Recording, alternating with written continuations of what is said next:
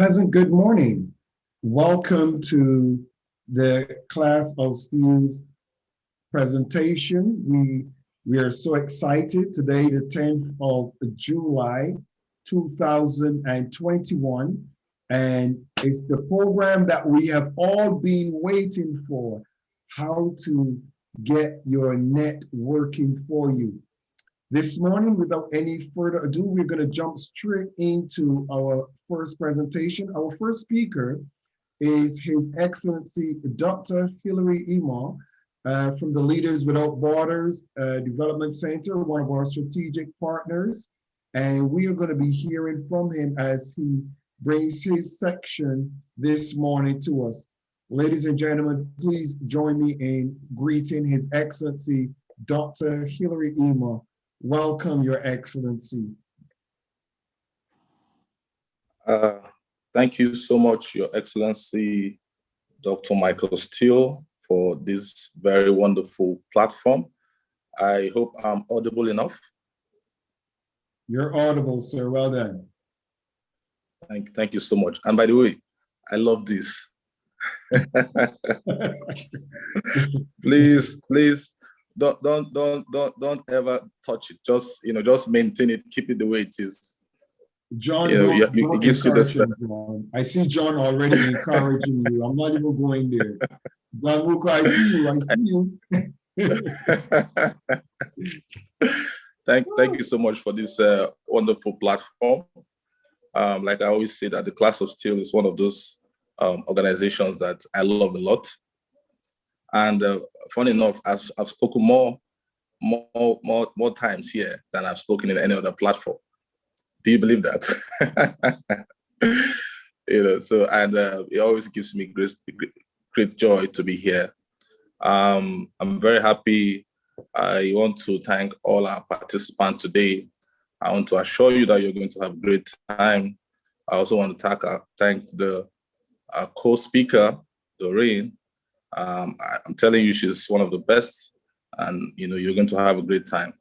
So without further ado, if you don't mind, Your Excellency, let's get down to business. Thank you.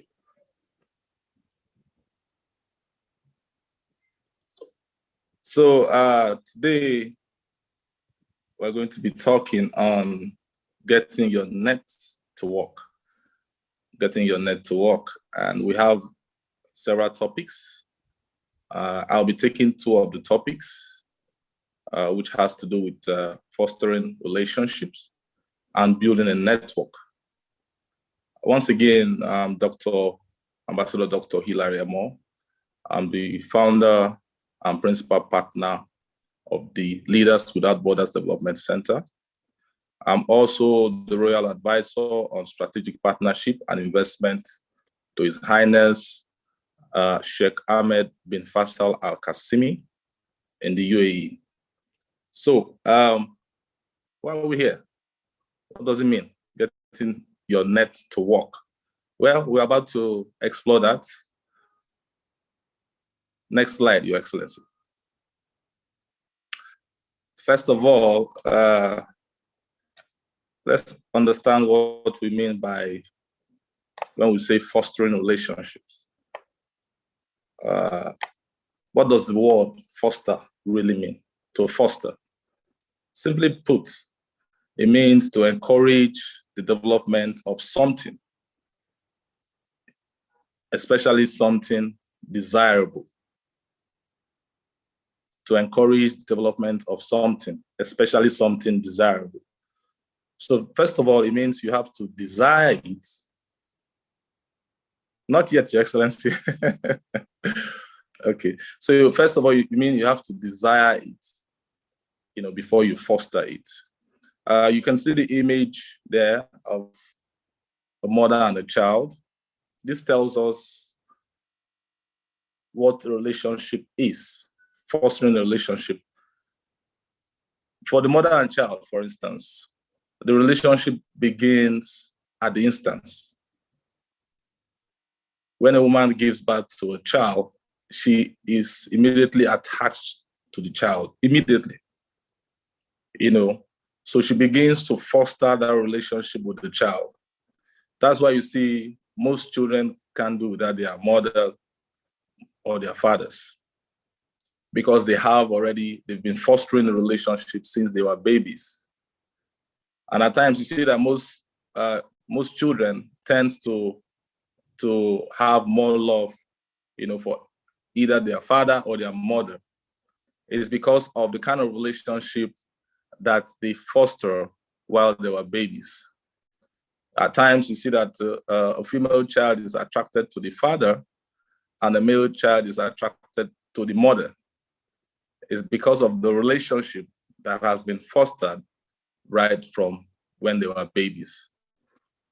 So how do you foster a relationship? How do you build a relationship?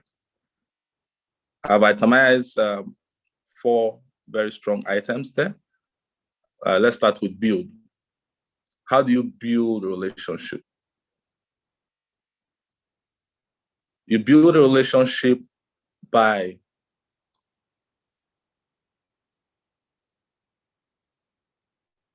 ensuring that the person that you're building this relationship understands you. You understand the value of the relationship. So when we say we foster a relationship, first of all, you need to build that relationship. You need to encourage that relationship. That's number 2. You need to encourage that relationship. How do you encourage that relationship? You must continue to show affection, continue to show love, continue to show understanding for that relationship. Now, another item that we have there is enhance. You have to continue to enhance that relationship. And there are several methods and several ways by which you can enhance your relationship. And we're going to be dwelling on that in our next slides. Also, you have to promote that relationship. You have to promote that relationship. It's very important for you to promote your relationship. There are several ways that you can do that, and we'll be looking into that also. So basically, fostering a relationship, it means to encourage the development or the growth of ideas or feelings. It means to encourage the development or the growth of ideas or feelings. Next slide, Your Excellency.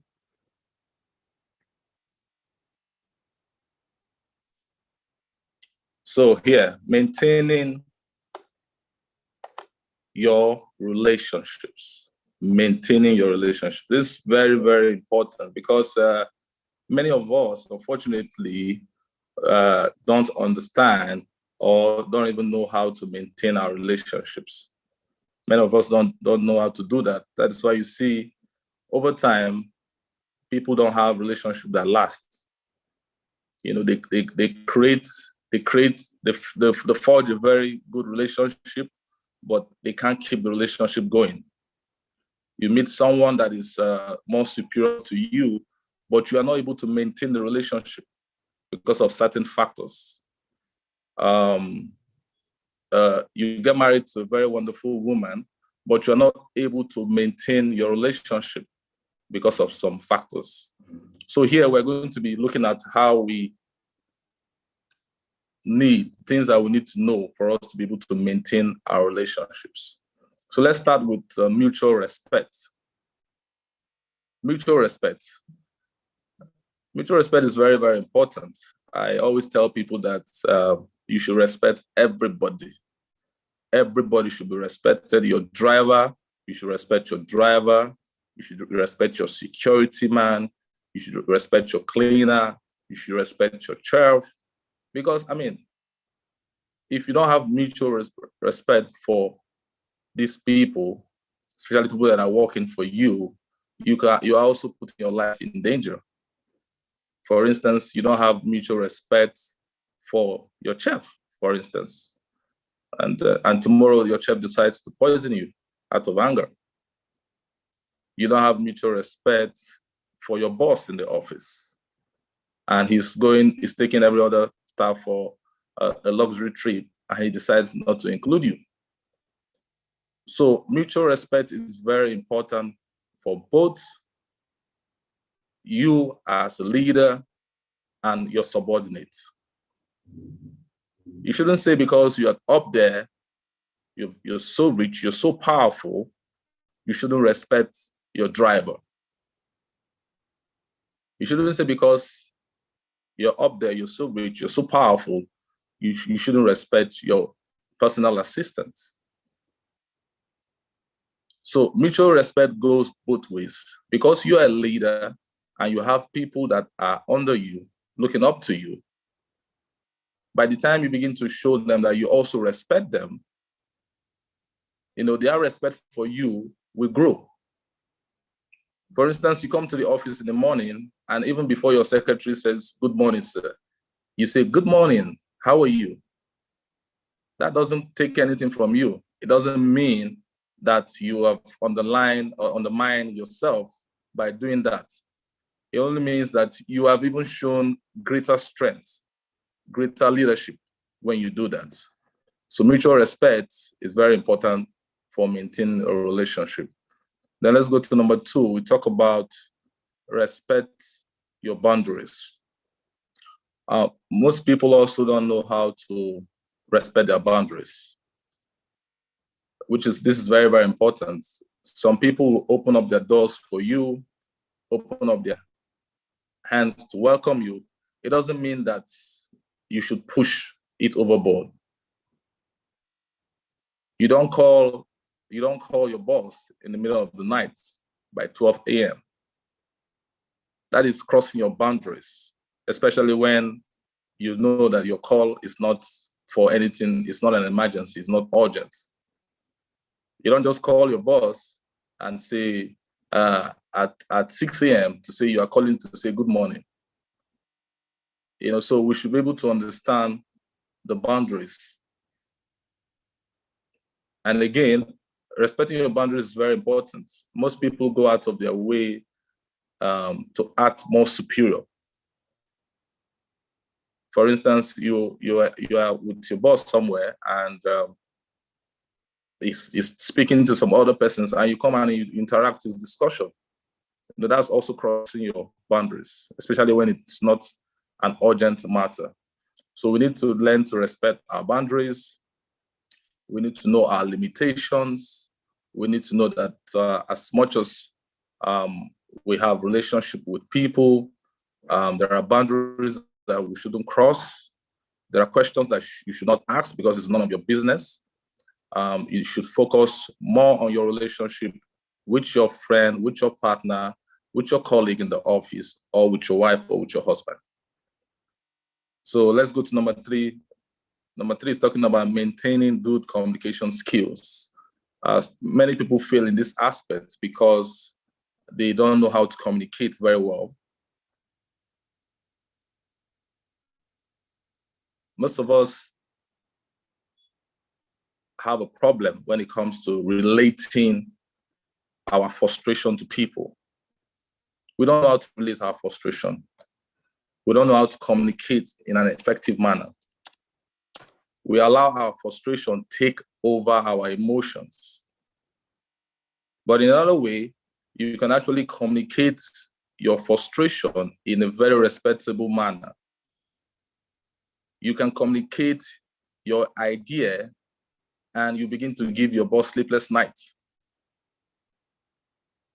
You can communicate your skills and people begin to look for you. So you have to be able to maintain a good communication skill. You have to know when to speak and when not to speak. You have to know when to listen. And as much as possible, even if you're going to go into any form of argument, you should be able to argue in an effective manner by making your point clear, not rambling, not shouting, not quarreling. So this is very, very important for us to know. We have to be able to have a good communication skill for us to be able to pass across our message effectively. So I just talked about number 4, listening effectively. I do more listening than talking. When I go into a room where there are people, I hardly say a word. I listen to everybody's ideas. I take in the ones that are useful, and I dump the ones that are not useful. And at times they tell you, you're very quiet. I say, yes, I'm very quiet. But that doesn't mean that you're very quiet. It means that you're a good listener. And every good listener is a very powerful speaker, because you absorb all the ideas, you listen to the wonderful informations, if there are any, and then you take what you want and you dump the ones that you don't. So you have to be a good listener. You have to listen a lot, taking as much as possible, as much information that you can take in. And the ones that are not useful, you let them go. Don't go into a room and start talking and just, saying all sorts of things, not passing your information across. You listen, you absorb, you take in before you begin to now talk. So let's go to number 5. Number 5 is talking about accept and celebrate differences. Most people don't know how to accept others' opinion. They feel that your opinion is intruding, or is insultive, or it doesn't make sense. For me, every opinion, every suggestion, every advice is important. I might not take it, I might not do it, but I'll listen to it. So we must understand that we all have different ways that we reason. We all have different ways that we do things. So you must be able to celebrate everybody's idea. You must be able to encourage everybody's idea. Don't play down people's ideas. Don't tell them that your idea doesn't make any sense. You should be able to accept people's ideas and celebrate people's differences. Then number 6, talking about try and be on time and available. This is extremely important. When you are building a relationship with someone, one of the key factors that shows that you respect this person and you love this person is when you are always on time. When you are always on time. This is the number 1 area that shows respect. If you have a 9 o'clock meeting with someone and you get to the meeting 5 minutes to 9, in Germany, you're late. You're actually late for that meeting. 5 minutes to 9, you're late. In other parts of the world, in Africa, unfortunately, I don't want to mention some countries. I've been to events where the event is supposed to start by 10 a.m. and people don't start attending the event until 3, 4 p.m. And this is supposed to be a very serious gathering. You have an appointment with someone and you get there the appointment is for 9 a.m. and you get there by 9:20 a.m. That shows lack of respect. That doesn't show love. So we have to try as much as possible to always be on time and available. If for any reason you know that you will not be able to meet up with the time frame, you know that you're going to be late, it is always very good to either send a message or put a call through and say, please, I'm having this difficulty. There's traffic. Just let the person know that for some reasons you're going to be late. You don't get there and start explaining yourself and start saying the reason why I'm late is because this happened, that happened. No. That is very wrong. It doesn't show respect. So when you have an appointment, when you have a time frame, try as much as possible to be available and be on time. Number 7, very important aspect of maintaining your relationship is always be a giver. Learn to be a giver. This aspect is very important because most people have lost their relationship because they're always taking. They all just know how to take. Just take. They come to you, they want to take. So most people have lost their relationship because of this. Learn to always be the one to give first. You might not have so much, but for every time you do that, you win a part of the person's soul. It shows that you actually thought about this person, or you are constantly thinking about this person. And it also shows some level of love. It shows that this person is important to you and you respect the relationship that you have with this person. Don't always be the one on the receiving end. Every time you want to receive, you have nothing to offer. You bring nothing to the table. You just want to receive. You have no ideas. You're not saying anything. You're not contributing any idea. You're not bringing up any solutions. All you sit back is take solutions. Is take people's ideas. You don't contribute anything. That doesn't help your relationship, because for the other party, it looks like you're just absorbing and taking from them. You're not really contributing anything to them. So we have to learn to be givers. Number 8 talks about never take advantage of each other's weakness. Unfortunately, for human beings most human beings are geared towards this aspect. And you see, I put it in bold because this is one of the aspects that we really, really need to talk about. People over time always take advantage of people's weakness.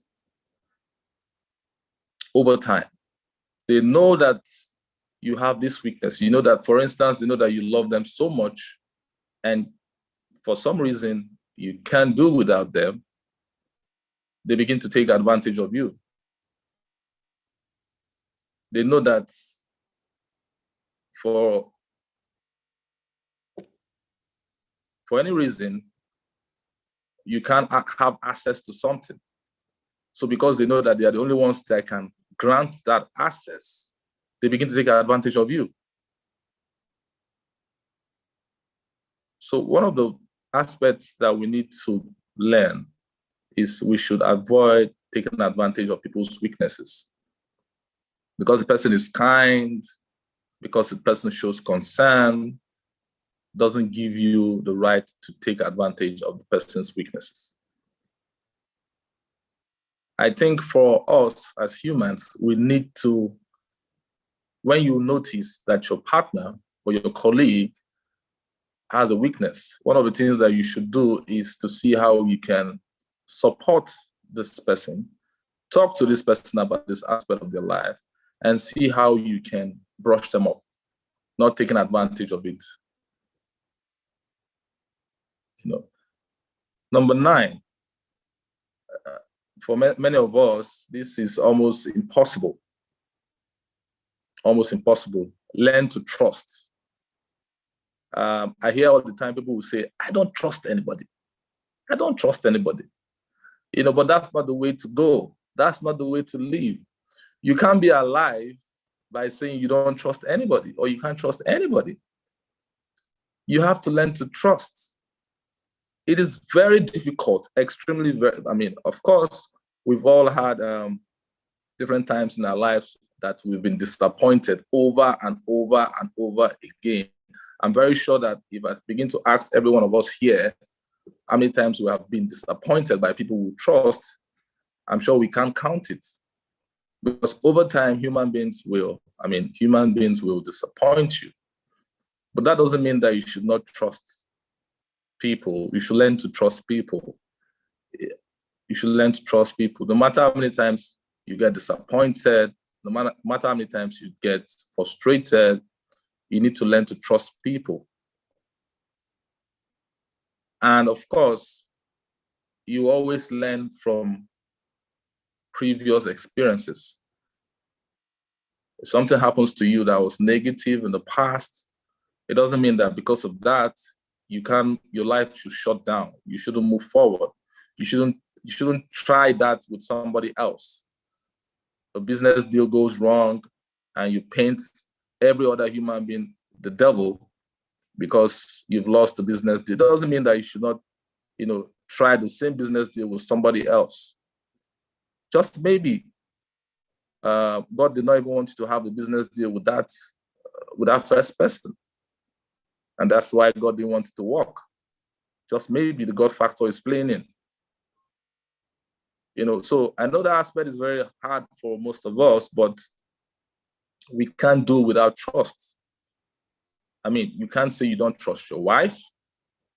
You can't say you don't trust your husband, but you both live in the same house.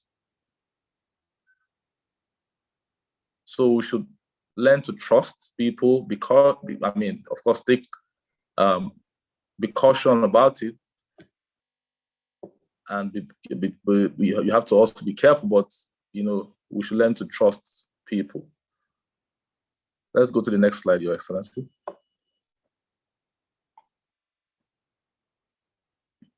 So I'm going to be sharing some tips for fostering positive working relationship in your business.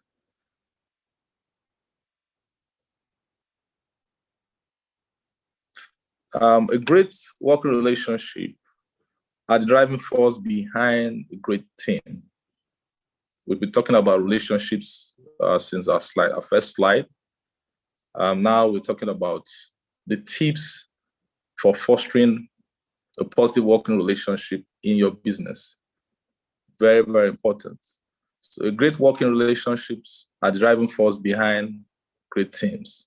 The most productive and influential groups of colleagues in business are where they are because of the positive working relationship that they have. Positive. You see the word positive there is appearing more than once. Great teams are made by combining complementary personalities. Combining complementary personalities. Please take in the words very, very deeply. And balancing skill sets across different responsibilities. And providing them with the opportunity to connect and the tools to connect very well. So I'm going to be sharing some tips for fostering a working relationship in your business. Let's start with trust. We just talked about trust now. And trust is appearing on the first point here. Build trust. Build trust. It is very important to understand how relationships can be damaged if you don't own up to a mistake. Very, very important. Think about your client, your team, your supervisors, your superiors. Trust is in the long-term success of your role. No matter what that role is, if your colleagues don't trust you to do your job with integrity, there can be serious consequences.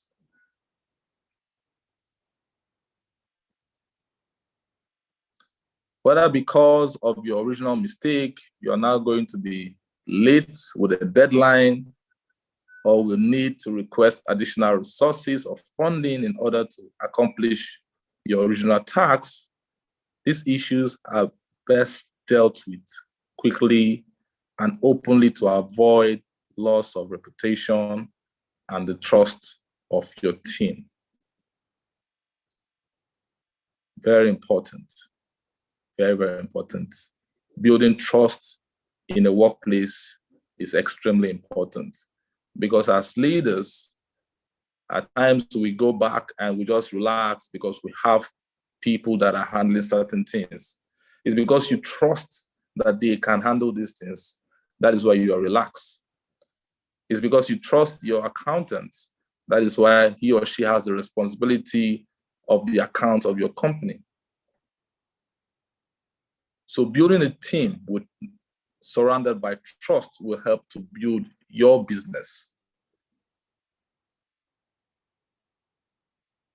Let's go to the next one. We have build an effective communicable environment. Yeah, we already talked about that, but I will still emphasize on some of the points that needs to be taken. Things can sometimes get tense at work when different ideas clashes and personalities bump into each other. That's normal. I remember sometime in 2012 when I was making a presentation and at a very big conference, and someone did not share the same ideas as mine, but unfortunately he couldn't control himself, so he stood up and said that, and practically shut me down. But that's normal. But the best way through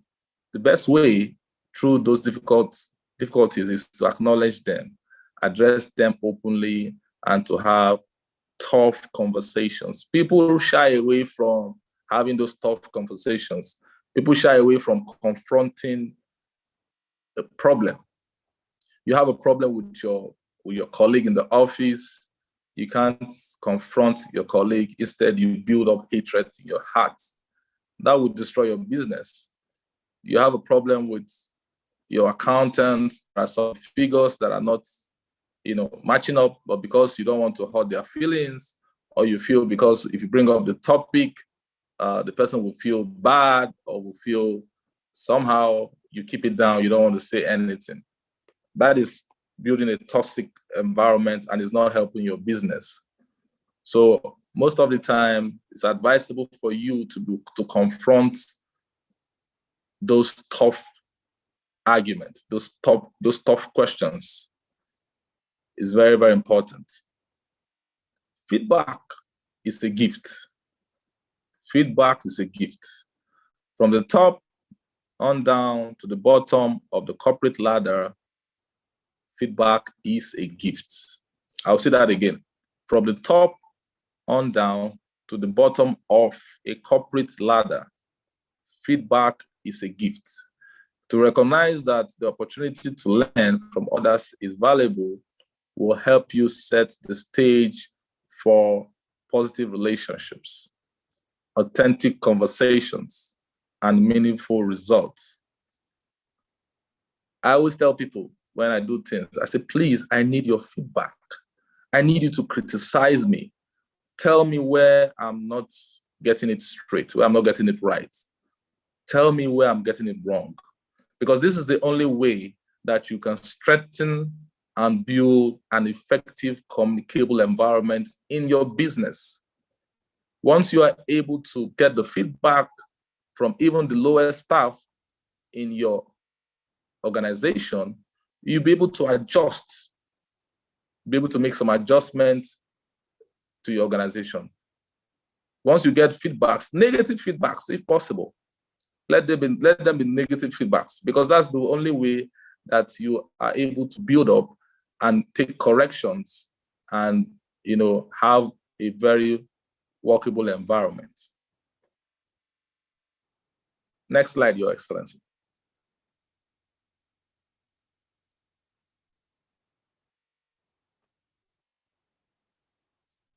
Yes, always keep it professional. Always keep it professional. I've been to some very strange meetings and I see how people carry themselves, how they present themselves. It's just very sad, very disappointing. One of the biggest challenges that comes up in the professional world is when the boundaries of friendship and working relationship gets blurred. When you do not understand your working relationship with someone, the vision is blurred. When you are very close to your superior, for instance, but you do not understand the professional working relationship, the vision is blurred. Instead of growing, you remain in a particular point.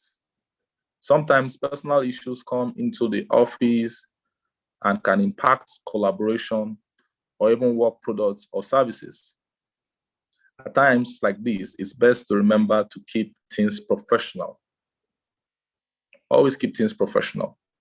That is the only way people will take you seriously. That's the only way people will take you seriously. You don't have to be everybody's best friend at work. No, that's not important.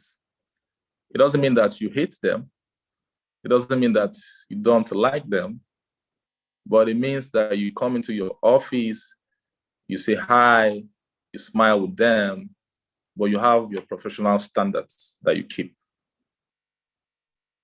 Maintaining that level of politeness and open engagement with your co-workers will help you maintain positive working relationship. Then we have inclusion. Inclusion is very important in every organization because we all have diversity of thoughts, of skills, of background, and personality is also important in helping teams achieve their best. Everybody has different personalities. We all have different skills. We have different ideas. I know of a businessman in Nigeria that does not care where you come from. He doesn't care if you're a Christian or a Muslim or Hindu or a pagan. He doesn't care where you come from. He doesn't care about your background. He doesn't care about your skin color. He's only interested in your skills, in your creativity. That is what he is interested in. If everyone thought and acted the same way, we would never be able to address the challenges and seize the business opportunities of the modern world.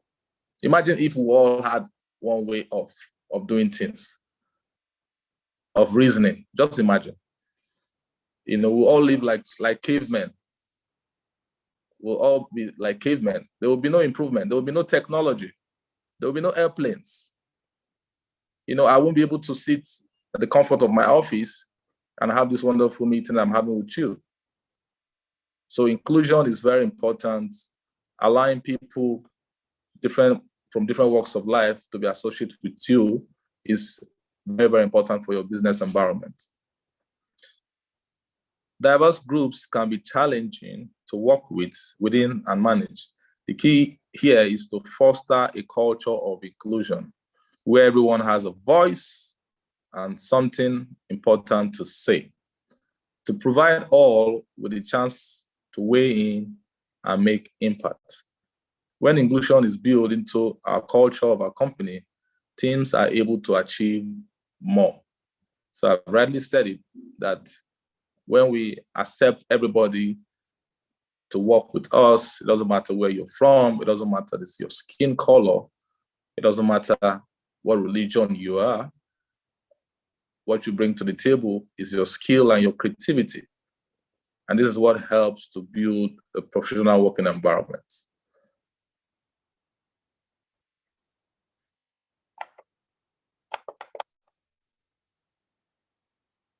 Now let's go over to point 2. We are done with fostering relationships. Let's go to building a network. Building a network. The question is, what is a network? There are different kinds of network. You can talk about computer network, Wi-Fi, WLAN, but is that the kind of network we are talking about? No, that's not the kind of network we're talking about. A network consists of 2 or more connections, connectivity, connecting, 2 or more connections. That is what a network is. 2 or more connections. Simply put, networking is a social economic business activity which business people and entrepreneurs meet to form business relationships and to recognize, create, or act upon business opportunities, share information, and seek potential partners for ventures. What is business networking? What is business networking? Business networking gives business people the ability to collaborate with other experts to help them grow their business or improve their professional lives. Okay, so how do you build your network? I get asked this question over and over and over again.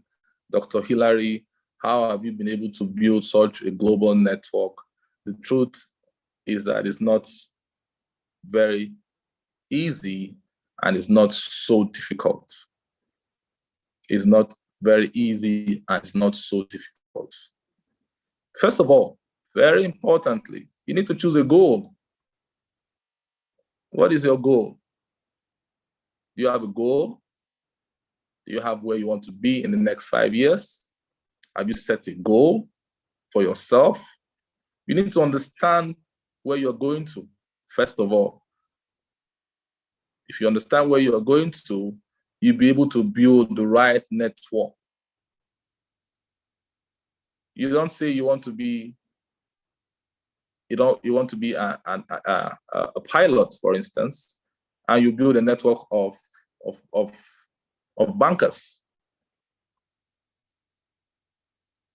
So you have to understand your goal. You have to understand your mission for you to be able to build your network. Because when you understand your goal, the network that you build will be focused on your goal. It's hard to get what you want out of your networking endeavors if you don't start with a clear agenda. Before attending any meetings or events, take the time to determine what your goals are for the experience. For example, let's say you might want to make new connections, donate your time to a community, or simply learn about the latest developments in your business or industry. But because you don't have a goal, because you've not chosen the goal, you don't have a direction. So you need to have a direction. If you want to be a politician, for instance, you want to be the next governor of your state, who are going to be your networks? Of course, politicians. You begin to tense, so build a goal, know where you're heading to. That will help you build your network. The use of social media. Most of us just have phones for fancy. Our phones is just to take calls, just to make calls and receive calls. Maybe some of us use for money transfer, but it ends there. And receiving messages, but it ends there. Some of us have social media handles that we don't know are tools to building a very powerful network. Some of us just have our social media handles to post pictures, to post wonderful pictures of our wonderful clothes, not using our social media handle to build networks. One of the social media handles that I use very, very well is LinkedIn. Very well. So just like I said, when you choose a goal, you will know where your direction is. In LinkedIn, you have a lot of professionals where you can build a lot of good network because everybody understands where they are going to, understands who they're talking to, who they are connecting with. So it helps them to know what and who to be associated with. Your Excellency, Dr. SteelE, are you still there? I can't see the slide. Okay, I think we lost His Excellency, but I'll go on. Yeah, so as I was saying, using your social media for you to build your network, very, very important. Now, another thing that we need to know is to know your what. You need to know your what. What are you what? It's not enough to provide your clients with a great product or service if you can't articulate what it is you do. What do you do? You ask people that question, who are you? What do you do? Most people don't really know what they do. They can't really give an accurate answer. So you need to articulate who you are and what you do. You need to know who you are and what you do. You should be able to give a straight answer, one-line answer. This is who I am, And this is what I do. Straight to the point. With that, you'll be able to convey a strong message. With just a line of word, you'll be able to convey a strong message, a brief background. That also will also help to lead into more conversations, more questions, and more answers. You should take time to generate and elevate an elevator pitch that conveys what you do, for whom you do it, and why customers should choose you over your competition. Very important. So you need to know your what. Next slide, Your Excellency.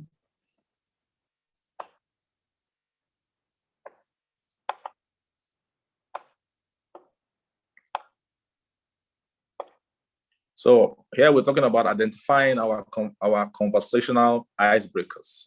Identify conversational icebreakers.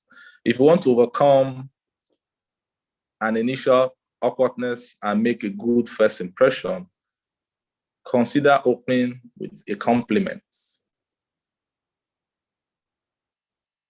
Opening with a compliment, very important. You know, you walk into an environment and one of the things you want to do is compliment people there, make people feel good about themselves. You know, when you make people feel good about themselves, they are relaxed. They want to converse with you. They want to exchange pleasantries. They want to know more about you. Let me give you an instance. So one day I was driving home from work and I was on the phone. And I got pulled over by a security operative. And he said, "You were on the phone." I said, "Yes, I know." And he said, "Okay, I'm taking you to my office. We're going to book you this and that." I said, "Okay, no problem."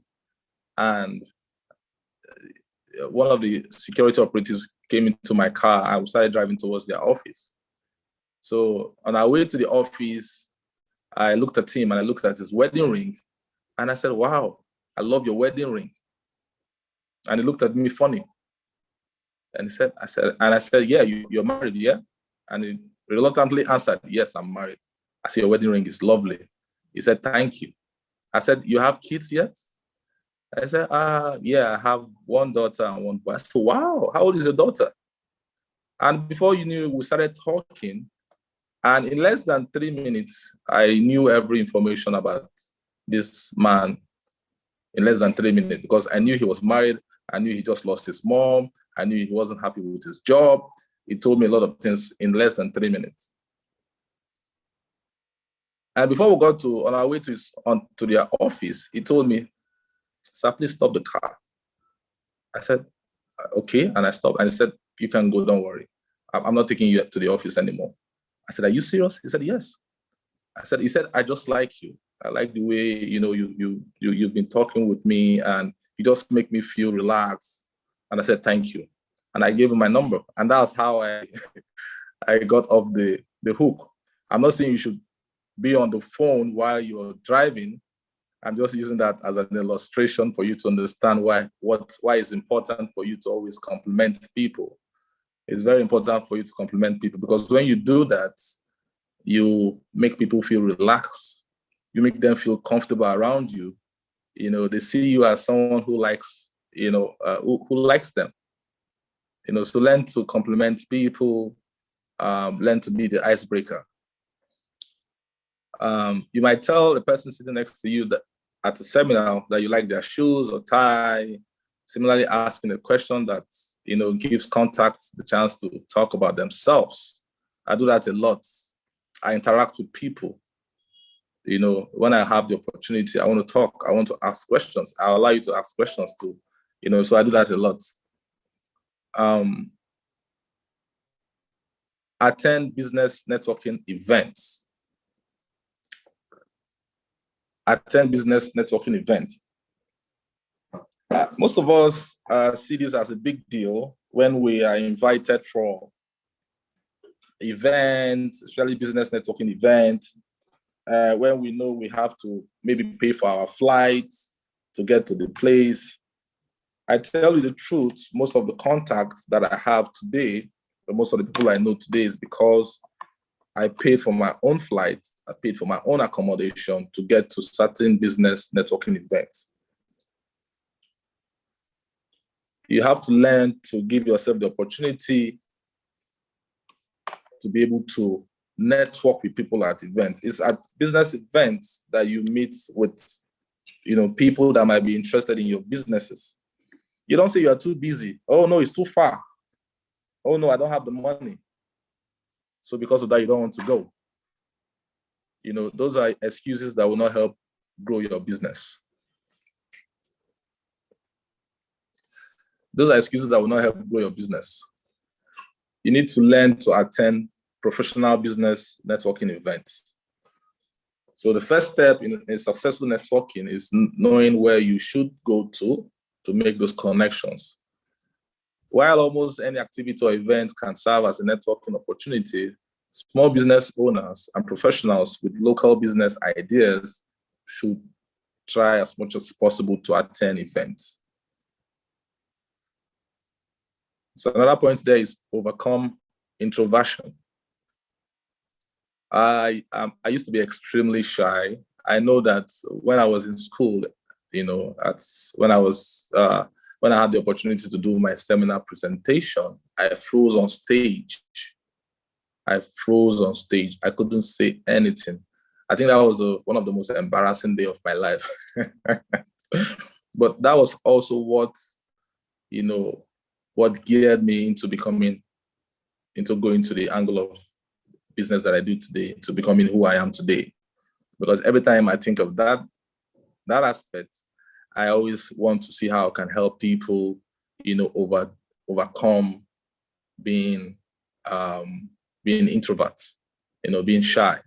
It's very difficult when you are not able to express yourself, especially when you're in public. If you are naturally shy, having success in networking can be a challenge. But fortunately, this can also be taken care of. I remember during my volunteering years that was in 2013, where I had to go and do a presentation somewhere.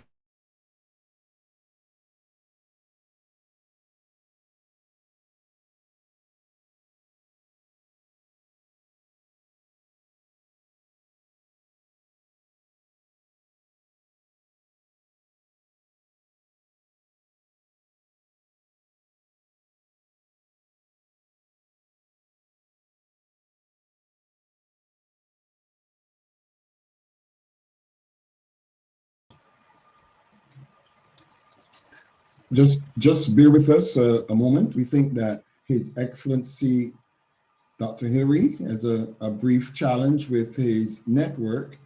Let's just give him the opportunity to log back on. Your Excellency, you're back with us. Well done. Please unmute yourself, Your Excellency. I don't know what happened there. It just went off and it came back on.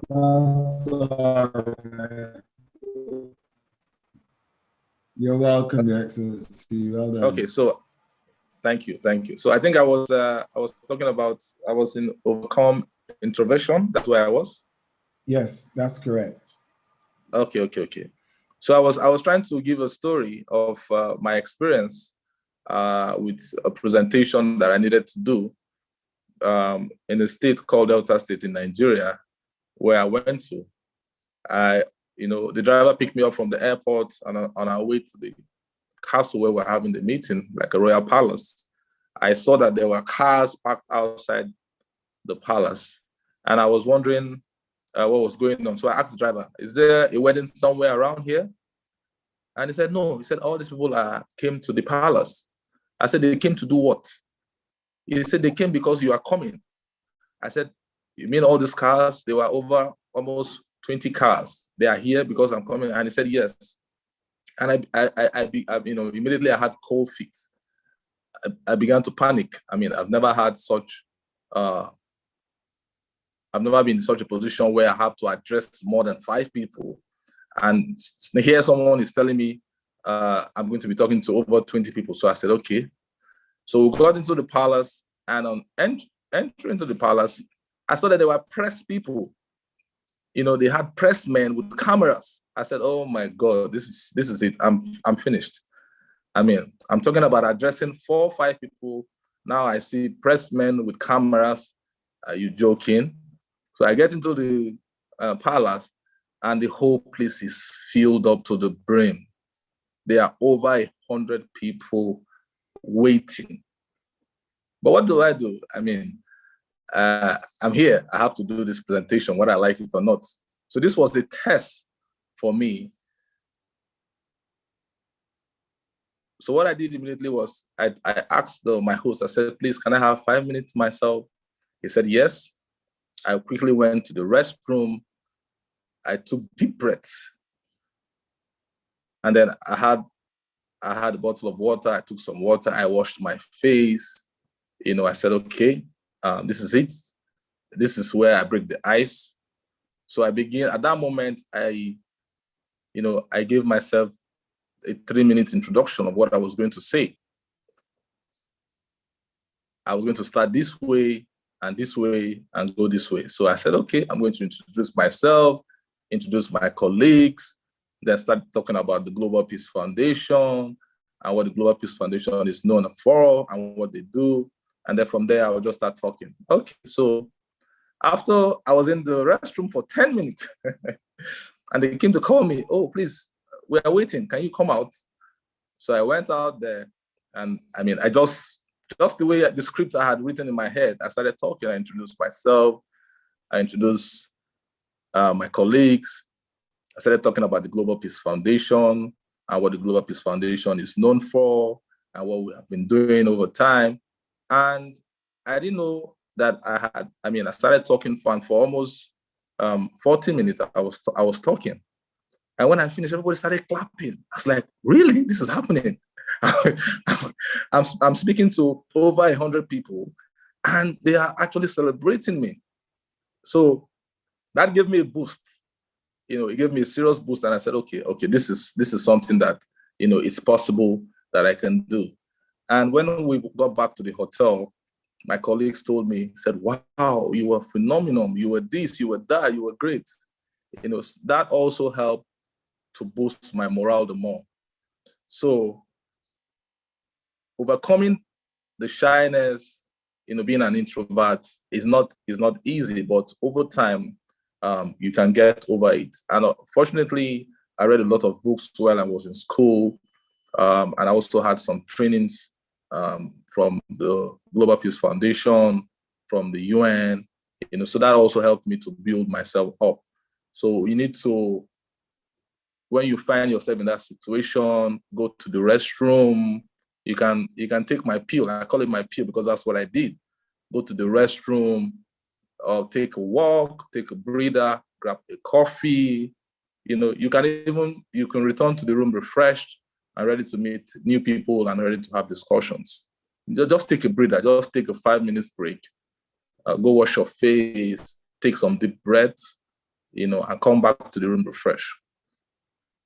Find a reason to follow up. Find a reason to follow up.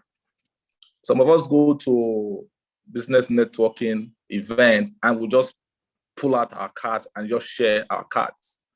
We don't do any form of follow-up. We don't do any form of follow-up. We don't connect in any way. Going to a conference, going to a summit is just the first step. That's not the last step. That's just the first step. So furthermore, what do you need to do? You need to follow up. You need to connect. You also have to take steps to keep the relationship going. You need to take steps to keep the relationship going. Even if you aren't currently job hunting, strive to reach out to your contacts. Even if you're not looking for a job, if you're not looking for a business deal, that doesn't mean that you should stop your communication with your contacts. You shouldn't just wake up in the morning and because you need something from someone you've not spoken to in 3 months, you now send a hi message and you begin to make your requests. That doesn't work. So it's good for you once in a while, you send a message to your contact. "Hey, how are you? How are you doing? How's your family? I hope you're fine. That's all you need to do. So you just follow up on your contact. Once in a while, you check on them. You send them a message. You must not. It's not necessary for you to call unless it's very important. So you can just send a message. If they're on WhatsApp, you can just send a WhatsApp message. Hi, good morning, sir. Good morning, ma. Just saying hi. I hope you and your family are doing very well. Take care of yourself. Have a great day. That's all you need to do. So you need to follow up on your contacts. It's very, very important. We have on that slide, we have don't be negative. Don't be negative. I think that is the last one we have on that particular slide. Yes. Don't be negative. Many people are full of negativity. These days, when I notice that you are someone who has a negative energy, I try as much as possible to correct you. But if I see that you don't want to be, you don't want to take corrections, I delete you from my contact.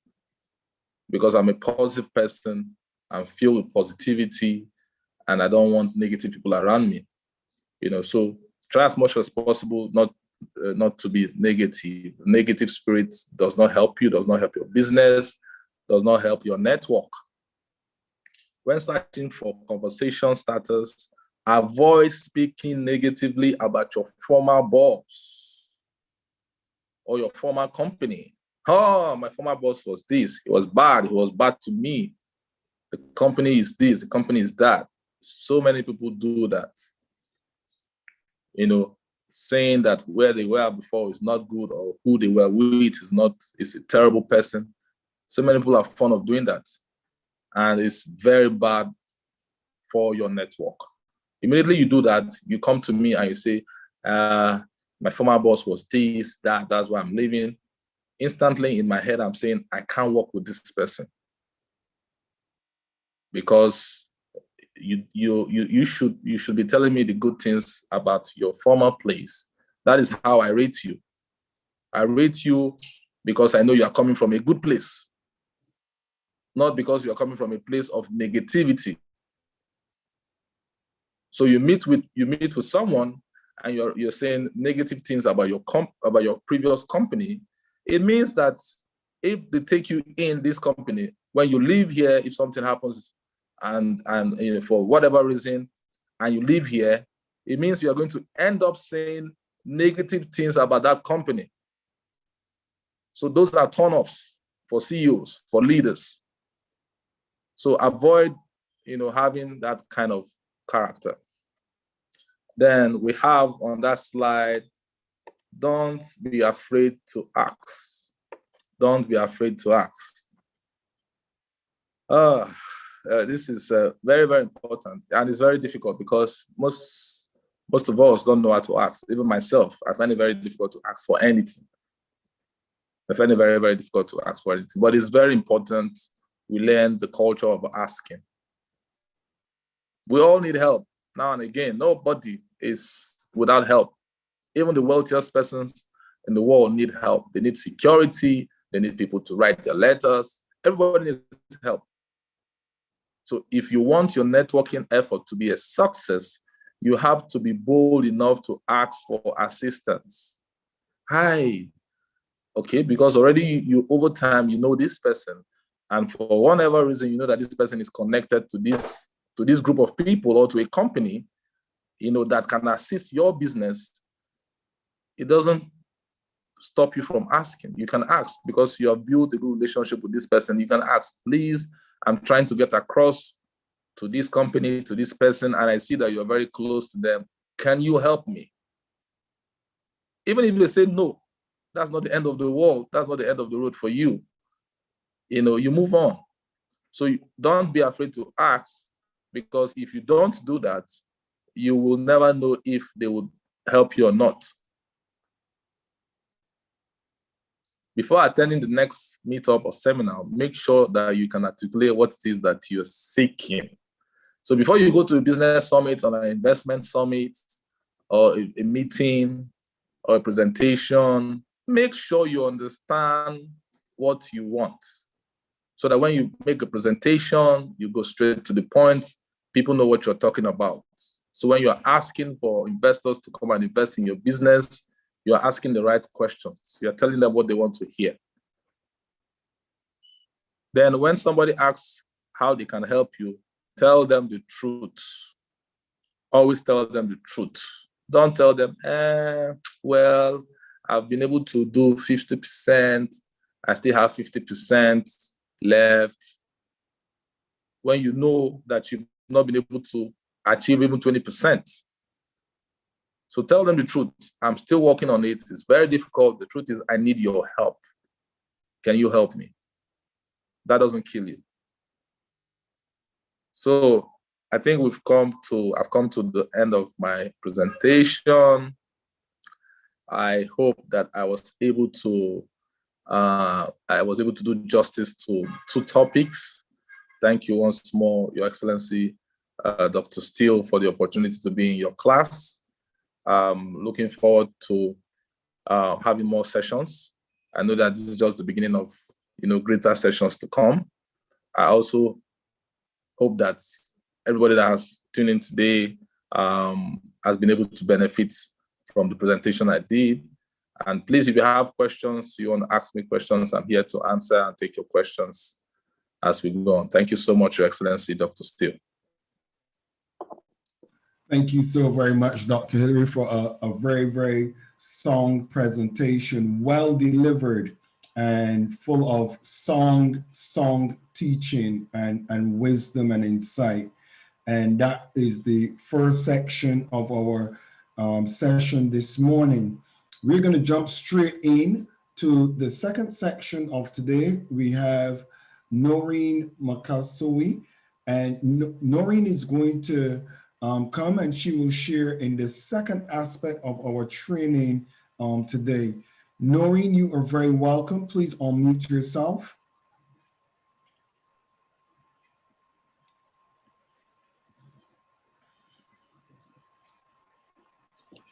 Good morning, everyone. Thank you, Your Excellency, Dr. SteelE.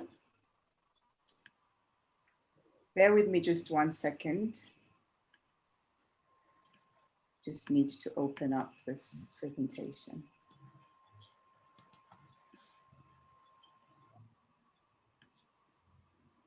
Thank you so much. I'm ready to go. Thank you for your patience. Thank you, Ambassador Dr. Hillary. Thank you for a brilliant presentation. I was taking notes while you were speaking. I've learned so much about building networks and maintaining networks, building relationships. I'd like to extend my thanks to the Class of SteelE for this opportunity to be able to share with you this morning or afternoon, depending on where you are tuning in from. Ambassador Dr. SteelE, I would need sharing permission to share my presentation. I think the screen is disabled.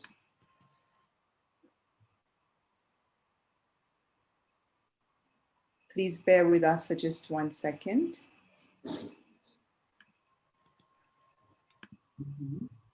Can you share now? You're okay? Yes, let me give it another shot.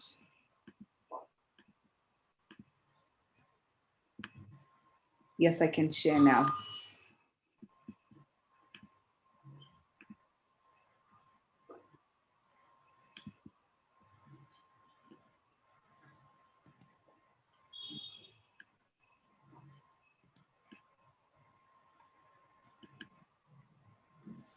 You okay? Bear with me, everyone. Technology seems to be failing me today for some reason. I will be with you in just 1 second.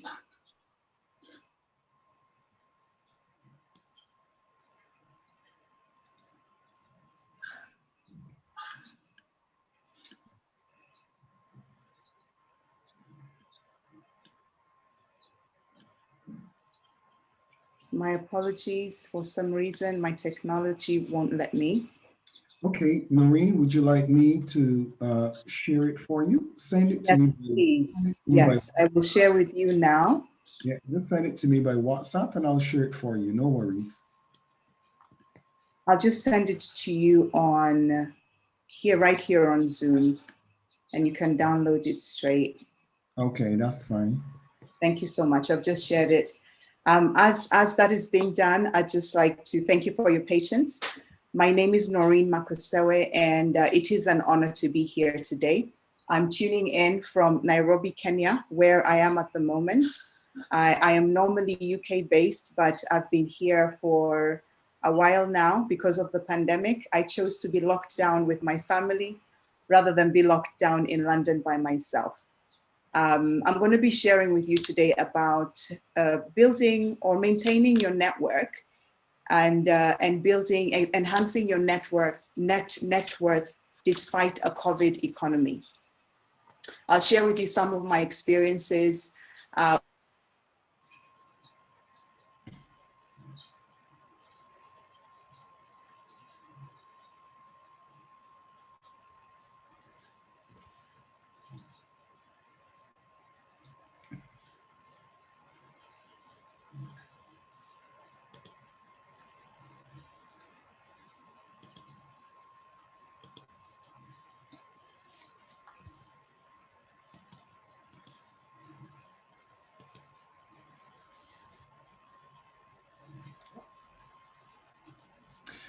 All right, just bear with Noreen as she gets back online. Technology does give us its challenges, but we are patient and we are accustomed. And I think that's one of the things that we get accustomed to in this era. So just bear with Noreen as she gets reconnected again, and she will be with you shortly as I put together her presentation. Interestingly, just so that you all are aware, after Noreen's session, then I will have the final session. And after that, we will have questions and answers and the full panel so that we can go into very in-depth discussion. We just want to have all of the speakers get their presentations out of the way first so that then we can go into questions and answers after. So if you have your questions and your comments for any of the speakers, just write your questions down. And when we get to that stage, we will answer your questions. And thank you so very much for being with us. Some individuals are on early time in the US. It's very early in the morning. And thank you for being with us very early in the morning, your time. And others are very late. Some are ahead of us. That's what happens when you become global. You have those that it's early and those that it's late. So we look forward to celebrating our uniqueness as we go forward.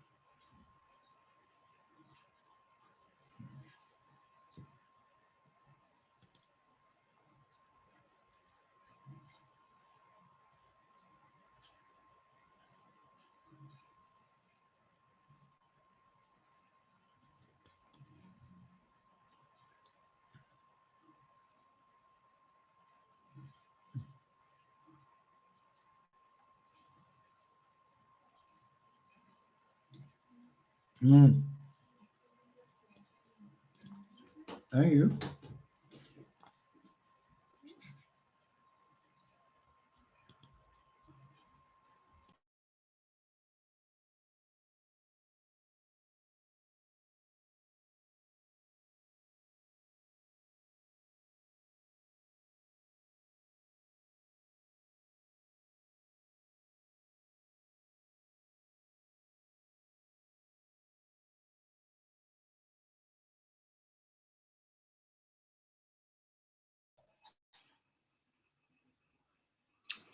Thank you so much. Can you hear Noreen? me now, Yes. Ambassador Dr. Steele? Yes, we can hear you and we can see you a whole lot better. Don't worry about it. We're all aware of technology. Brilliant. Thank you We're so all much. patient with you. Don't worry, it's okay. Okay, I will get ready to share the screen. And thank you you. want to do a bit more of your introduction, and then I will get into sharing the screen for you. No problem. So the way I normally take these types of events or, excuse me, these types of experiences on Zoom is we're about to have a brilliant session. So forgive the interruption. Thank you so much once again for your patience. Like I said, my name is Noreen Makosewe. And for the benefit of time, I'll just jump straight into the presentation. So Your Excellency, Ambassador Dr. Steele, when you're ready, please share the screen for me. Thank you so much.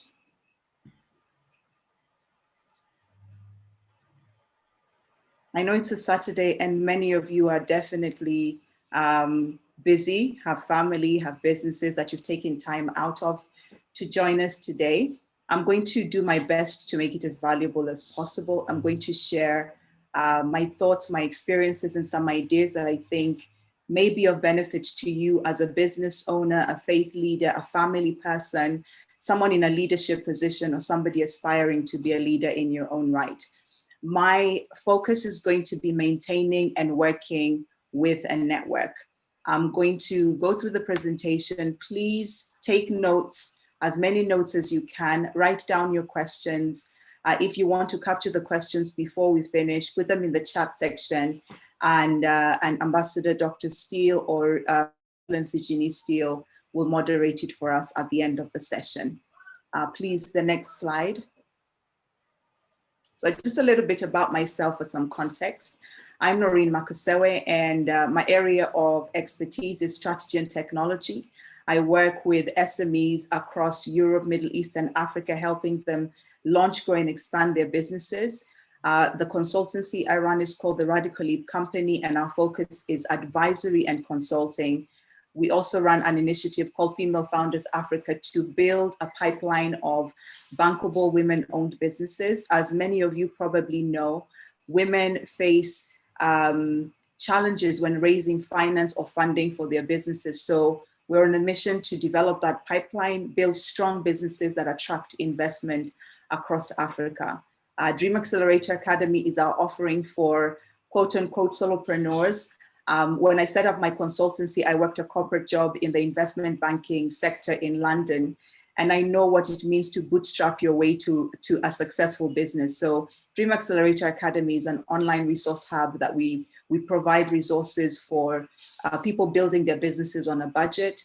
And I'm also a mentor with the Seed Stars Network, supporting tech startups. So if you feel you have any questions around those areas, we can discuss that at the end. Ambassador, please, next slide. So today's agenda is pretty simple. I'm going to keep it as simple as possible.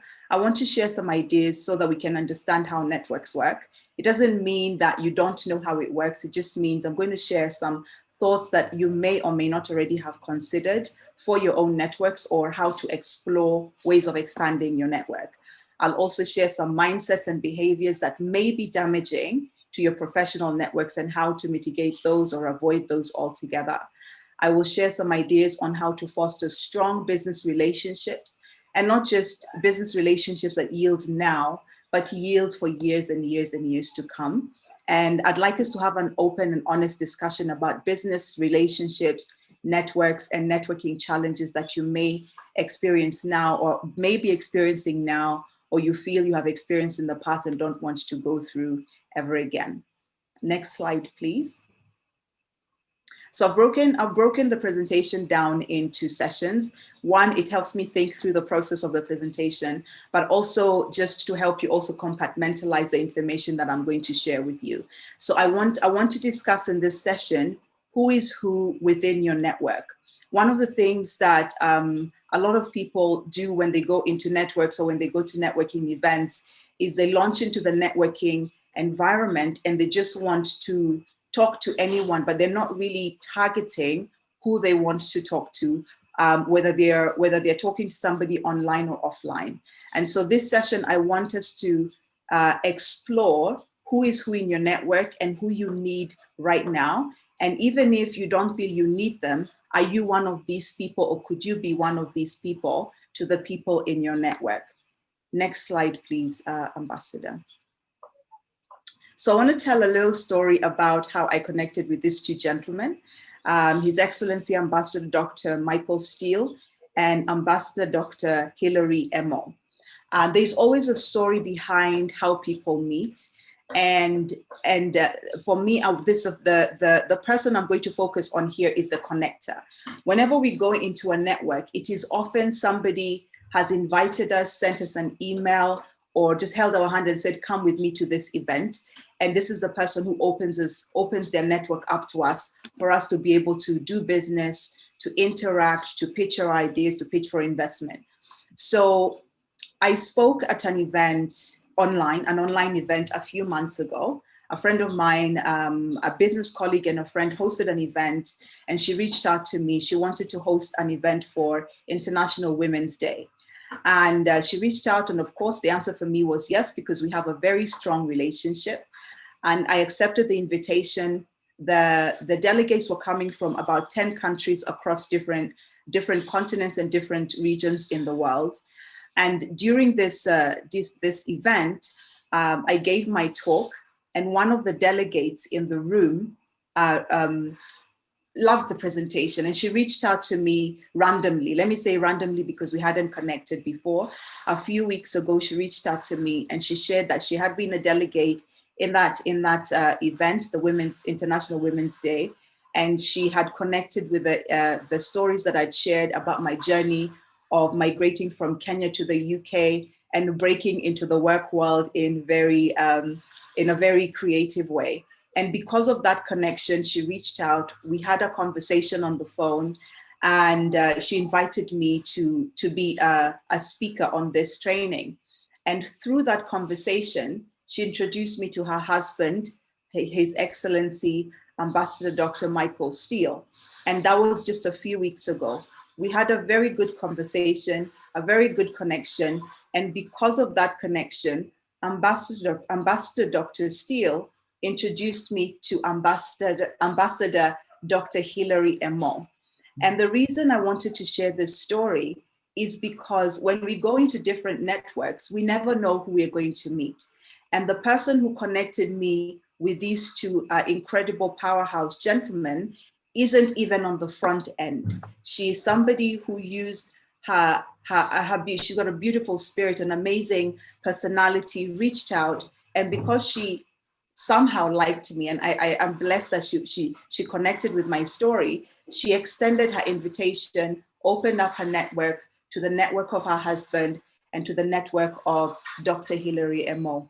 And I want to thank her and acknowledge her in this because she's on the back end and she may not receive the accolades that she actually deserves. And I want to use this as an analogy because there are people in your network who will open doors for you. They do not seek glory. They're actually on the back end. Nobody knows who they are, but they're working tirelessly. And the amount they invest in those relationships, nobody ever really knows. So I want to highlight that you could be the connector to somebody, or somebody could have been a connector for you.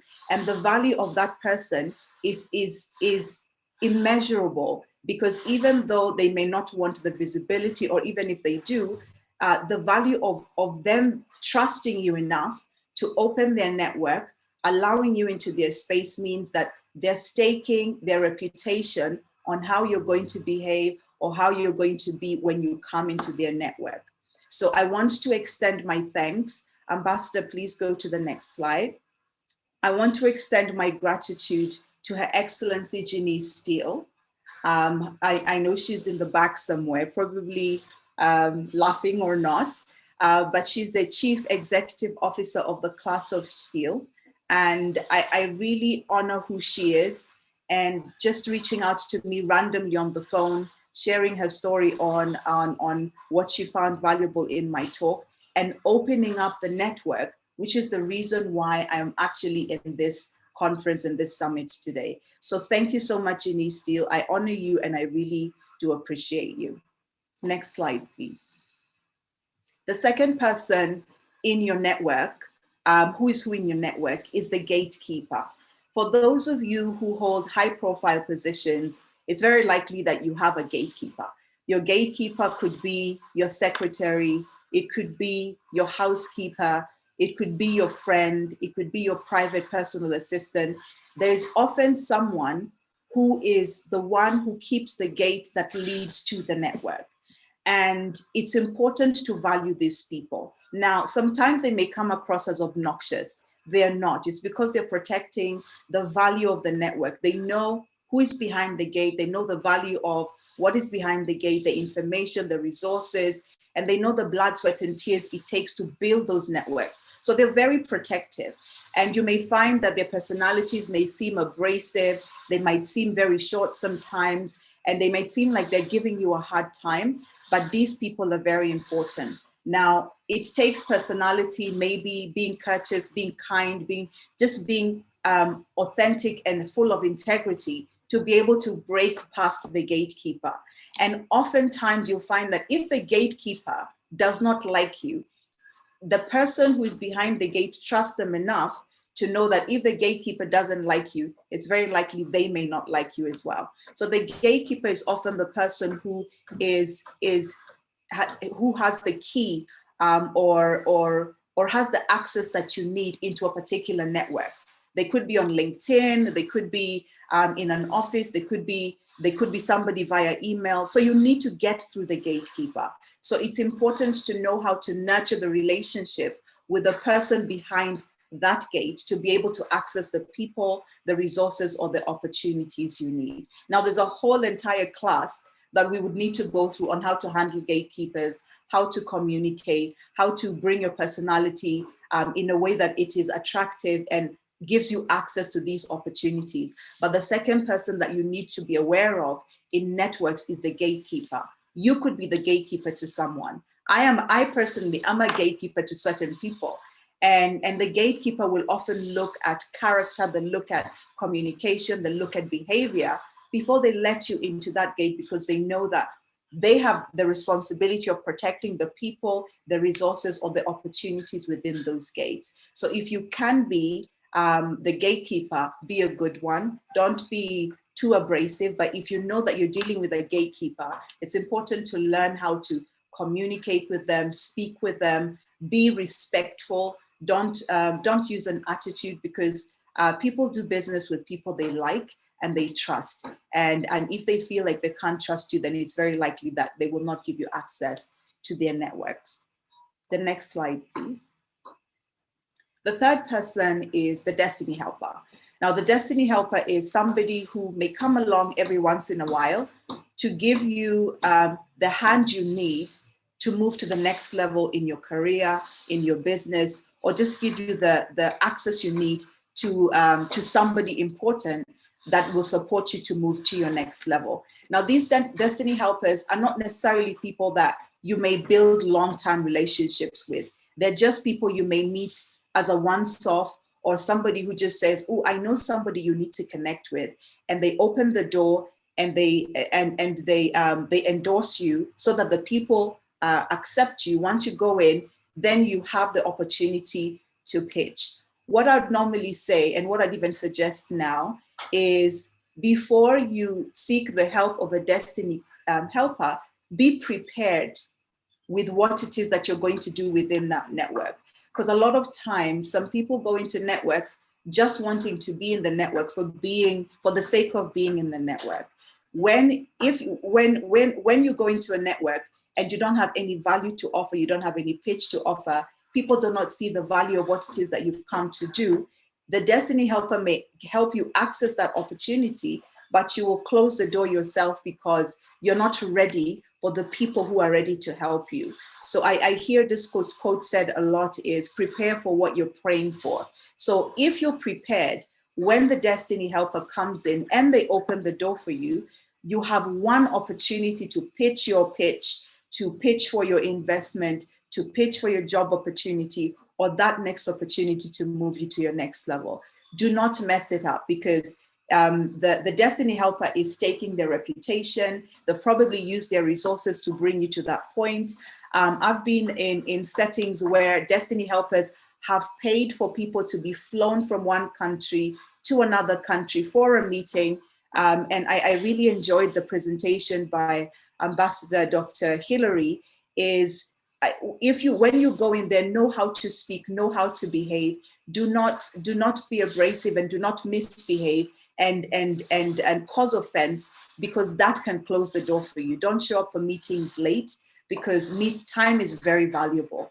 And those types of people take their time very seriously. You miss one opportunity, the ticket goes to waste, the hotel room goes to waste, that phone call goes to waste, the email goes to waste. So your Destiny Helpers sometimes they come along once in a lifetime. They may not come along again. So always be prepared to meet the person that you're praying or have been praying to meet. The next slide, please. The fifth person is the mediator. We know if you're in a network, it means that you're interfacing with human beings.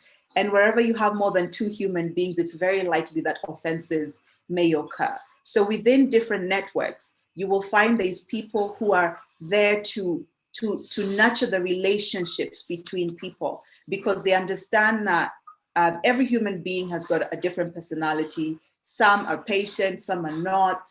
Some know how to speak, some may not know how to speak. Some are good with communication, some are not. So this mediator is the person who manages relationships between people, because they understand personalities. They have the personality to be able to mediate if something goes wrong, or they can translate communication if they feel like one person is not understanding what the other person is saying. So it's likely that you will meet some mediators in your networks. They'll be able to translate information that you need to be able to behave in the right way, to pitch in the right way, or to do business in the right way.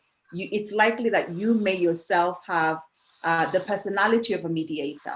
And if you have that type of personality, you'll be considered very valuable, because you can see the perspective of different people and be able to translate those perspectives so that communication is smooth, business is smooth, and deals can be closed quickly. So these are 5 people. Of course, there are more, but these are the ones that I wanted to highlight for the benefit of this presentation.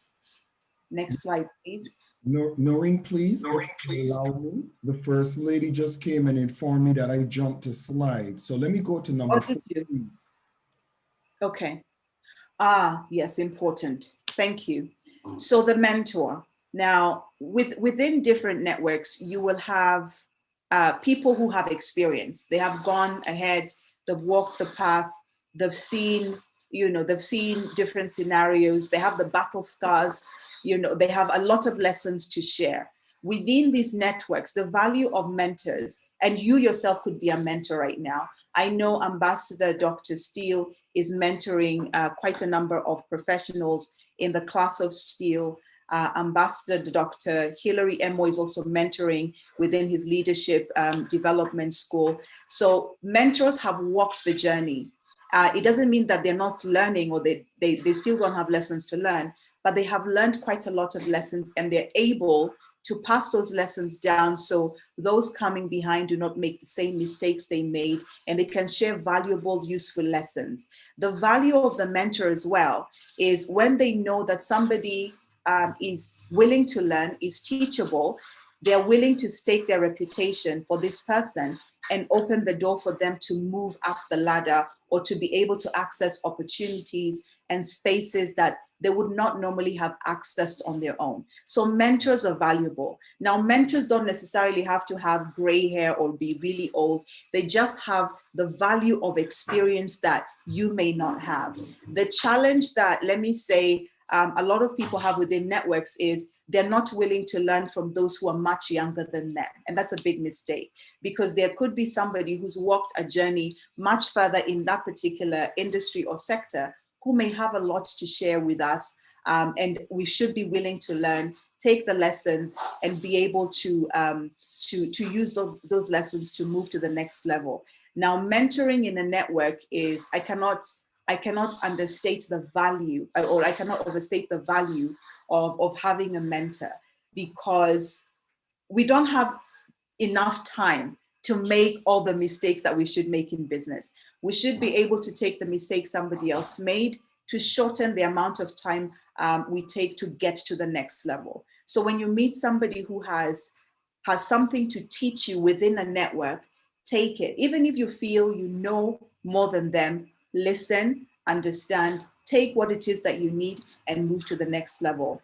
The other thing about a mentor is the more you respect a mentor, there's people who perceive that respect, and because of the way that you respect them, they're willing to work with you as well. So there's value in the perception of, or there's value in how people perceive you, or how people perceive how you engage with those who have gone ahead of you, those who are willing to open doors for you. And when they see that you respect them, you value them, you listen, and you understand, and sometimes you will do action, the things that they tell you to do, they will value you and give you access as well. So the way you treat your mentor really, really matters. I'll just go back and highlight the point of being late, not responding to emails, not picking up phone calls, or just not communicating.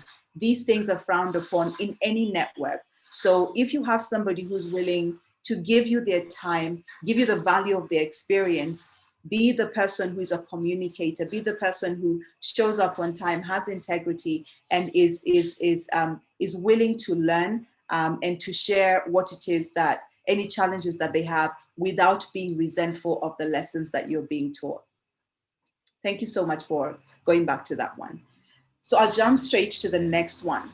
Now this one, I'm going to share some personal stories here. I love the presentation that Ambassador Dr. Hillary shared earlier, is about, especially around having been through experiences in the business world where you feel you are hurt by someone let you down, they talked about you badly, there was backbiting, you lost a deal, somebody circumvented you, you lost many opportunities. And these are some of the things that hinder people from building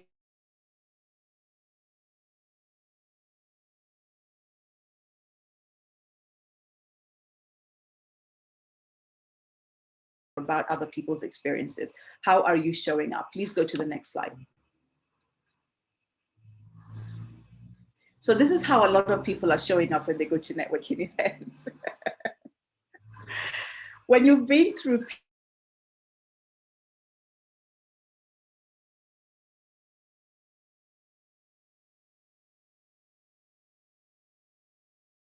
owner doesn't mean that you don't feel pain.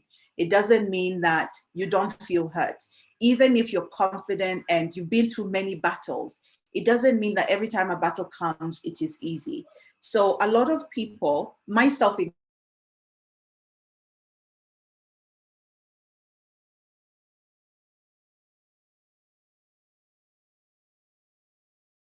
connected people have often come to me to open up doors and opportunities. When I was younger, I was a little bit naive, so I just freely opened up doors. But now that, I've had some experience, I'm a little bit more guarded in how what type of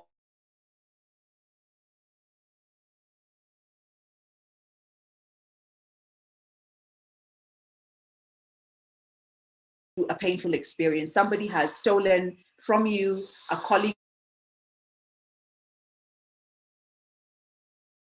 has stolen from you, a partner has destroyed an opportunity that was an opportunity of a lifetime. You've lost money, you've gone bankrupt, you've been set back. It's natural to be in a place where you're heavily guarded from top to bottom.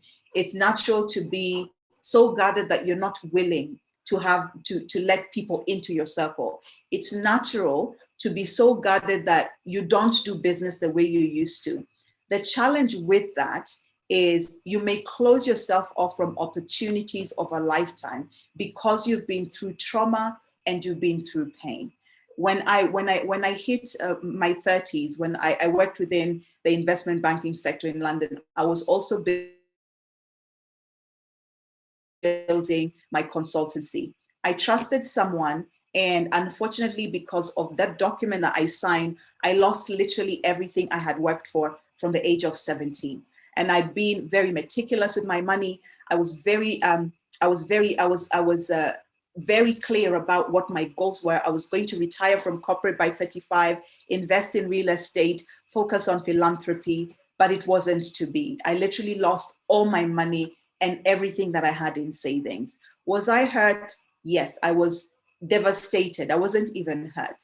I did not know I was dealing with trauma at the time. But much later on, about 2 years after this entire experience, I learned through doing the homework and through doing the counseling and the therapy that I had gone through a traumatic experience. I had gone through a grief process that I didn't know I'd gone through, but I needed to heal for me to be able to prosper in business. And I want to share that with you because some of the things that we go through in business have an impact on the relationships we have within our networks. We might show up into a network with our trauma, our distrust, our hurt, and our experiences, and we end up creating the same environment within a network when it is not, they don't really need to go through that. So if you've been through that, it's important to work with a therapist or a counselor to go through your business trauma. And business trauma is something that leaders don't actually pay a lot of attention to, but it's very, very real. COVID-19 has decimated so many businesses globally. CEOs are struggling. Some CEOs have gone into depression. And unfortunately, some have lost their lives through taking their own lives because the pressure was too much. They've lost finances, they've lost family members, they've become divorced, they've lost employees, they've lost their sense of livelihood. And if you've been through that experience and you're wanting to network, you're wanting to build new relationships, move to the next level, it's important to deal with the trauma of all the things you have been through. Talk to a professional, talk to somebody you trust, but find a way to bring healing to yourself, because that healing is what is going to attract the people and the opportunities that you need. And I speak about that because I have walked that path myself, and it is something that I share with business owners, because when we consult for CEOs, we find that sometimes they've been through a traumatic experience. And because we've been taught that you need to be strong, don't worry, you can overcome, you can do anything, they put all of those emotions and feelings under the carpet, and they end up traumatizing themselves longer than they need to. They lose opportunities, they repel people because they don't know how to interact. So this is something that's important, to know how you're showing up to your networks. Are you showing up healthy? Are you showing up trusting? Are you showing up healed already? Are you still in the process of healing? Do you need to release some things? Do you need to get a lawyer to deal with some of these things? What do you need to do to bring yourself to a place where when you show up into a new network, you are attracting the opportunities, you're bringing the trust that you need, but you're also bringing the boundaries you need to do business. I would highly recommend that as you go into networks, you know the legal frameworks that govern that community. You know what you can and cannot do. You know what your deal breakers are, so that you don't just network in any network. You know what their values are, and if you share the same values, you know if they're going to be valuable to you and if you're going to be of value to them. So if you're showing up this way for networking events or within networks, I would say it's time to just take a look and see what you need to release so that you're showing up ready to receive opportunities and to give opportunities. The next slide, please. So this next part is, I want us to explore you as a networker. What is your superpower in your network?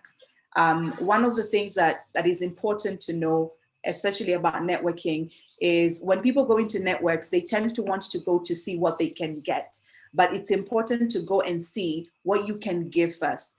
For those of you who read ancient scripts, you know that it's more blessed to give than to receive. When you give, you plant a seed that sometimes will give for years to come. So let's explore what your superpower is within your network. Who are you showing up as? And what value are you giving that then brings value back to you? Next slide, please. So the 5 C's of networking, these are C's that from my personal experience I decided to put together. There could be other ones that you feel are very important, but these 5 C's are good for setting standards and managing expectations within your network. When people meet, when I meet people, maybe when you meet people, you're doing business with people, you have certain expectations of them and certain expectations of yourself. They also have expectations of you. For these relationships to work within networks, whether you're networking online or offline, you're setting standards. And by the standards you set, people then expect certain things from you and you expect certain things from them. So one of the things that is really high up on the top of everyone's expectations when networking is character. When you show up in any network, people expect us to be of sound character. They know that, based on how maybe we're dressed or what we pitch or what our website looks like, they're expecting our character to be sound. They're expecting us to show up with good behavior. They're expecting us to have some decorum when we come into those networks. Sometimes the challenge with networks is because it's not communicated what protocol is in that network, you might make some mistakes because you don't know how, what the standards are or what the values are. But when you go into a network, it's good to find out who is in that network. What is their character? What is their reputation? What have they done that you know of? Or what type of experiences have people had within those networks? When people see character that is good, they're attracted to it. Even if somebody's character is bad and they hide it, at some point that character will come out. And that character will then stain not just that person's reputation, but the reputation of the network they get involved in, so the network that they're in. And that is why networks are very protective, because if they have built their reputation on good character, they vet the people who come into their networks to know, who is this person? What type of character do they have? Can we trust them? Do people trust them? Will they ruin our reputation? Will we end up going to jail by association? Because now with laws in different countries, you can end up facing a lawsuit just because you're in the same network. And just because you did not say, or you did not push against something that was being done wrong within that network. So character is of immense value. The next thing that people look for when they go into different networks is competence. It's well and good to want to be within a network, but the competence we bring is what people see as valuable within that network. And your competence is your expertise and how you deliver your expertise in the industry or within that network. So what are you good at? Do people know what you're good at? Do you know what you're good at and how you can position what you're good at within that network? Do you do what you do really well and with a spirit of excellence? Because the more excellent you are, the more attractive you are to people in your network and to people who want to do business in that network. And the thing with networks is news spreads very quickly. So when you're competent, people want to speak to the competent person. It doesn't mean the other people are not competent. It just means that this person is visible, they're vocal, and they're being seen. So people want to talk to them. So within your network, you want to look at how your competence is viewed, how your competence is valued.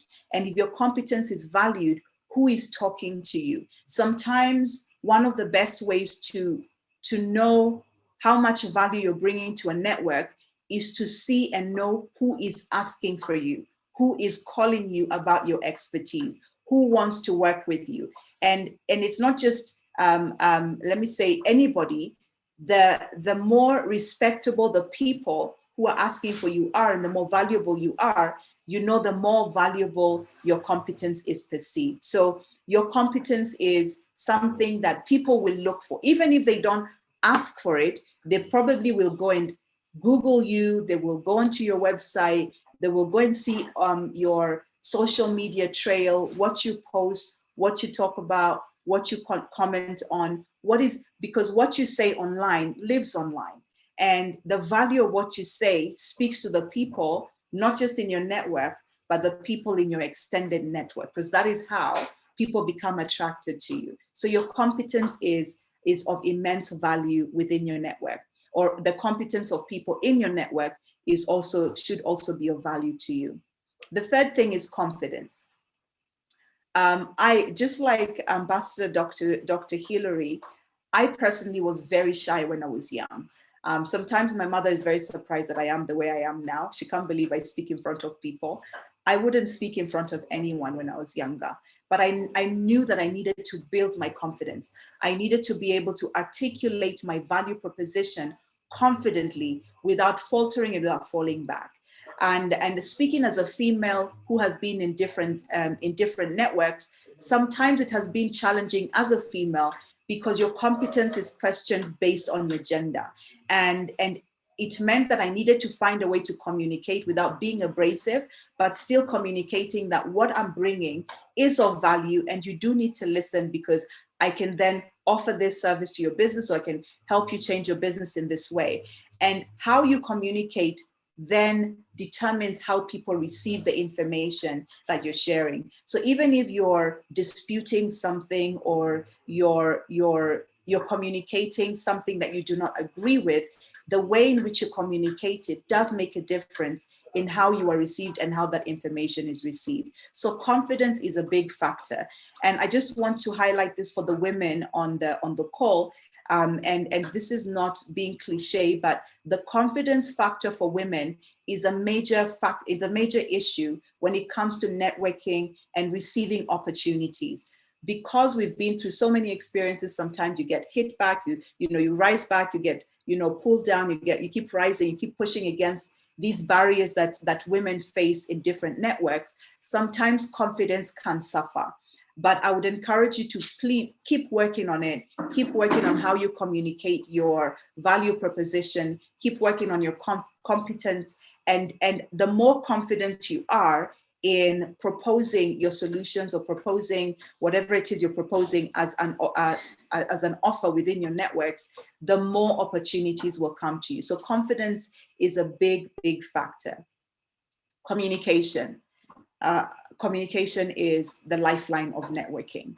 I just want to share really quickly and just thank Her Excellency and His Excellency, Dr. SteelE, for being able to come on this call today. Over the past week, I have been unable to communicate with them because a loved one, a family member was undergoing surgery.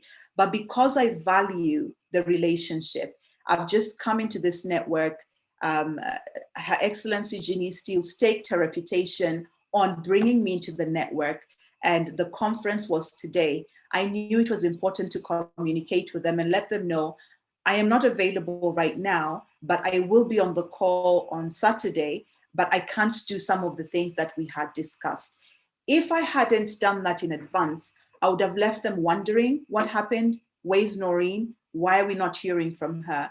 But I needed to keep them abreast on what is going on within my personal circumstance that is affecting the work that we're going to do together. So communication is important. Ambassador Dr. Hillary also mentioned that when you're going through something, or when something is tough in your business, don't try to fudge it and say that it's okay. Let people know that this is how much I've done, this is where I've gotten to, this is what I need help with.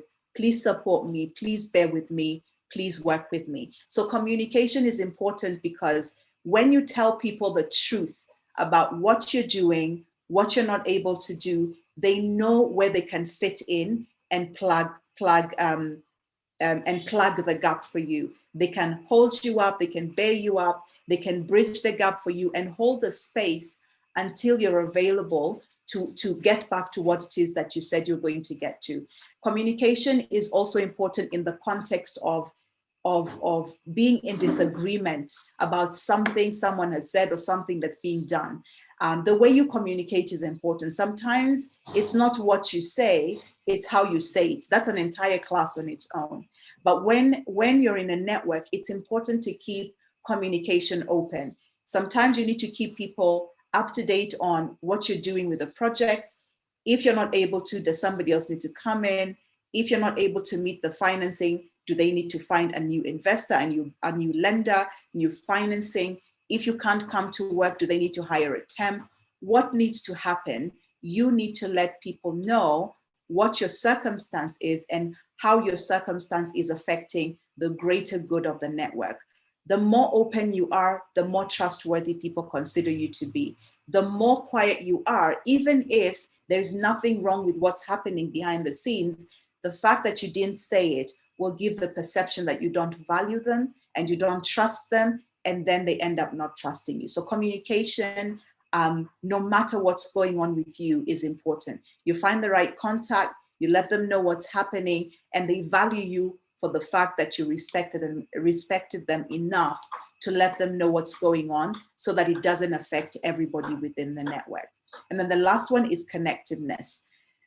The value of the network is dependent on everybody within the network. So when you go into a network, it is not about you, the person, it is about us, the entire collective.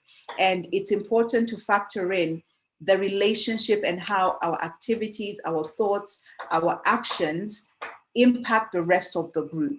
And that consideration is what connectedness is. It means that your activities should not be self-centered. They should be focused on, yes, I want this for my business and I want this opportunity, but if I do this, how does it affect everybody else within the network? If you do things that are for selfish gain, it won't be too long before the rest of the network decides that they either don't want you in the network, or they don't trust you, or they don't want to work with you. And even if they let you stay within the network, they may decide that they keep you at arm's length. They're nice to you, they're polite, they're civil, but they don't do any work with you because they don't feel that you have the connectedness needed to make sure that the network is benefiting from your presence. So these 5 things are so important: character, competence, confidence, communication, and connectedness. Let's move to the next slide, please. So when you think about everything that we have we have shared so far, I want us to, in the next 7 slides, is to consider what your position is within your network. What is your superpower? What value are you bringing to your network? And what value are you requiring of your network? So the first power is the power of position. You may be somebody who has scaled your corporate ladder. You have done quite a lot of work. You have achieved status within your community, and you have the position that is required to be able to make an impact within your network. So you want to ask yourself if this is a power for you. Do you have the power of your position? Do you hold a senior executive role? Do you hold a position in government?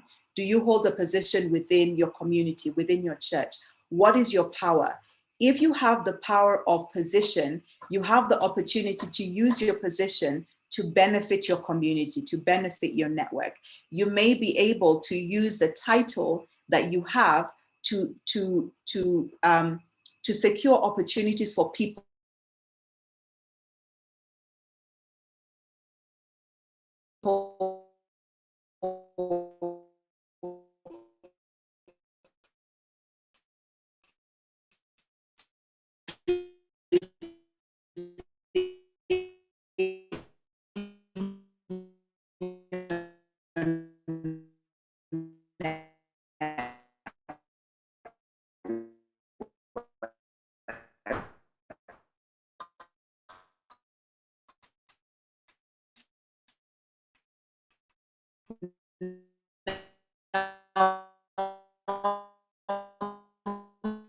using the position of a church leader to be able to unity within that church setting. If you have that power, this is your superpower. If there's somebody in your community, in your network that you know has this power, how you need to find out how you can get close to them and understand how they can be a support system to you.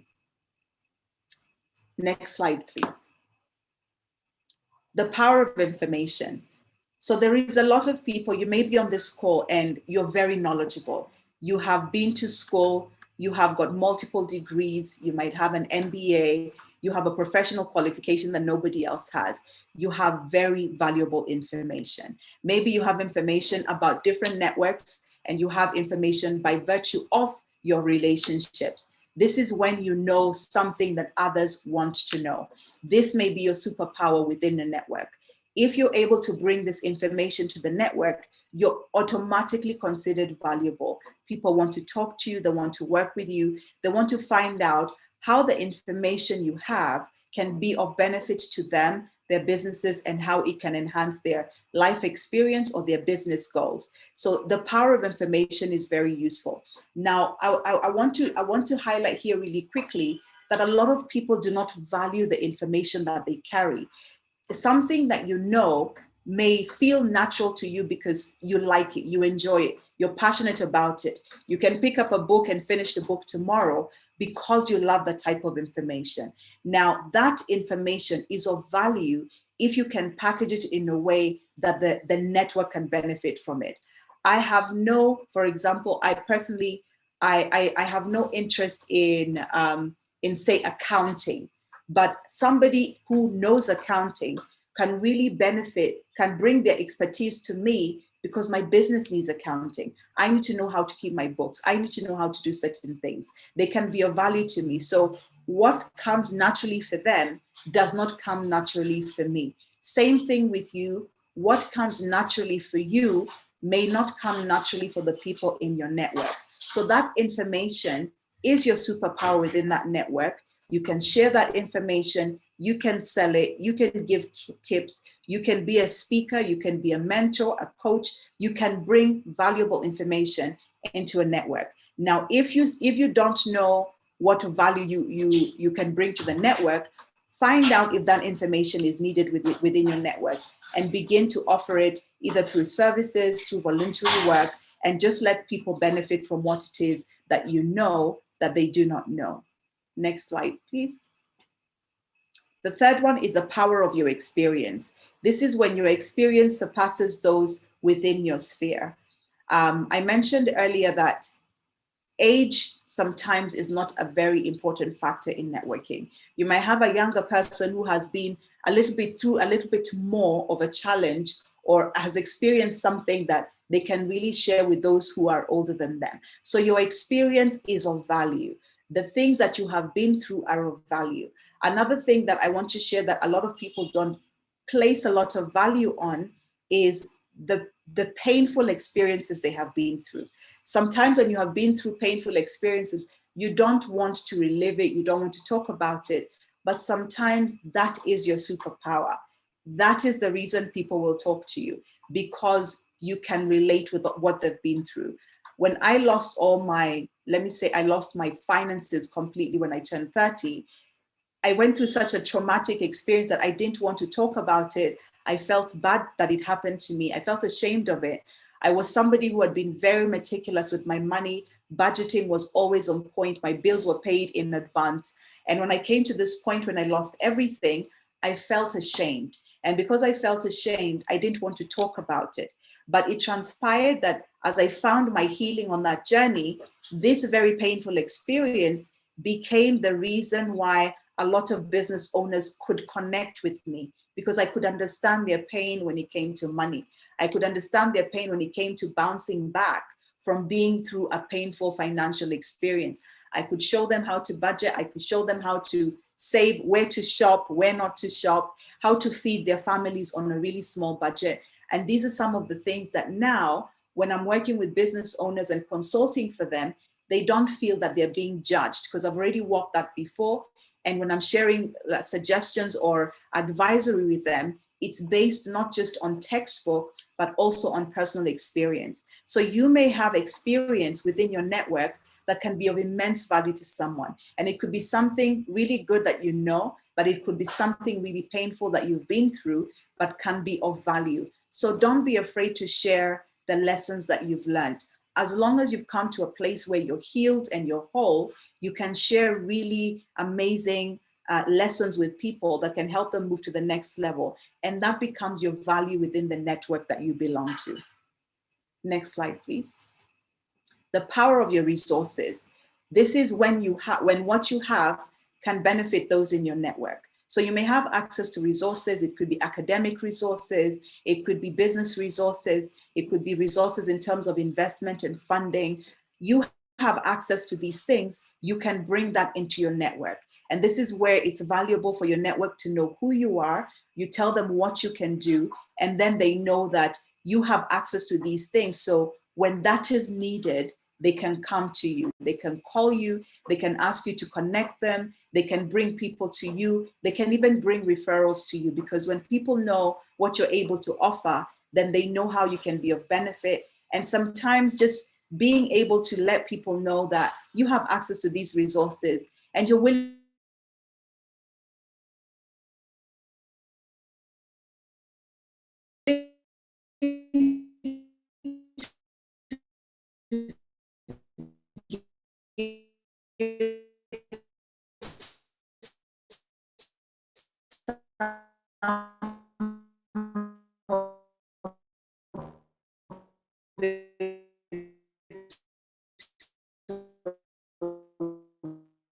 Next slide, please. I think Ambassador, next slide, please. Thank you. And then so did we do slide 5? Sorry. So yeah, I think it skipped one. So the power of networks. The power of networks. This is when who you know puts you in a position of influence. Sometimes who you know gives you a superpower because you can leverage their network, their expertise, and who they are to support your network. So sometimes you are the one who is appointed to go and speak to a governor. You're the one who can go and speak to the president of your country. You're the one who can go and speak on behalf of children, on behalf of people with special needs. You are the one who has the power of the networks. When you're in that position, you can bring immense value to a different network because you have the power, the value of that access. So when who you know puts you in a position of influence, it's important to use your influence for the benefit of people within your network. Yes, you can use it for yourself, but one of the things that I've learned over the years is when we're placed in a position of influence, it is often for the benefit of the people we are surrounded with, because that is who God has called us to be, or that is who they prayed to be brought into their life. So the power of networks is really important. Next one, next slide, please. The power of your personality.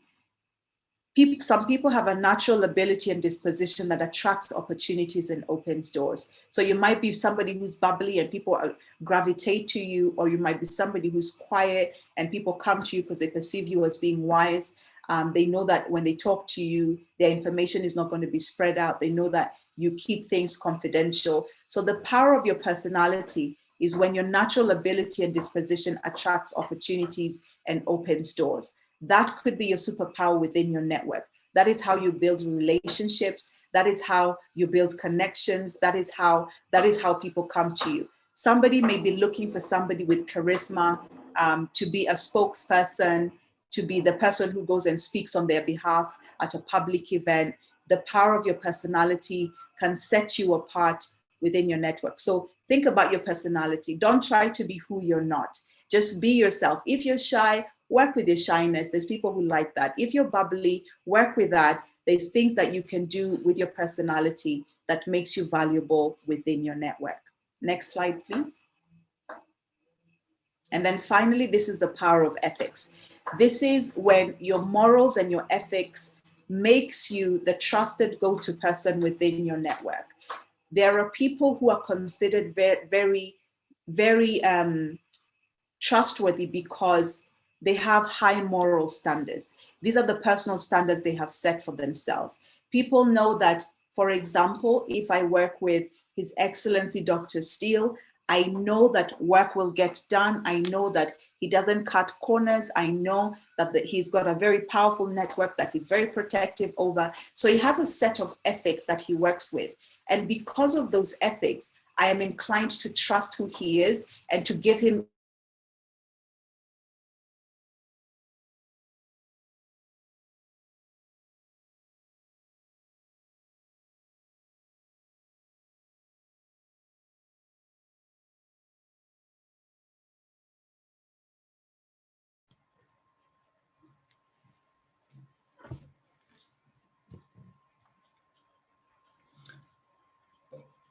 Okay, has Noreen gone silent for everyone? Your Excellency, Donald Lewis, has she gone silent for you as well?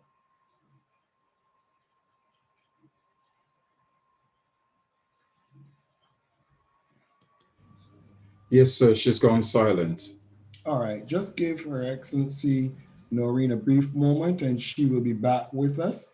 I think she's doing an excellent job. I'm really excited about this evening's session. She's doing a very good job in bringing some very key points to us. So I hope you're taking notes and I hope you have your questions that will be ready for the question section. So let's just give her a brief moment until she gets logged back on, and then we will carry on with her presentation. Thank you so very much again for your patience. Doc, I see that you're busy working, and I want to appreciate you for taking the time, even in the midst of your schedule, to be with us in the sessions this evening. We appreciate you so much. And we look forward to her returning and being with us.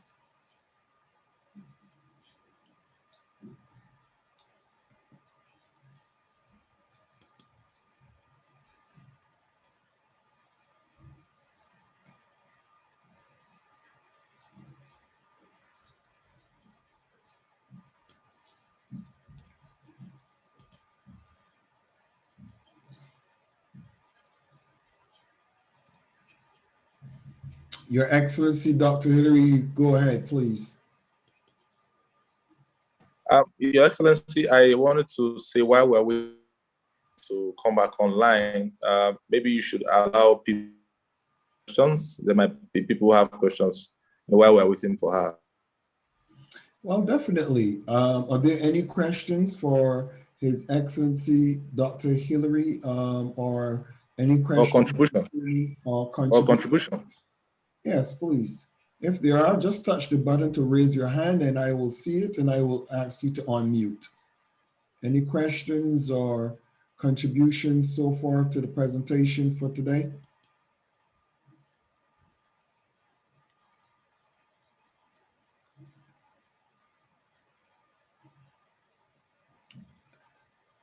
I see Olusogun Olukoya. Olukoya, please go ahead with your question or your comment. Okay, sorry, my camera is off. I'm at work and the environment is not looking so nice. I'm at site, actually. Sorry, my question is to the Ambassador Dr. Hillary. Thank you very much for your very, very robust talk. I just want to ask, is it not selling yourself cheap, or why not trying to lie? Of course, I'm not an advocate for lies. You know, a lot of people will expect that you should, as a business person, to have achieved or done some things for yourself and not just throw the whole weight on the person. So if you are going to be asking people to come into, to invest in your business, is it not better for you to have gotten to a level where you have raised some funds before you begin to ask people to come invest in your business? Because some people will believe that if you believe in what you are doing, then you should have some level of income or money you have raised for yourself for other people to be able to buy into your vision. So I'm just asking that, or do you want to just allow people and tell them that just bring 100% of the funds? I have the dream, I have the vision, I have everything all spelled out, how I'll get it done. So that's just my question, Your Excellency. Thank you. Thank you for your question. Of course, there is no investor take you seriously if you've not been able to move to a certain point in your business. Take you seriously. You should have been able to, even if it's just 1%. I have a friend who is also listening here. For instance, you want to go into the business of selling shoes. You should have produced one shoe and you should have had somebody to buy that shoe from you. So it means that if you are talking to an investor, you say, I was able to produce one shoe, and then people actually bought the shoe. Now I have people asking me for the shoes. So you can't just sit down. Yeah, you can have fantastic ideas, but you can't sit down and not make a move. But in other words, what I was trying to say in terms of telling the truth is, if you have not done anything, there's no reason to lie, to say you have done this. But the advice is you should actually be doing something. You should have gone a step further than just having a fantastic idea. You have been able to create this fantastic idea. What is the next step that you have taken? Have you gone ahead to even, execute the idea? Have you taken a step further? Have you done anything to show? Because no investor, that's the truth, will want to go into a business if they've not seen anything done. If they've not seen that you have been able to move ahead, if they've not even seen acceptance from the public, some sort of acceptance, no matter the number of acceptance, no investor will want to go and invest money in your business. Thank you. Your Excellency, thank you so very much for answering that question. We will have more questions to come. I'm going to ask Her Excellency Noreen. She's back online, and we're just going to allow her to continue her presentation this evening. Your Excellency Noreen, please carry on with your presentation. Thank you so much. My apologies, the connection cut off. So I'm just about to wrap up. And I was on the final superpower, which is the power of your ethics. So your morals and ethics can make you the trusted go-to person within your network, regardless of what industry you're in. And this is why people, I know sometimes people will say that even if you have morals and ethics, it doesn't mean that you will win. Eventually you do, because the reputation that you carry, the name that you build for yourself, is going to be much more valuable than any wealth you can build for yourself. So the power of your ethics is really a powerful superpower to have. Next slide, please. The relationships that you genuinely care about are the ones that will form the strongest network that you can build. So if you care about the people that you're working with and they see that you care, the network around you becomes much stronger. And you will know how strong your network is when it moves just beyond doing business to finding out how you really are doing, people willing to support you on personal things because they care about you as the human being that you are. And this is something that's important, even you as an individual who wants to build business. The more you care about people, the more they know that you care about them, the more willing they are to trust you with their money. I had somebody give an example of when you look at wealthy millionaires, billionaires flying to different countries, wanting to support their friends. They go to the birthdays of their children, they attend personal gatherings. It's not about the money. They nurture these relationships because they know beyond these relations, beyond the business, beyond the money, if I care about your parents, if I care about your children, if I care about you, your wife, and those that you love, then you know that I care about your well-being. And if I care about your well-being, then by virtue of the fact that you can trust me, then you open up your networks to me. So building those relationships, nurturing them, sending emails, making phone calls will help people see that you care. And when they see that you care, then they know that they can trust you with their wealth, their money, and their influence. Next slide, please. So this is the final session. What are the things that you can do today to expand your network? So forgive the three, it's actually meant to be four, but what are the things that you can do today, quickly, immediately, to begin to strengthen or expand your network? Next slide. They're pretty simple, and sometimes they feel and seem like a no-brainer, but they're really, really powerful. So be a giver. This is you offering solutions and sharing resources. Sometimes you can do this without expecting anything in return. Just be somebody who's kind, share resources that you know people can find easily online, but be the person that gives it to them. Share solutions that you know they're looking for. If they're looking for a childminder, share the information. If you know they're looking for an investor, share a link to an investment website. If you know that they're preparing for a very important meeting, share a resource that's going to help them be a winner at those meetings. So be the giver. And the more you give, you'll be surprised at the things that people also share with you. Be a supporter. Reach out to people. Just pick up the phone today, tomorrow, next week. Pick up the phone, send an email, and just ask somebody that you want to connect with and build a relationship with, how can I be of value to you? And how can I be a support to what you're working on at the moment?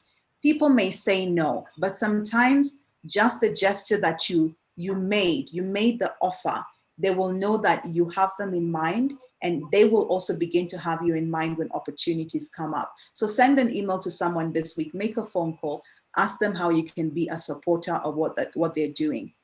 Be a door opener. This is you opening up an opportunity for someone without asking for anything in return.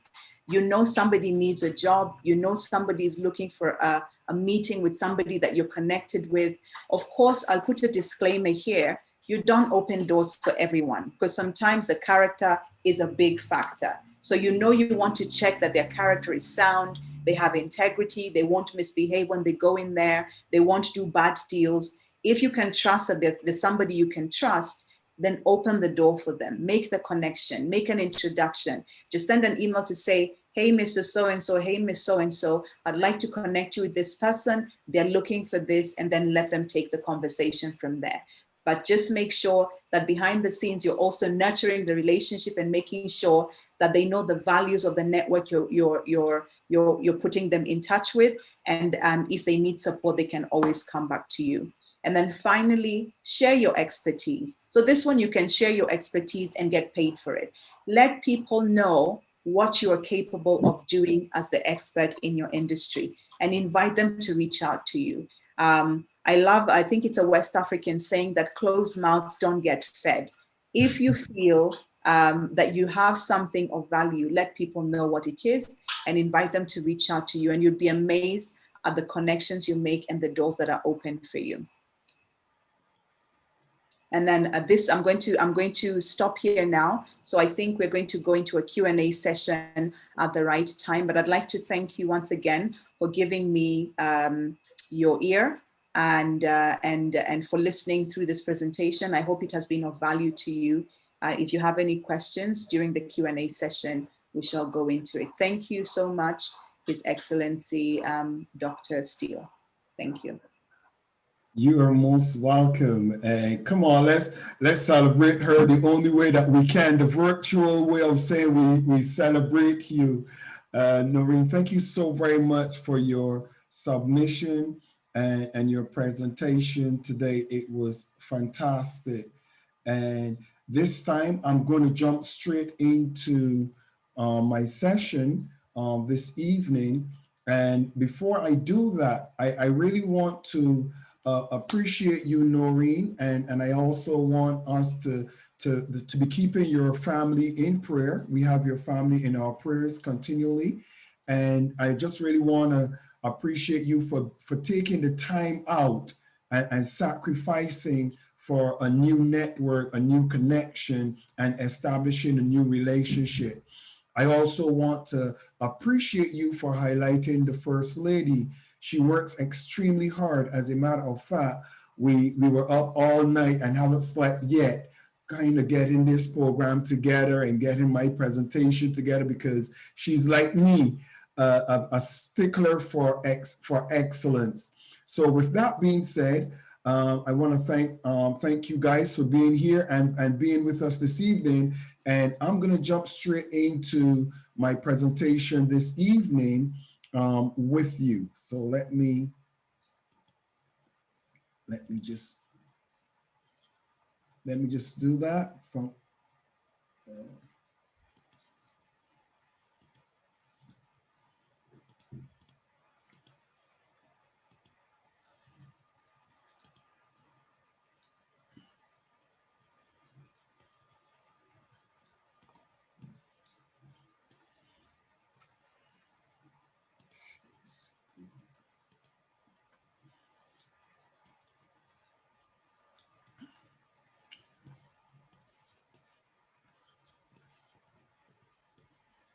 All right, well, we're jumping straight into this presentation, and my subject is functioning within a network. That's what we're dealing with all of our subjects, and I really appreciate how every person's Dr. Hillary and also Noreen, how you focus on the lead up to where we are at this current juncture in the presentation. My functioning within a network. This is really critical because we looked at the starting of a relationship with a network, then we look at building our own network, then we look at establishing, now we're looking at functioning within a network. To function, we need some very important factors, and I looked at the word function, and it is all about person and process. Thing plus process or procedure. And if you look at a function, which is an event, it is made up of persons, things, processes, and procedures. The important part about a function is it needs two entities to be considered a function. You can't have a function unless there are two entities. One, the person, and two, the process. An engine, in as much as it's an engine, it cannot function unless it's turned on. A car, as important as it is, it cannot move or do anything unless someone drives it. So anything to do with being considered as a function, it needs two entities for it to exist. Functioning is the act or working together of person and process, or thing and process or procedure, or event, persons, things, processes, procedures. I'm going somewhere and I want you to focus on the key thing that we're looking at, which is functioning within a network, because it's very critical, these points. Within speaks of boundaries and perimeters, and that word should be parameters. Person and process, thing, process, procedure, event, persons, things, processes, procedures, but they're boundaries. Everything operates with boundaries. Every single thing that you do has boundaries. When you look at a relationship that you're establishing, it has parameters. How you work, how you operate, how you function, how you behave, protocols. Boundaries and perimeters. Understanding is needed.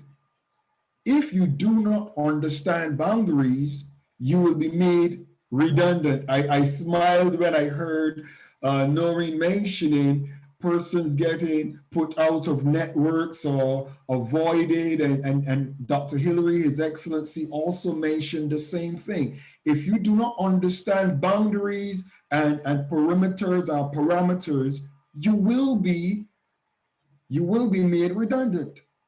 You can be dismissed, excommunicated, blocked, deleted, removed early from the process.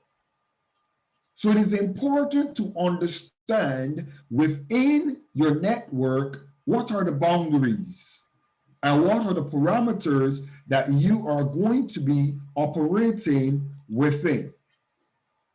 Boundaries and parameters, acceptance of those dynamics. Once you understand and accept boundaries and parameters, you are now a potential good fit for working within a network. Once you accept those dynamics. If you do not accept the boundaries, don't join the network.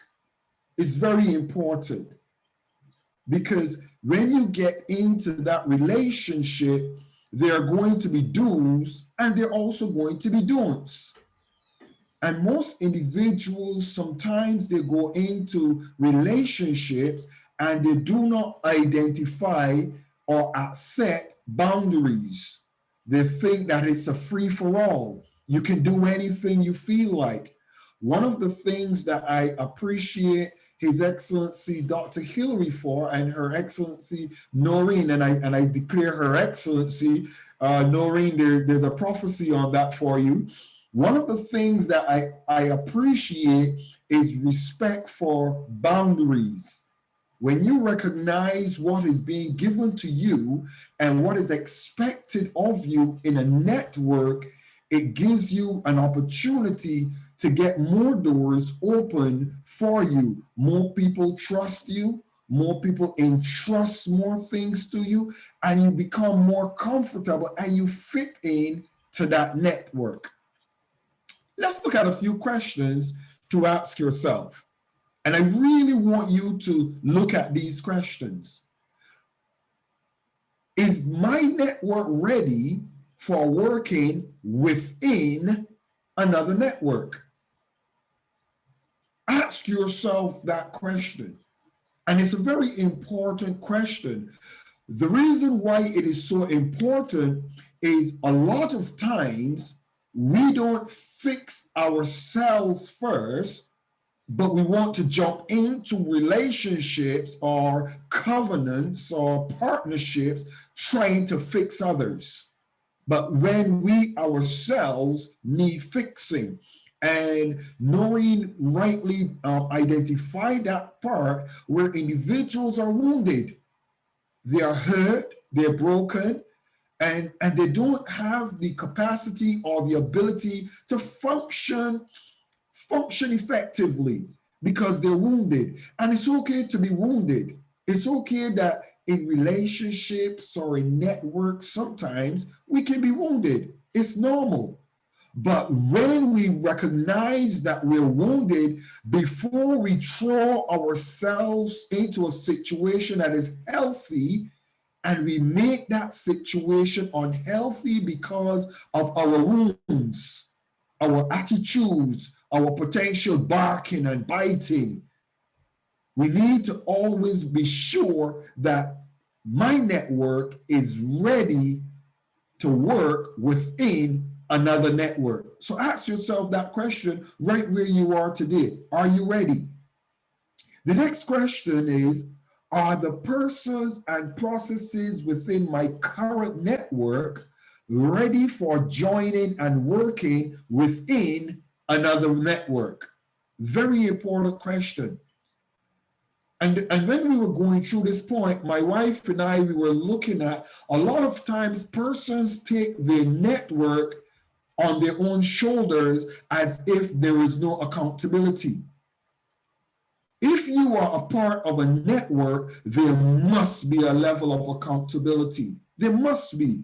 You cannot go making decisions to, and I use the term, just jump in bed with anyone or everyone because it looks like an opportunity to just jump in bed and get popular and be the next item on the block that is spoken about. You can't do that with your network.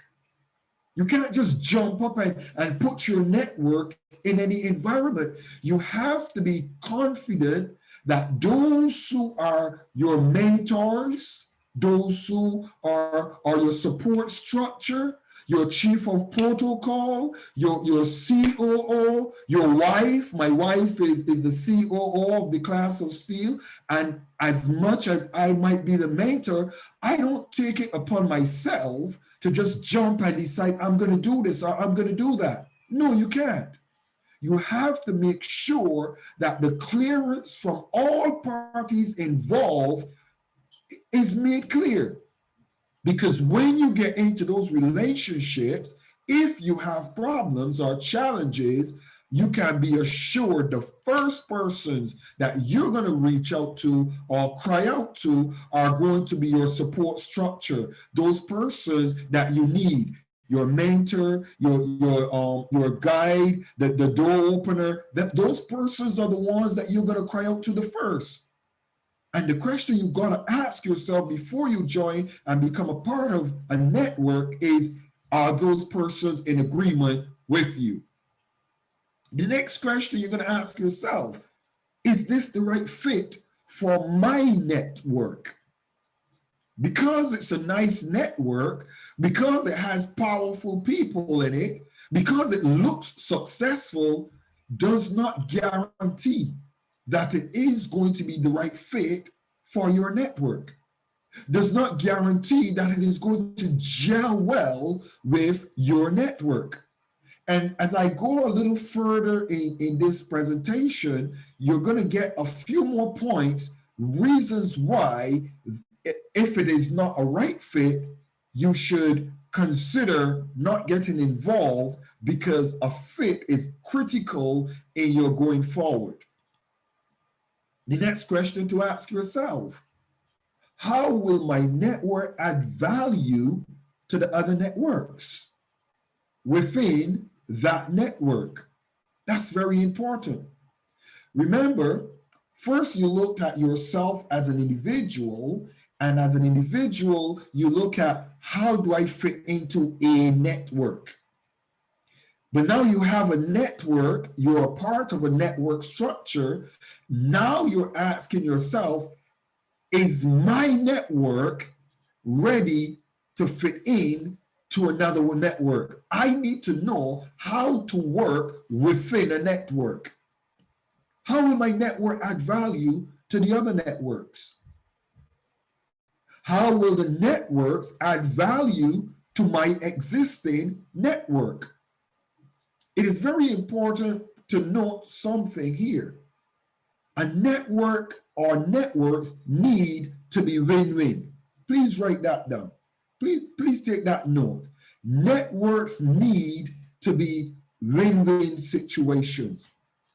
I'm not going to join a network if it does not have a benefit for me. Let's be real. No person joins a network if there is no value in that network for the individual. But equally, no network is going to welcome you if you are not going to add value to that network. So there needs to be a mutual win-win in your relationships in establishing your network connectivities. I want to give you some tools to bring to the table. It is important when you're coming to the table that you furnish yourself with a few tools that I will share with you. Integrity.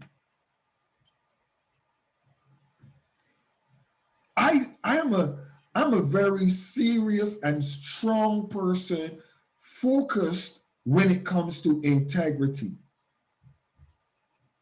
Currency is good, wealth is good, success is good. But I want to share this with you today. Integrity will take you where currency cannot take you. Integrity will keep you where currency cannot keep you. And a lot of times, individuals who have currency and resources and strong networks, but they don't have integrity, they don't get very far. You'll see them spring up, they look really, really good, but you don't see sustainability and longevity. Why? Because integrity is one of the foundational tenets of any successful relationship, organization, business, family, anything that you are doing. What's the first thing that you could put on the table? Sir, I have integrity. It's going to open the doors. It's going to open the ears to listening to you. Because integrity is packed with the resources necessary for your success. Humility. A lot of times individuals are so arrogant. They behave as though they're laws unto themselves. There's a rule or thought sometimes where individuals look and say, you know, you need to be assertive. You need to let people know who you are and what you stand for. I agree with that. Those who are in the class of SteelE know me as an individual who is very focused, very focused, and very purposeful in everything that I do. But there's an important attribute that we need to carry within the confines of our networks, and that is humility. Minister Ewers, who's my chief of protocol, can share with you the times when I'm troubled and I'm challenged as a leader with decisions that I have to make, and I find myself leaning on him for wisdom and for guidance. All of our team within the Class of SteelE, we focus on that factor of humility, because if you do not represent humility in the midst of what you're doing, persons will just leave you. Respect for persons and processes. When you join a network, there are going to be processes and persons that you will be connected to. I wrote a PMA, a positive mental attitude. I heard His Excellency Dr. Hillary rightly said, he shuns persons who are negative. No one wants to be in an environment where there's negativity. No one. It is not a healthy environment. It's a very difficult environment to function in. You want to always be in an environment where there's a positive mental attitude. Individuals might wrong you. That's normal. If you have never been wrong, wave your hand at me and come and spend a week with me, and I promise you, you will feel wronged by me. Because it's normal. His Excellency Dr. Hillary and myself, as much as we love each other, and Noreen and myself, as much as we appreciate each other, my beautiful wife and myself, there will always be times where we will offend each other or we will upset each other. That's normal. And I want us to appreciate that fact that it's normal. But we need to maintain a positive mental attitude in looking at, you know what? It might be disappointing right now. It might be overwhelming, but there is hope for a change, or hope for let's work on this or work on that. So there must be a positive mental attitude within your networks. Team worker. You must be a team worker. If you are not bringing teamwork to the table, don't try to join a network. If you can't operate within a team and you look at your track record and you recognize that every person that tries to work with you, they leave you and they don't return. Every person that wants to work with you, they get to recognize you're very difficult to operate with. You're very difficult to function with. If you're not a team player, don't start the game of looking at working within a network. You're not going to function properly, because being within a network speaks of working as a team player, contributing and being contributed to. Individuals are going to give to you and you're going to give to them. So you need to learn how to give and take. You need to be a team builder. If you join a network only for your own selfish gain or your own personal gain, and when you don't get what you want, you choose to leave the network without considering, but wait a minute, what about the value you are adding to that network? Because it's a win-win. Are you only disgruntled because of what you are receiving, or are you also looking at what is the organization receiving that you are adding value to the organization? So you need to be a team builder. A willingness to see the others succeed even beyond my own ability. That's hard sometimes. How many leaders are comfortable to say, I'm going to sit with you and I'm not bothered if you get bigger than I do? It doesn't matter. It doesn't matter because I see you as me. And if you get big because of my relationship with you, it's a testimony to my team building or my team working ability. It gives credit to me. So a lot of times we are stressed and we don't want others to progress. We don't want others to get large because we think that if they get large, we are going to be diminished in their presence or in their eyes. That's not true. That's not true. When you make someone successful, others that were watching look and see what you have done, and they want to be a part of what you're doing. There are individuals that might come around you and they might get successful and then they leave you. But your role is to make sure that you remain a team builder, a team player, that you build up. You don't tear down. You don't pull down any, you build them up. Because at the end of the day, that is going to be spotlighted on your own personal character. You need a strong desire for personal improvement. I sit here today and I was so excited to sit under His Excellency Dr. Hillary. Dr. Hillary is excited to hear me ministering, but I'm equally as excited to hear him ministering. Why? Because he have nuggets of truths that are going to impact me. I was impressed, and Noreen, I want you to be aware that we're looking forward to hearing a whole lot more from you, because you have really excited us. You've given us a taste of more things to come. And we look forward to that follow-up and that continued building of each other, because that's what happens. Steel sharpens steel. You see, I'm steel, so I'm not going to say iron. Why would I say iron when it's not marketable for me? Steel sharpens steel. So we need to sharpen each other. A strong will to see others improving and doing better. You need to have that. A varied and well-sharpened personal skill set. Don't come into a network to work within it without a skill set, a varied skill set, a sharpened skill set. You need to have a skill set.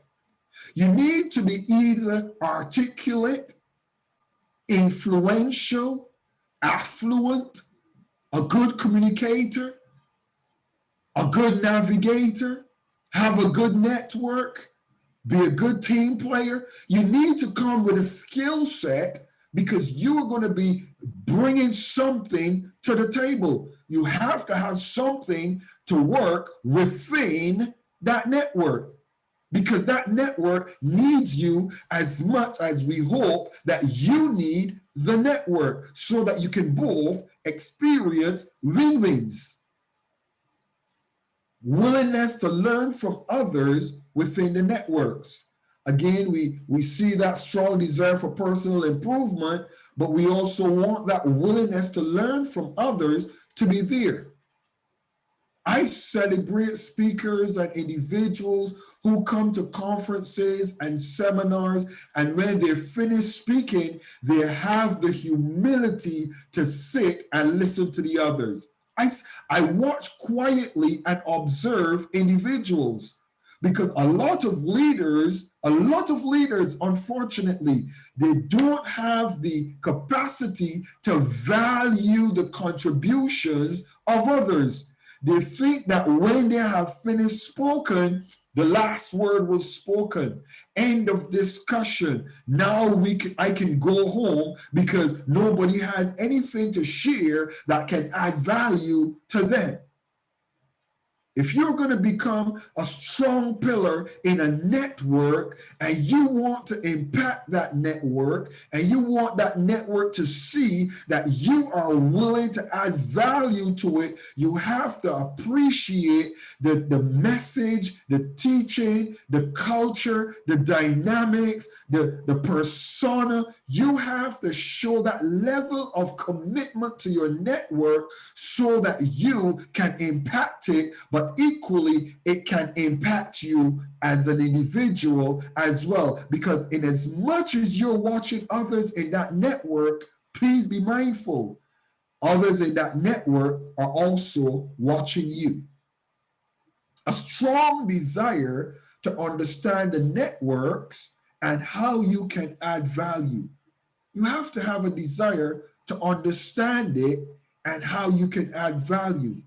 Most people get into networks. It's a figure thing. It's a status thing. They just get there to say, oh, I'm a part of so-so network. I'm not going to be labeling any networks, but I'm a part of so-so network. And you ask them the question, so what do you do for? Listen to the question. Listen to the question. What do you do for that network? And he says, well, I go, you know, and they're having 1,000 eyes. They almost say I, as opposed to I. Why? Because they don't add no value. They don't do anything for the network. They just show up and take. I want us to understand this. If you just show up in a network and take from it, those in the network are watching you. They're observing you. You're just taking. What are you giving back? You can't join any network and think that you're going to be a successful participant in the network if you are just a taker. I celebrate in the message that Noreen shared. You need to be a giver.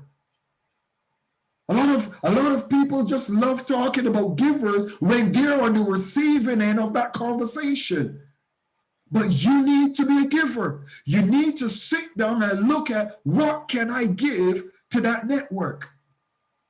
I celebrate my relationship with His Excellency, Dr. Hilary Emoh, and I'm going to talk about it. I'm going to talk about it because he is a man that I will go to the ends of the earth for him. And I'll tell you why. I'll tell you why. Anytime that I have asked him if he would honor us in presenting a speaker or sharing and strengthening the arm of the Class of SteelE, he never says no. Never says no. He makes time. We just look at our schedules and makes time. When he asks of me, I make time. I offer my network. My network belongs to him.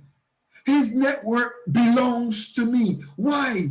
Because we are adding value to each other. Don't join a network if you are not excited and buzzing about seeing your partner get into the highest places that you could push in. Because if you are not at that place, then you know a lot of people don't recognize, but you get what you give. I want you to think about it. You get what you give.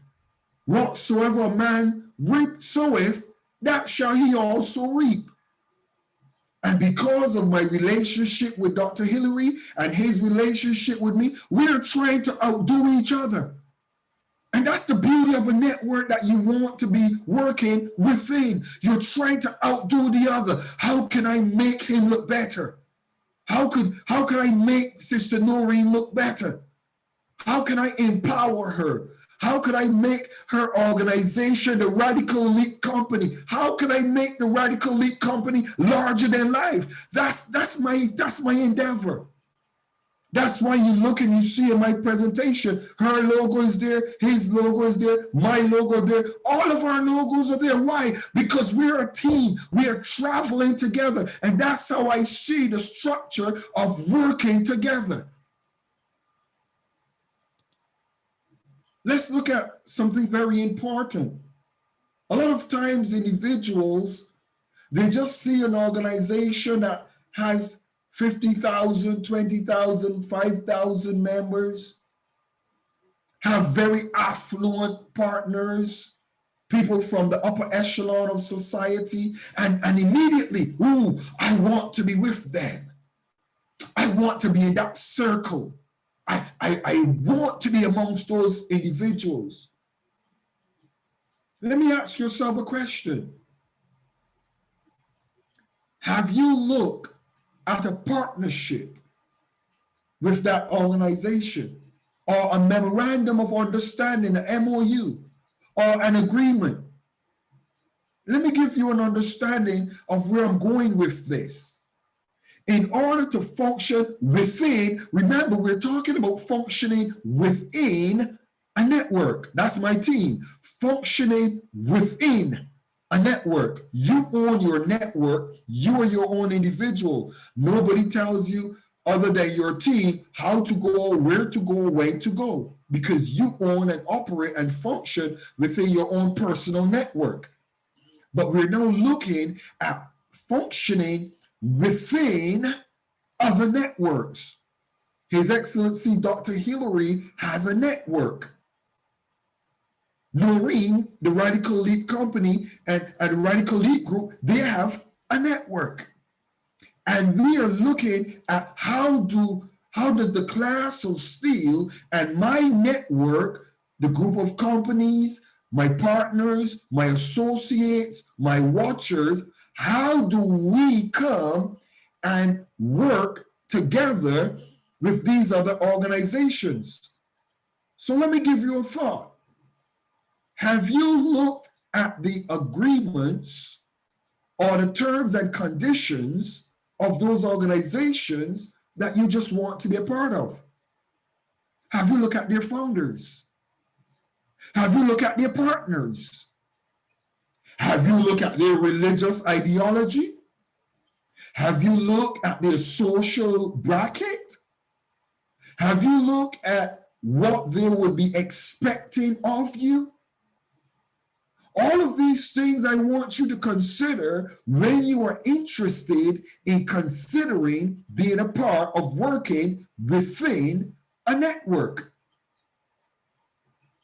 Anytime that you see the Class of SteelE or myself promoting an individual, I promote that individual or that organization because I am attuned with their ideology. I don't just go and see somebody put a post and like the post because, oh, that's a good saying. There are lots of good sayings, but bad people and bad organizations sometimes have good sayings. How many of you get what I'm saying?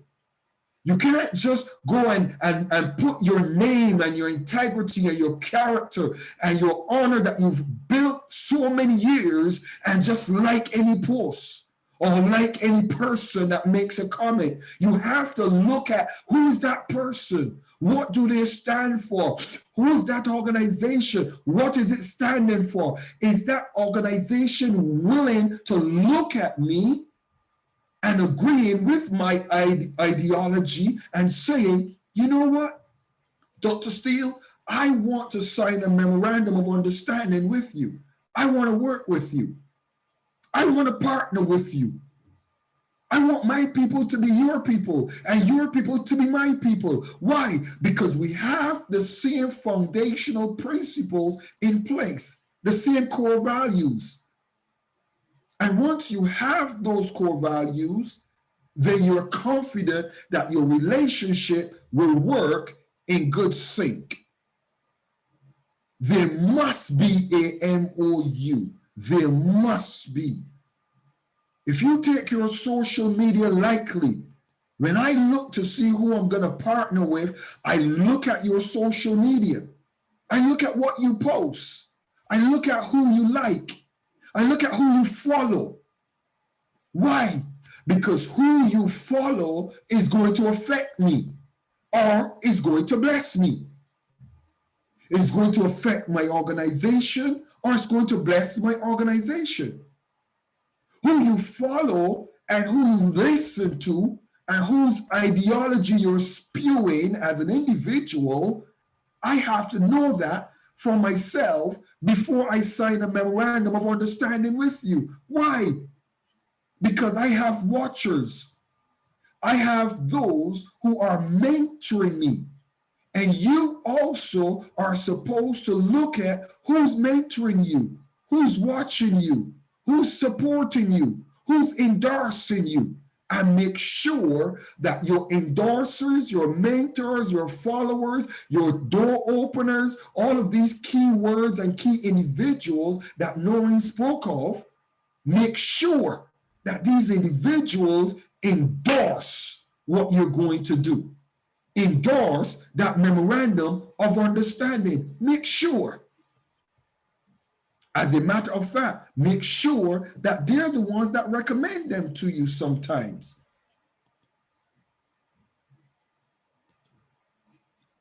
Values of partnerships, memorandum of understandings and agreements. I'm going to give you a few values of them.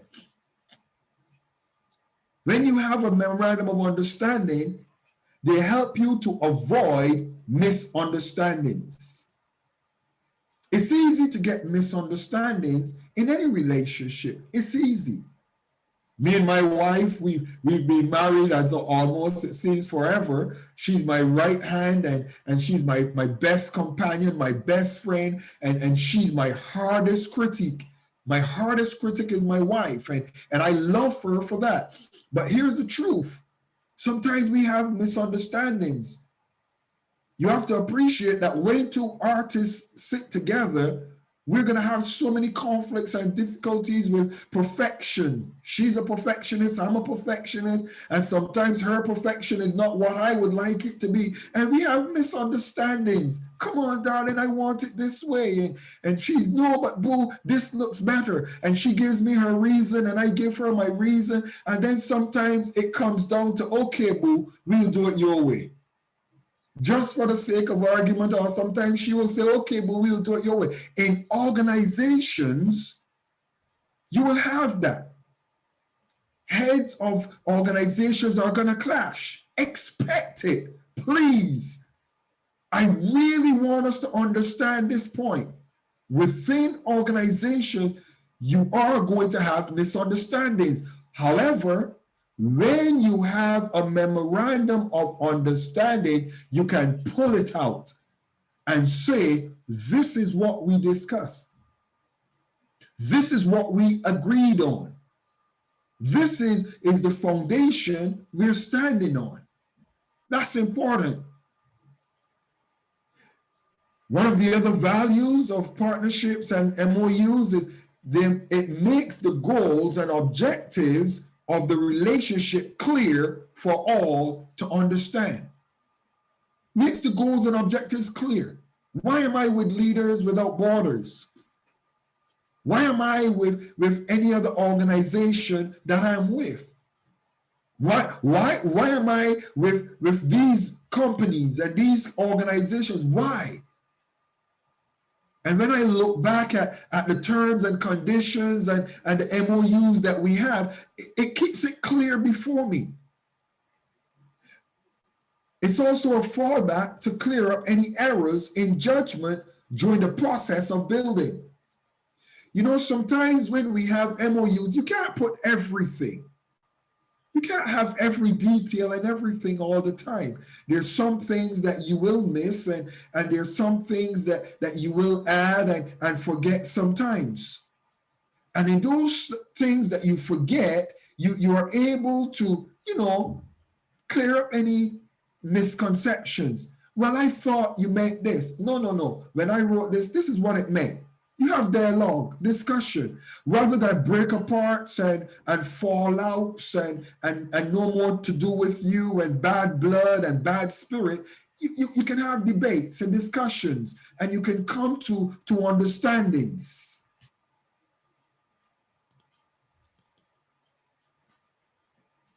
Another values is the best friend of a successor. How many of you know that if you're building an organization, you don't build an organization for 1 year? I don't do anything with a 1-year perspective. I have a 100-year vision for the Class of SteelE. Somebody says, but you're not going to live to be 100 years. I know I'm not going to live to be 100 years, but the Class of SteelE is going to be around for 100 years. And I make the statement, should the Lord tarry. Why? Because I'm creating a blueprint and a model that is going to have successors. I hope that my son Joshua, he's 6 years old, but I hope that by the time he is of age, he sees value in what his daddy's doing.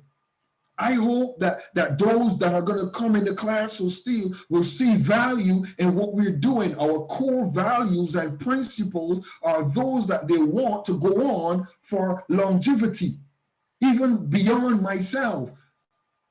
That's why I'm very cautious with the relationships that I'm fostering. I'm not going to foster relationships with individuals and organizations that they're here today, not there tomorrow. You look at them and you see they just started selling cars. Next thing they're selling bicycles. Next thing they're selling scooters. They're not completing anything. They're not focused. They're not consistent. They start one thing, and then when somebody else starts something that looks good and looks successful, they jump onto it. Come on, somebody. You can't be like that. You have to look for organizations that you're going to partner with that have a succession plan, a sustainable plan, a longevity plan. When you go to some corporations, they ask you, I don't want a 5-year plan. What is your 25-year plan? What is your decade plan? What is your 10-year plan? What are your millennium plans? What do you expect to accomplish between now and 2025? In 2030, what are your expectations? Another value is the settler of all functional debates. All functional debates. How many of you know that sometimes while you're functioning, you will have discussions and debates because of working?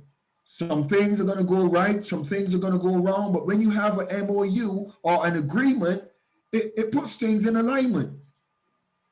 I have some individuals that are in high circles, and I'm going to be honest. Please don't think that I'm perfect in what I'm sharing, because I'm going to be very honest with you as a mentor. I prefer to send voice notes and do video messages because I think at 100 miles per second, and I type at 100 miles per day. I don't like, I think faster than I type, and I get so frustrated. Sometimes it takes me a whole day to write one letter, because I think so many things in that process. But if I had to send a voice note, I would get it done quicker. So I have to admit what is one of my weaknesses. That's why I have my wife that is our CEO. I also have inside of the Class of SteelE, we have our COO in the Class of SteelE, and those individuals are support structures to help my insufficiencies and my inadequacies. Because I'm not perfect in everything. None of us are perfect in everything. And anytime you try to be jack of all trades, a lot of times you fail being master of any. And the individuals who they don't function within their competence, and they show up their incompetence. Why? Because they're not team players. Because they don't understand how to work within a network. So all functional debates that you might have, an MOU and an agreement will cover it. And an MOU, I like this one. This comment, this point here, you should always take note of. A MOU is the best friend of your right-hand man. And I said your right-hand man should always be integrity. A MOU, once you exercise integrity in your character, in your lifestyle, in your deportment, in your behavior, you can always go back to your MOU and say, look, I am following the procedures. That's what your MOU will do for you. Expectations while functioning within a network. Let me share some expectations with you. And it's important to note these expectations while functioning within a network. Expect misunderstandings. Please. I'm not gonna jump past it. I want to say it. This is not negative talk. This is fact. Expect misunderstanding. I speak to my wife, and my wife is my closest companion. I speak to my leaders. I even as a mentor, I have to get feedback. Interestingly, Noreen made that very clear.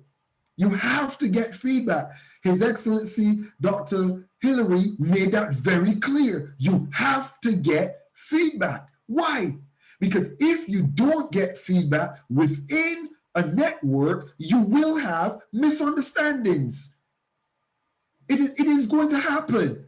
None of us communicate totally eloquent. None of us. As eloquent as I might think I communicate, there's some individuals that I might bamboozle.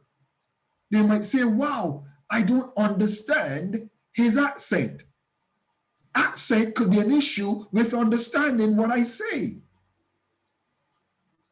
Sometimes my cultural dynamics might equally be an obstacle. Sometimes even your passion and your enthusiasm could come across as loud and aggressive. So we always have to be in an environment where we prepare ourselves for misunderstanding. But here is the thing. Misunderstanding will come, but how you manage misunderstanding determines your success within the network. Sometimes it is okay to misunderstand. That is why communication is important. Lazy folks, listen to this one. Lazy folks. In every single organization, you will have some individuals that are lazy. Please don't be intimidated about that. Don't be offended about it. I don't even think sometimes you need to expose it. Just expect it and find the next best person to work with. When I find lazy individuals, just like Noreen mentioned, when you find individuals that they lack integrity or they don't follow through, all you do to maintain your strength within a network or to maintain your personal commitment to add value to the network, you just excuse yourself from those individuals if it can be helped. And if it can't be helped, you professionally open the door to finding out how can I either excuse myself from this individual who is lazy, or how could you help this individual to raise their bar? Because at the end of the day, if you're going to add value, you look and see, is this person teachable? Does this person understand that they're lazy and they need to get up, step up to the plate, and make things happen?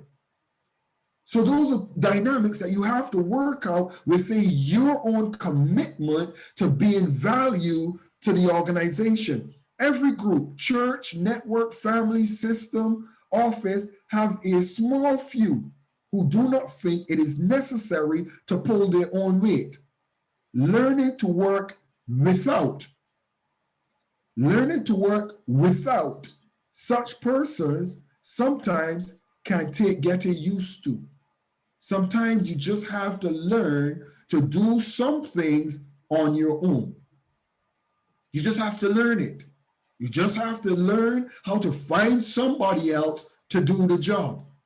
Don't allow someone that is lazy in your network because of whose daughter they are, or whose husband, or whose wife, or the amount of donations or contributions they make. Listen to me.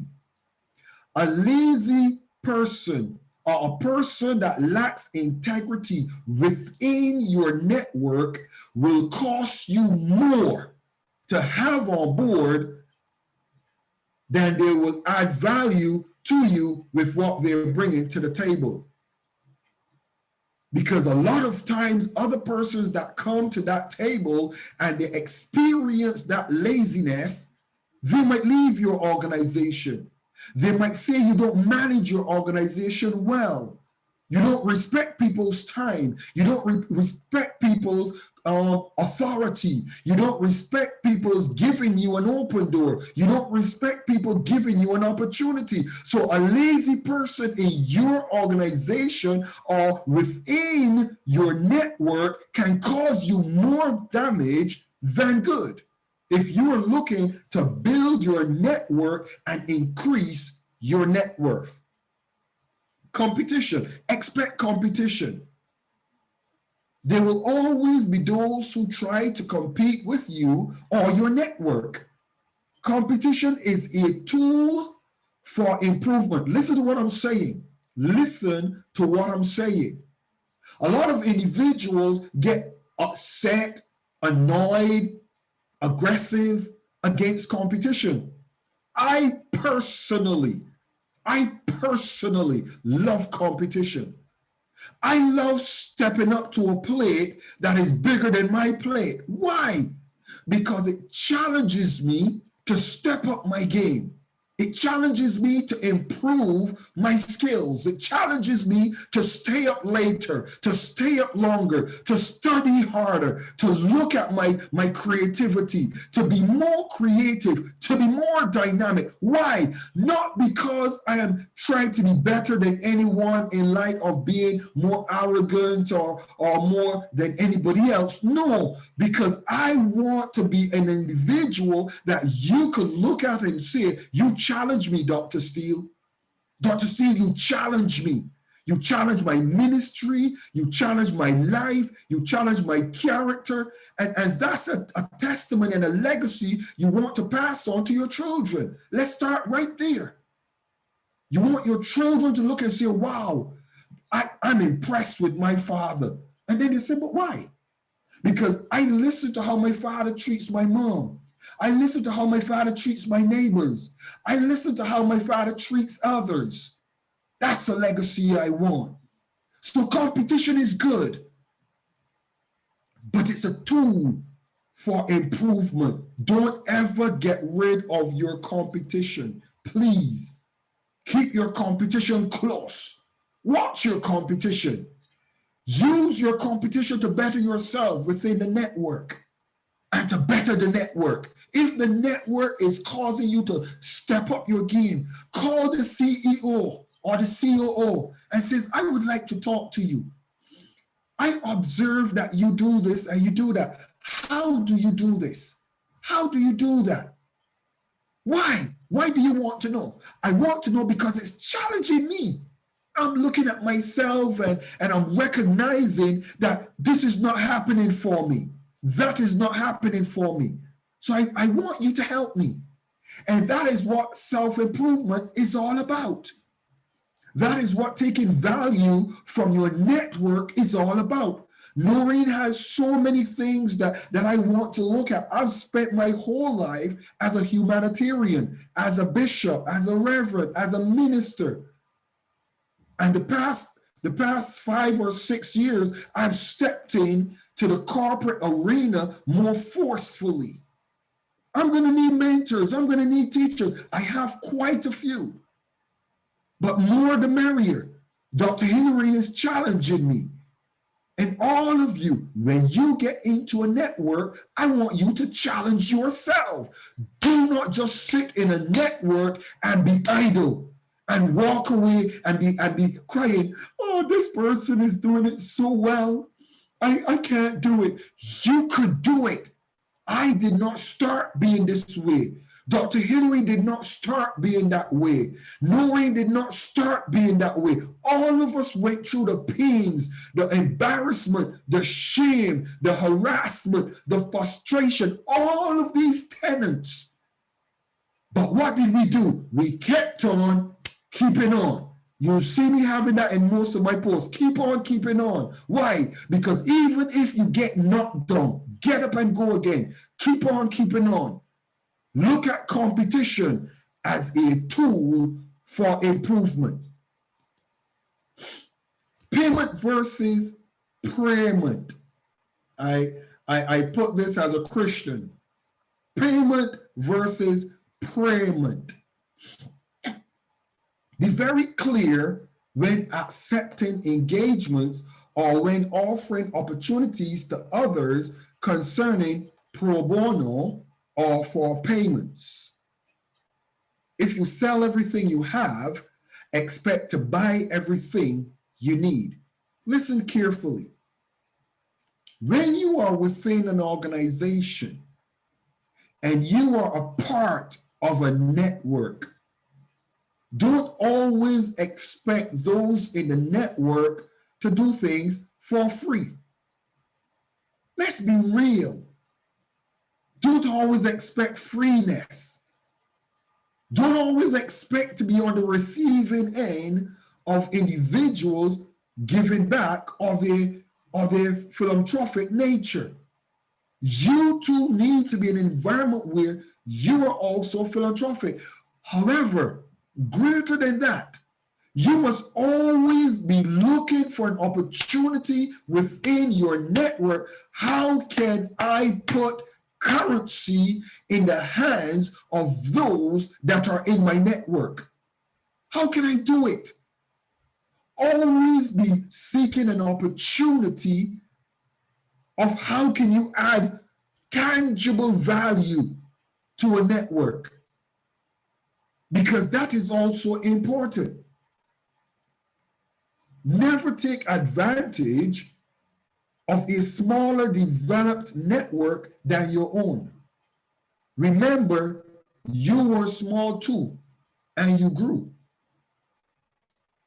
Never allow your network to be abused by greedy networkers because yours might be larger and more established. Always be mindful. If you are up here, don't lord over others and take advantage of them because they're trying to get up there. But if you're down there, don't take advantage and think that somebody that's up there owe you anything. You earn everything as a part of a network. You earn it. Let me try to be quick, and I just want to get through quickly. I think that this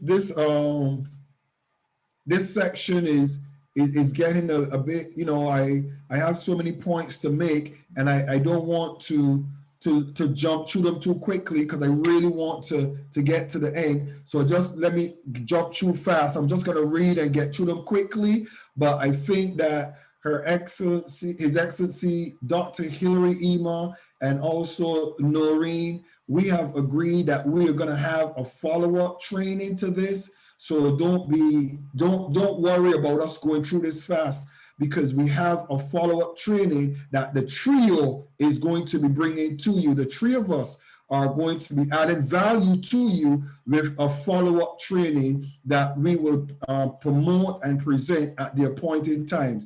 But let me just jump through these slides real quickly. And actually, what I am actually going to do is I'm actually going to give you this presentation for the takes. I will make this presentation available to everyone that is in the chat today, very confidently, and you can read it at your leisure, and you can also share it because it is important for you to grow and understand the tools that will help you. And I believe that His Excellency Dr. Hillary and Noreen and myself, we want to add value to you, our listeners. That's why this is free. That's why it's streaming live, because we want to give you true, tangible, real value. So let me run through quite quickly here in the next few slides, just a couple more slides. Promoting self versus promoting others. Rule number 1, never promote yourself greater than the one whose platform you're standing on. Dr. Hillary and myself, we celebrate this one. We talk about this so much. Under no terms are you ever considered honorable when you do.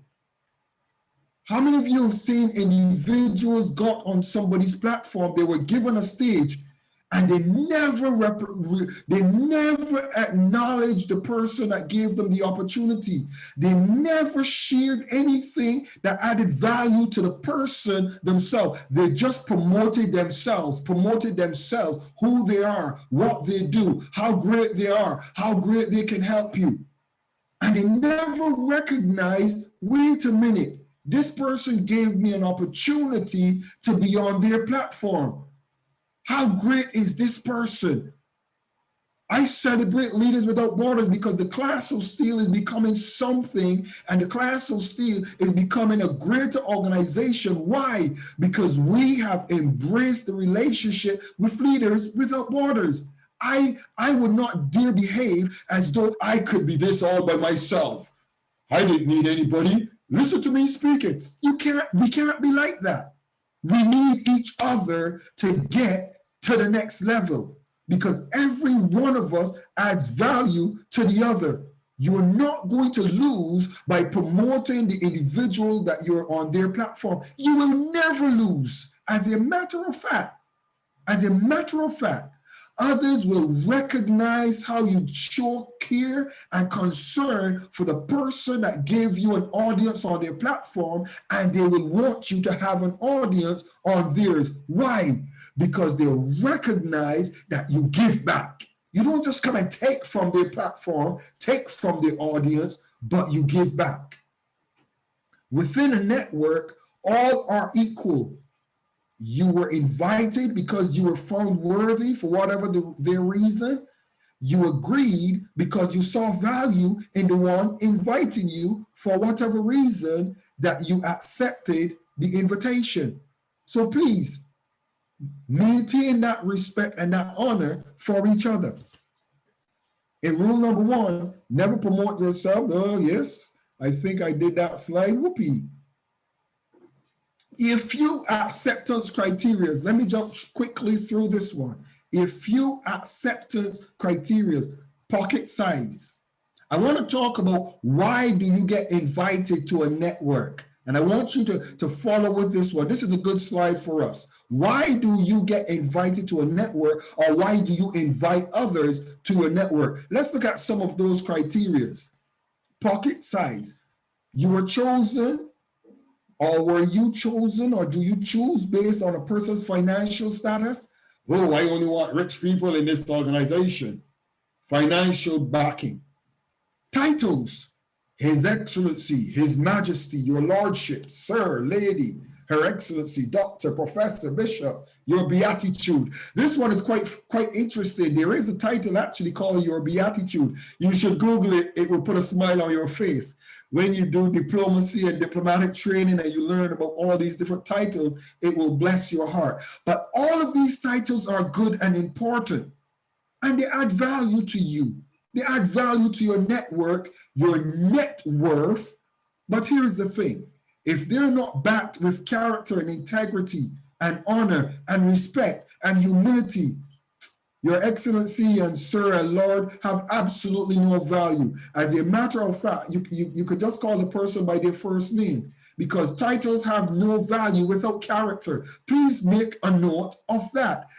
As far as I'm concerned, title has no value if it is not backed up by character. Skin color and race. Whites add more value. Blacks are better. Asians are the best. Chinese are fantastic. Europeans are the world changers, etc., etc. Are you in an environment because you don't want to be among whites, so you just sit with blacks? Are you in an environment because, you know what, I am sorry, but I don't want to be among any blacks, so I just sit among whites?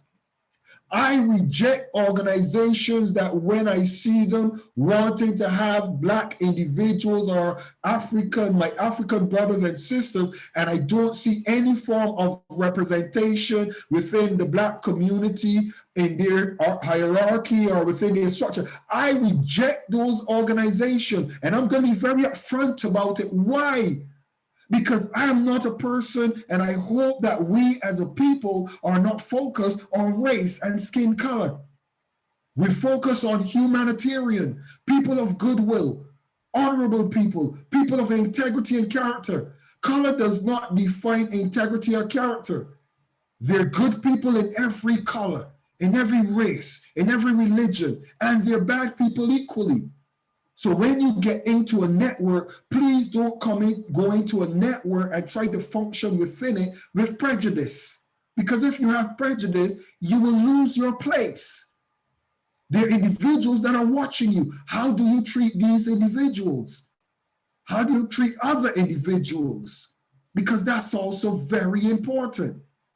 Social class, millionaires only, billionaires only the upper class, the UHNW, ultra high net worth, middle income, low income, no income.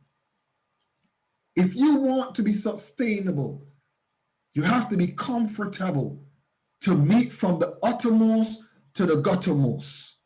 You have to be in an environment where you focus on all individuals at all times for all reasons so that your organization can be successful and be sustainable. Sex, male or female.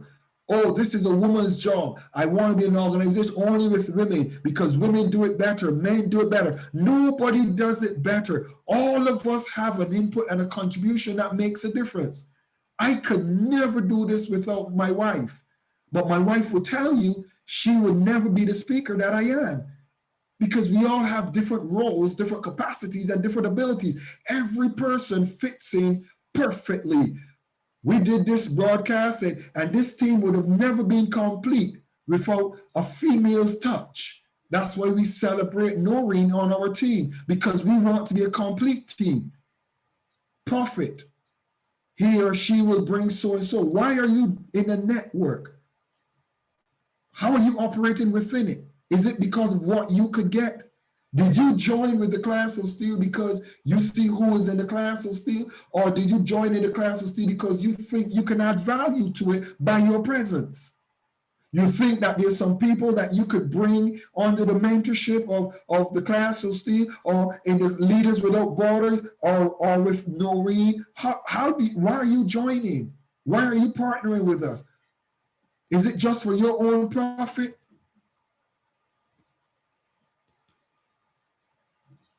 Other acceptance criteria, and this is the flip side that I want you to look at. This is the flip side. And these are the criteria that I join organizations for, the only criteria.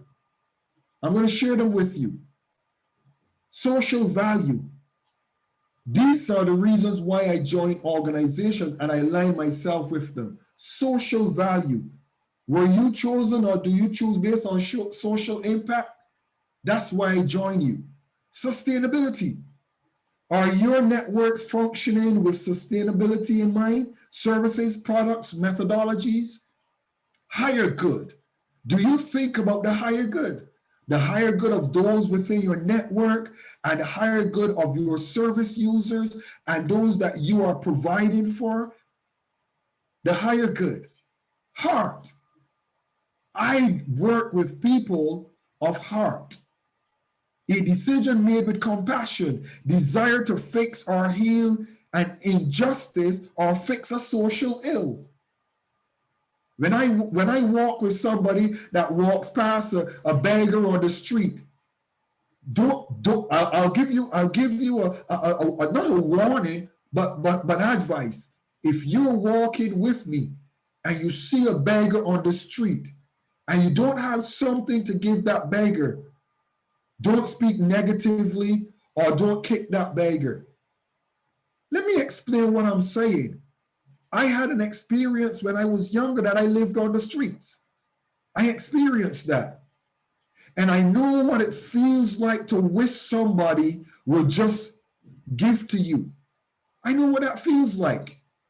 And I work with individuals who have heart, compassion, posterity, for the sake of and with future generations in mind. Calling. Is this your calling, reward or not? Your desire to fulfill a purpose on the earth that only you can?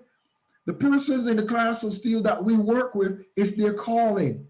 It's their purpose. That's why they love it. That's why they're here. That's why they stick around. And that's why I align myself with individuals, because they see the higher good that they can bring and contribute to others. I'm going to get to my closing. True meaning of a successful network. What's the true meaning of a successful network? What is a successful network? What is my opinion? And this is my final point. A successful network is not the one without disappointments. A successful network is not the one without disagreements. A successful network is not one where everyone likes you or you like everyone. A successful network is not all about you and your needs and wants and expectations alone. A successful network does not have a boss. Here is what I think a successful network is. In closing, and you will have this presentation. I will make this presentation available to you, and I will also make it available on the Class of SteelE website for all those who join our website and our team. I will make this presentation available that you could go through it at your leisure. Storming. Every successful network understands the value and the need for storms in the beginning process of any relationship. You go through storming. If you pass through the storming, then you go into forming. And all of you who have did marketing or management know this: storming, forming, norming, working, adjourning. A successful network are those who were formed after the storming. Most networks form first and break up after and during storms. If you have passed through the storm and still formed, well done. You're a successful network in the making. Norming.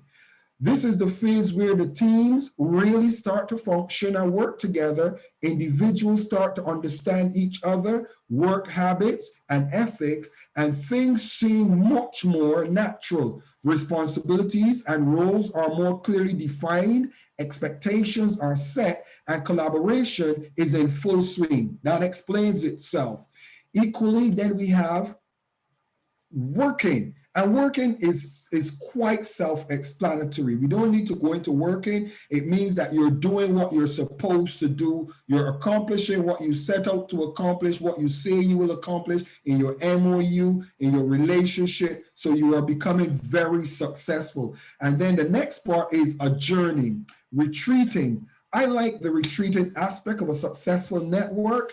This is where all parties get together and celebrate wins and refresh themselves for other phases or other opportunities together. His Excellency, Dr. Hillary, and myself, we're going to have a brief retreat on my 50th birthday while we're in Dubai, because that's where you celebrate the wins and the successes of an organization. And my final slide is: successful network meets three needs. Three needs: my needs, yours, and theirs.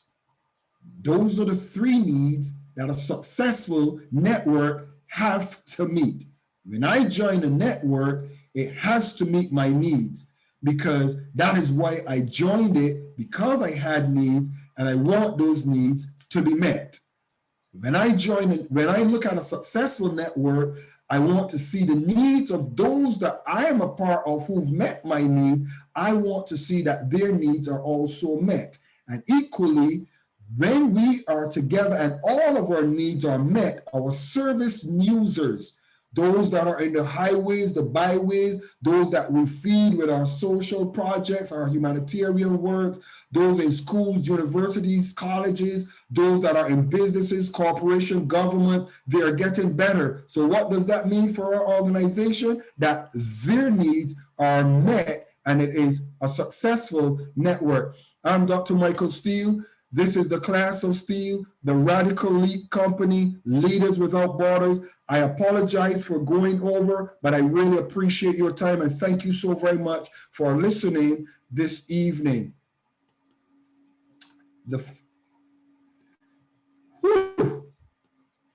Your Excellency, Dr.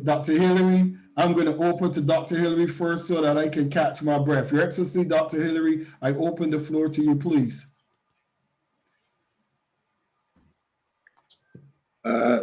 Thank you, Your Excellency, Dr. Makosewe, for that wonderful presentation.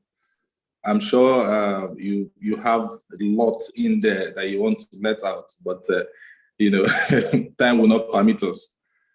So if we have questions, contributions, now is the time for us to do that. Thank you. Just wave and unmute yourself.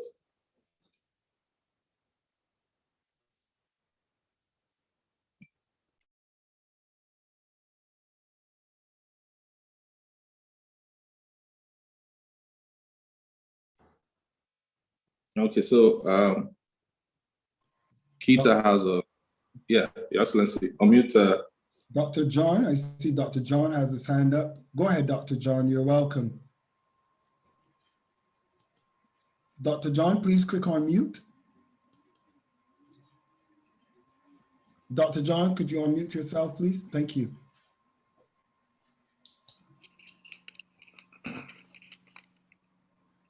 Okay. Good afternoon from Nigeria. Thank you, Your Excellency, Dr. SteelE. Dr. Michael SteelE, thank you very much for putting up this conference. And thank you, Dr. Hillary, for inviting me for the conference. I got a very short notice of this conference, but I told myself I was going to stay and listen to all will be discussed today, because the topic is one that is very, one I hold very dearly, because it's about the foundation of what I do, networking. So when I said I was going to stay and learn everything I needed to learn from all the speakers. And from Dr. Hillary to the second speaker, Noreen, Makosewe, sorry if I murdered your name, then to His Excellency Dr. Michael SteelE, I have jotted a lot of things here that will be very useful to me. So thank you very much. This is, I want to quickly say that I think this is something that people pay heavily for to attend, huge sum of money. So if you get it free, I think everybody here, is something that you share to their network so that people can come in more to benefit from subsequent conferences. Having said that, I just want to make a little contribution. Networking, relationships, connecting with people. When you connect, there's a word I always like to talk about relationship and meeting people. Rapport. It's called rapport. Rapport is a place of trust, a place of connection, a place of common ground. When they say anything can happen in the place of rapport. When you meet people, you try to connect. When you connect at a deeper level, there is so many things you can do with such people. And one way to connect is to make people owe you. There's something called emotional bank account. Immediately you meet somebody for the first time, an emotional bank account is open. And when that happens, two things will take place. It's either you are depositing or you are withdrawing. So when you meet people for the first time, make it deliberate, make it intentional to want to deposit in the emotional bank account that has already been opened. Make people owe you. Make it a point of duty to always be the one to extend a hand of fellowship, to give. Be a giver in every relationship that you are in. Be the first to want to help, to want to support. Be the first to want to see that the other person is growing. When you do that, it brings about serious bonding and serious connection between you and the group that you find yourself in, or between you and the nurse person you just met with. When you come into meeting with people and you are there, and the first thing at the back of your mind is to take, it repels you from people. You must always ask yourself at every point in time, what can I contribute to this group? For instance, right now I am thinking, how can I get the notification for the next conference much earlier, and how can I blow it up to as many people as possible? Because this is not something that just a handful of people should be listening to, because it is free. So in any gathering you find yourself, always ask yourself, how can I contribute? How can I make impact here? How can I help out? And in so doing, it brings you into more connection with the group or within the people, with the people within the group. So once again, thank you, Dr. SteelE. Thank you, everybody that is here. I have really gained a lot from the training, and God bless you all. Thank you.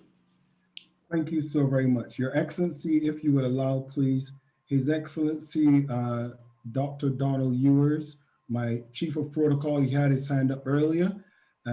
Your Excellency, Dr. Donald Ewers, please go ahead with your submission. A pleasant good evening to all the ambassadors. I would like to point the question to Dr. Hillary regarding how do you, to be successful in marketing network and into business after the honeymoon period within the network, within the business, and we use an expression in the UK, you get your fingers burned either by your team or some disappointment. For example, I came to Dubai when you put on the big summit, and when you put all the books together and you work all the finance, it didn't balance the book. But yet you have to come on the platform to smile. Yet you have to come on the platform and making the next event.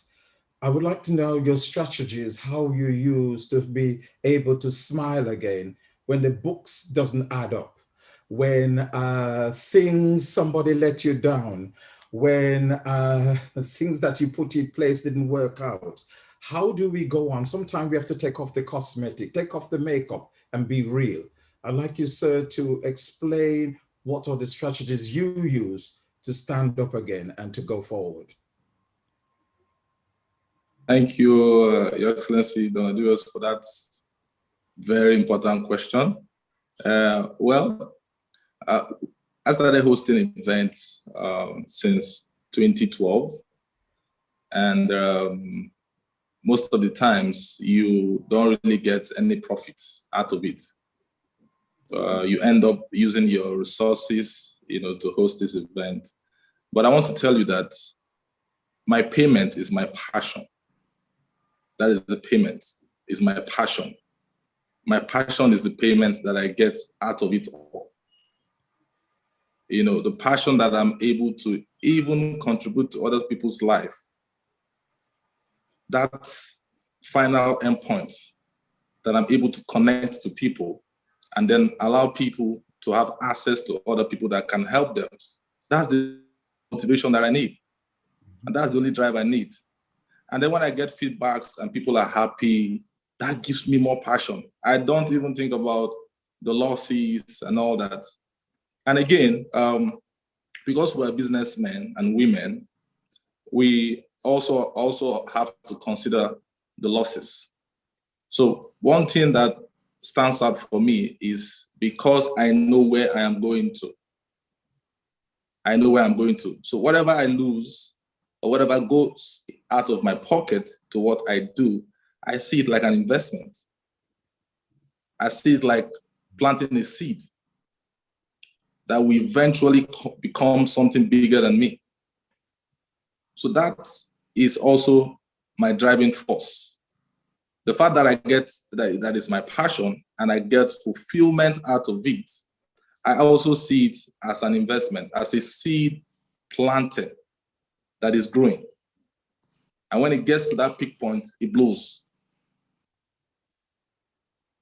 It's not as if I don't go back and say, wow, I just spent a huge portion of my savings on this event, or I just did this, or I've put in money in an investment and it's not working out. Of course, it gets to me. But when I remember that what I'm doing is not because of what I want to get immediately, I don't do it because of the immediate action or reaction. I don't do it because of that. I do it for the future. Once that clicks in my head, I'm excited. I want to just, keep going. I don't want to stop. So that's how I'm able to stay sane, and keep doing what I do. So thank you for that very, very important question. Thank you so much, sir. I would like to ask Her Excellency Noreen to really answer that question. Noreen, you had a very horrible experience. And before you answer that question, Noreen, I want to first acknowledge the time is now 6 minutes past 1. And our session is supposed to be completed, but in light of some of the technical challenges and some of the other dynamics within, I hope that you are pleased to stay so that we can give others an opportunity to ask their questions. But equally, we have an audience that is online as well that would like to have some questions answered as well. So we appreciate your extension of time if you're able to facilitate us with that so that some individuals could get their questions out. Your Excellency Noreen, could you take that question as well, because you've experienced difficulties and that's important. A lot of individuals get discouraged, they shut down, and they want to know how can you move again, because it is very hard to move again after some of those dynamics. So be real with us. Let us know the truth. How is it? But thank you so much for that question. I'll share very briefly what the experiences were. I think in business, we all know that when you lose money, it's painful. And in my case, both times it was betrayal. And it cost me thousands and thousands and thousands of pounds and dollars. And it placed me in very serious debt. And it took me a while to overcome and to bounce back. And the reality of how I handled it was the truth is the first experience was the worst one because it caught me off guard. And it took me a while to come to terms with the fact that I hadn't had the right boundaries in place. Even though there had been signing of documents, the person left the country and I didn't have the resources to pursue the case. And I literally lost everything I had worked for. The second time we had the legal documents, but the person circumvented and cut me out of the deal. And then the third one, you would think I would have learned my lesson the first 2 times. And the third time we had all the right documents in place, but the person just used up all the money and I wasn't able to get it back. So the lessons I learned from that was boundaries. That's the first thing I think that it came back the second time round, was to have the right boundaries and the right documentation in place. Have your lawyers. I think one of the things that business owners do is they cut corners when it comes to having the legal framework in place. So don't scrimp on your accountant, don't scrimp on your lawyer. Have the lawyers in place to read the documentation and have the resources for the lawyers to pursue any cases on your behalf, especially if you're in international trade. Because if, say, I'm in London and I'm doing business with someone in South Africa, my legal cover should be able to cover me if I need to pursue a case in those countries. So have the right frameworks to cover you. Second is have boundaries, just like His Excellency Dr. SteelE mentioned, is communicate your boundaries in advance. Let people know your expectations, know your deal breakers. One of the things that I have as a non-negotiable now is business principles I live by. I have a document in place to guide me on how I manage my business relationships. If it falls outside any of those principles, I'm not interested. It's not for me. It's not part of my vision.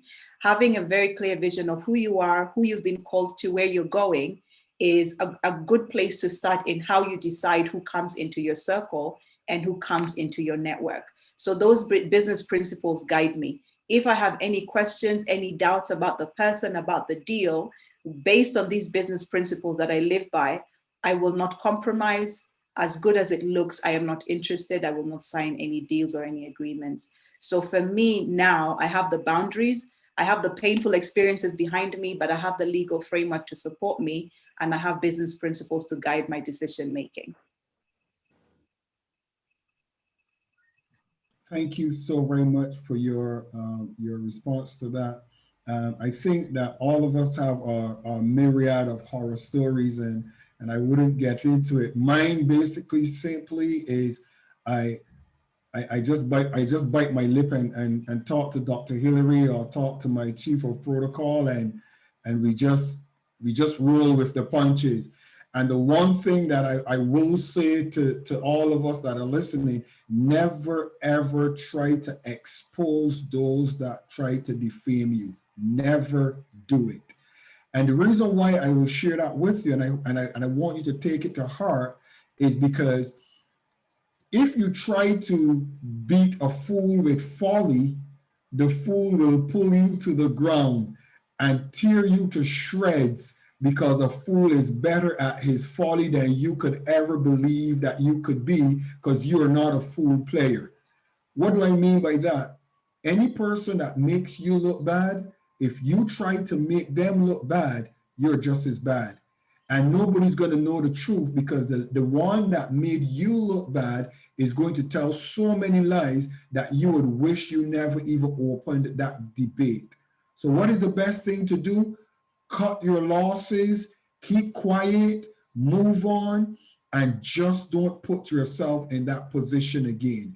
And it's a hard lesson to learn. It's a bitter pill to swallow, but the best advice, and I hope that I can get a hand wave from Noreen and His Excellency Dr. Hillary, you just leave them in their zone. Don't even let nobody know what they did. And if somebody even asks you about them, you don't even give advice unless it's somebody that is close to you and you're saving their skin. But if it's not somebody that, if whatever happens to them matters, just leave it alone. That's the best advice anybody can give to you. I see Titlope.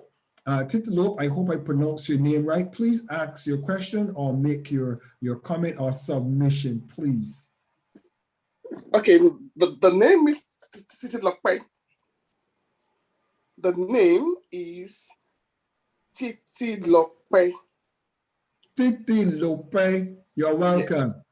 Thank you very much. I actually want to appreciate you, our host, and also appreciate Dr. Hilary and this lady, Noreen. You've all been fantastic. I can't believe that I'll be in a meeting for 4 hours and I'm not leaving that meeting. It's just impossible. I don't have such patience. Never, I do not. I do not have that patience, but see me today, still here till now. I just can't even blink my eyes. I appreciate Hilary a lot for inviting me to this meeting. My only regret is that I did not send enough invite to people about this event. That is my one and only regret. And the few I sent is to, some thought there will be 2 sessions, 12 to 4 and 9 to 1. So they got it mixed up. Really, it's been a fantastic meeting. This shouldn't have come cheap, really. It cannot even come free. So your time, your effort, your businesses that you put together, trust me, is very well appreciated. Extremely well appreciated. Thank you very much. Thank you. That's all I want to say. Thank you. Come on, let's celebrate Titular. We have to celebrate him. I have to celebrate you because you actually made my side hurt when I laughed because you couldn't leave.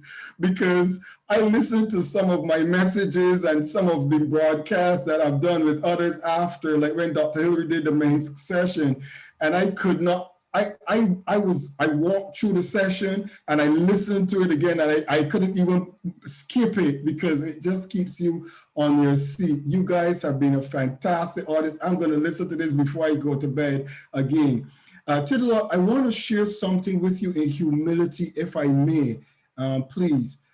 I have helped individuals who had stutters quite well, individuals, and I've given them a nugget, and I want to give you a nugget, if I may, in humility. Is that okay, please, sir? And it's for anybody else who has a stutter that is listening as well, but I think it will be helpful. Is it possible? Is that acceptable, sir? Please continue. I'm a lady though. You're hey, I apologize. It's okay. It's okay. Don't bother. I apologize, Ma. Please forgive Dr. Hillary. Please, I will take my snacks. I will take my last. No, one of the things that I have said to individuals that have stomach, because they speak, their brain processes the information faster, and when it gets to their lips, it creates a challenge because their brain is thinking about the next thing. So what I say to individuals, how I've helped a lot of individuals, is simple. Before you say what you're going to say, think about it say it in your head first. And when you hear yourself say it, then you say it after. And don't speak with excitement. Anytime you speak with excitement, you tend to veer off and you tend to get challenges. But if you take your time and hear yourself say what you're going to say first, it is so awesome. And it works perfectly. And I hope that adds value to you and it helps you as well. Because your excitement, you exude excitement, and it makes it difficult to let the words come out immediately and calmly. But I really want to appreciate your submission, your bravery, and God continue to bless you and add value to you. And I hope to see you in more of our podcasts as well. Thank you very much. And I wonder how you think I will not be excited after this exciting event. I really wonder, but really, you are very right. I was worse before now. I think I've really improved, and I'm still working on myself. I always tell people that we are all work in process. I'm working on myself as well, and I'm going to get better as time goes by. Thank you very much for your time. I appreciate it. I appreciate you too, man. Come on, let's celebrate her. Come on, let's celebrate her. Come on, we bless you.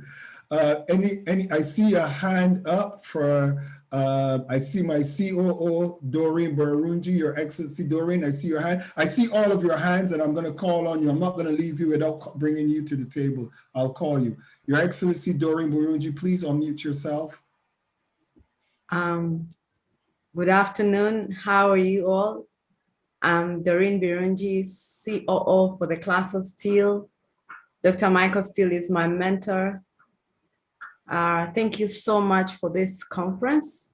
It has really blessed me as a person.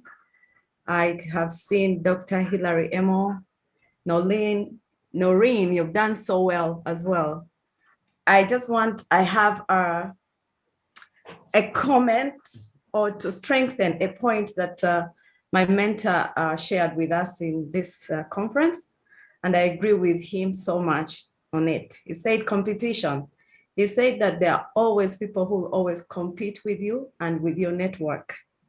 And then he said competition is a tool for improvement when held in the right hands.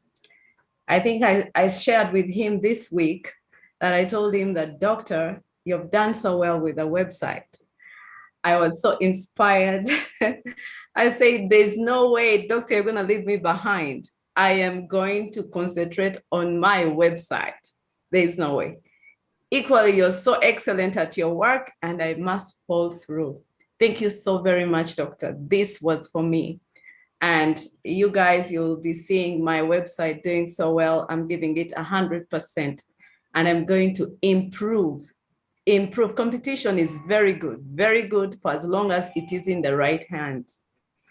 The other submission goes to Dr. Hilary Emoh. I would like him to give me a guideline, or us a guideline of boundaries of the network, especially for fresh individuals who have just joined the network. Because many times we, like for example, me, I came to Dubai and I was telling my mentor that, doctor, I have never gone to such an event, a business event. And so this is going to be my first time. So there are some boundaries that I went overboard. So for those of us who are joining the network, I'm speaking on behalf of the fresh ones who are joining us. We would like to have a lesson on boundaries before we interact with people or we contact people, because at times we might step on the people who have invited us, we might step on their toes, or we might misrepresent ourselves or the organizations or the connections that have brought us to this network. So if that, I don't know if this topic was talked about before I came in, because I came in like 30 minutes after you had started. For me, it will bless me, the Class of SteelE, and also to Leaders Without Borders. Maybe also Noreen can also give her take on that. She has already spoken about boundaries, but these were boundaries when she's already past the network. By the time someone takes money, you enter an MOU, you have already, you are so convinced that this is the right person, but at the end of the day, the person disappoints you. But how about fresh networks? I need to know Dr. Makosewe. I need to know Noreen. I need to know Hilary Emoh. How do I go about it? So for me, that would be my submission. Thank you very much for giving me this opportunity. Your Excellency, Dr. Hilary, you were first request, and then Noreen on boundaries. I was off the question. Can you please help me with the question? Okay, that's all right. Doreen, please ask the question. Just ask the question so that His Excellency, Dr. Hilary, will get exactly what you would require him to answer. Yes, Dr. Hilary, what I wanted you to help me understand or train us on fresh entrance into the network. What is it that we need to keep in mind before we misunderstand or misrepresent the individuals or organizations that have taken us to this network? Because I personally was in Dubai, and that was my first conference, and I went out of the boundaries, so I did not know. So what is it that we need to watch out when we go to new networks and be able to strengthen the relationships that we will be interacting with thereafter the conference or the introduction? Thank you. Thank you, Doreen, for your question. Trying my mind around the question and to understand your angle. You talked about stepping out of boundaries when you were in Dubai for the event. So I'm understanding that you were talking about also maybe connecting with new network about it. If I'm correct, that's the question. Yes. Very good. So depending on where you are going to program you are attending, the summit, for instance, the summit in Dubai, who your leader is and the structure of your organization. Step out of boundaries, it means there's a structure in your, it means that maybe somewhat, you have not really studied understand the structure of your organization, which means your leader or your mentor and understanding of the structure of your organization. Reaching out and meeting with new contacts is always very important you need to do it. You need to do that also in the right way. Instance, I always like to use examples. I remember someone invited me to help them security firm in Canada, presentation for them in Dubai, and man told me, look, we're going to do this presentation. I want you to speak only on our company. Please don't say anything about you or what you do and all that. I love and I respect a lot. So I told myself, of course, no problem. When we were going for that presentation, I got one complimentary card. I didn't be tempted to, put my hand and give. So I didn't go out with any complimentary card. So I went there, I did the presentation, and when the CEO of the company asked me for my card, I said I didn't have any. So the CEO started asking me, but I want to know who you are, what do you do? So I started talking, and unfortunately, the CEO became interested in what I was saying. I forgot about the presentation I just did. So what I'm trying to say is, once you understand the structure of your organization and you go out for such summits or programs, you will know what to do. And of course, I always encourage people to try to connect to network. And even when you do that, your leader, your mentor, let them know who you've connected to. Let them know who you've connected to. So that when you are reaching out to these persons, when you're having discussions, and because you are under a plan, look like you are not following protocol. So I hope I was able to,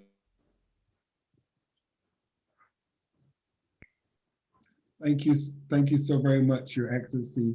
Noreen, would you like to take the same question and just share your thoughts, please? Thank you, Your Excellency. Thank you so much, Your Excellency, Dr. Hillary and Dr. SteelE. So in answer to that question, when you come newly into a network, it's always important to have a very clear reason and vision as to why you're going into that network. When I first started in business, I was very excited to be in business. So I was in every networking event in the city of London, but it didn't bear much fruit. And one of the lessons that I learned is, before you go to a networking event or before you join a network, even though you want to be part of that network, you need to do your background check on that network. It's important. You need to know who they are, what they do, who is in that network, who runs that organization, are they profitable, do they have a good reputation, the people in that organization, do they also have a good reputation? Once you're very clear about the fact that you want to be part of that network, understand the value of being in that network. There are many networks where you can join for free. There are also networks where you have to pay a gate fee to be part of that network. I think it's a perception thing. You may find that the networks where you pay to be in that network may offer more value because they want to vet the people who are coming in, and they know that if people are willing to pay, then these people are willing to give and receive value. So you want to know, is that network free or is that network paid to you? Do you need to pay to be a part of that network? Once you're in that network, understand what you are doing in that network. I think a lot of people maybe do not ask themselves, why am I here? That's the first point. That's a question that's going to determine what you get out of that network. Are you there to learn? Are you there to network? Are you there to expand your business? Do you want investment? What are you doing there? And once you know what you're doing there, then you need to be very clear with your ask. People go to networking events without having a very clear ask. Every conversation you have in business is a pitch, whether you know it or not. So when you're in that conversation, you're talking to somebody, you're telling them by your conversation what you want, and they're also listening to see if they can also receive value from you. So you go in knowing, this is who I am, this is what I'm doing here, this is who I need to connect with, because it's likely that not everybody in that network is the right person for you. So go in there knowing fully well, I need to connect with 3 specific people. These are their job titles, and this is what I'm going to offer or ask from them. And also have your very clear set of business principles. I think I always default back to having a very clear set of business principles of how you operate, because you may find that the person you want to meet operates in a way that you do not want or are not comfortable with operating. So do a background check, understand what value is in that organization. Do you need to pay to be part of it? Or is it one that you just walk in and out, meaning that there may not be that much value in there? Understand what your vision and values are for being in that organization. Know who you want to deal with in that organization, and have a very clear ask or pitch to them, so you're not wasting their time and they're not wasting yours. And that's one very good way to be able to access a new network and to avoid wasting time and money. That's what I'd suggest. Thank you so very much for that, Noreen. While you were speaking, Noreen, I have some secrets and some keys that I was going to speak, and then I caught myself. I remember, Michael, you're going global. You're everywhere. Everybody can hear you and see you.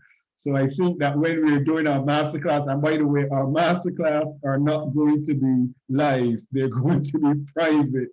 So when we're doing those classes, we will be giving you guys some secrets. As a matter of fact, if any of you would like to be on a masterclass with us when we're doing it, just put your email inside of the chat, so we will make sure that we send you an email from His Excellency Dr. Hilary Noreen. Just put your email in the chat, and we will make sure that we record it for you, so that you will be invited to our masterclass when we're doing it.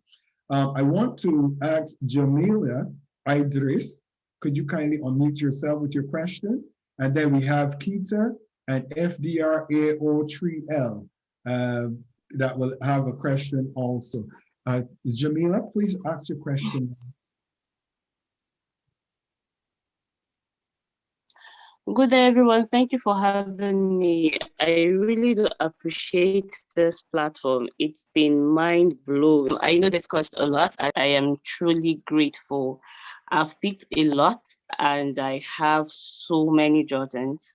But at this point, I really want to thank Ambassador Hilary, because he's my connection on LinkedIn, and I just bumped into this and jumped on it. And I've been on for hours, and I had to keep my thesis I'm working on the side to really listen and take a lot of notes. Thank you so very much. So my ask is that I have been working on starting a community, because I refer to myself as a super connector.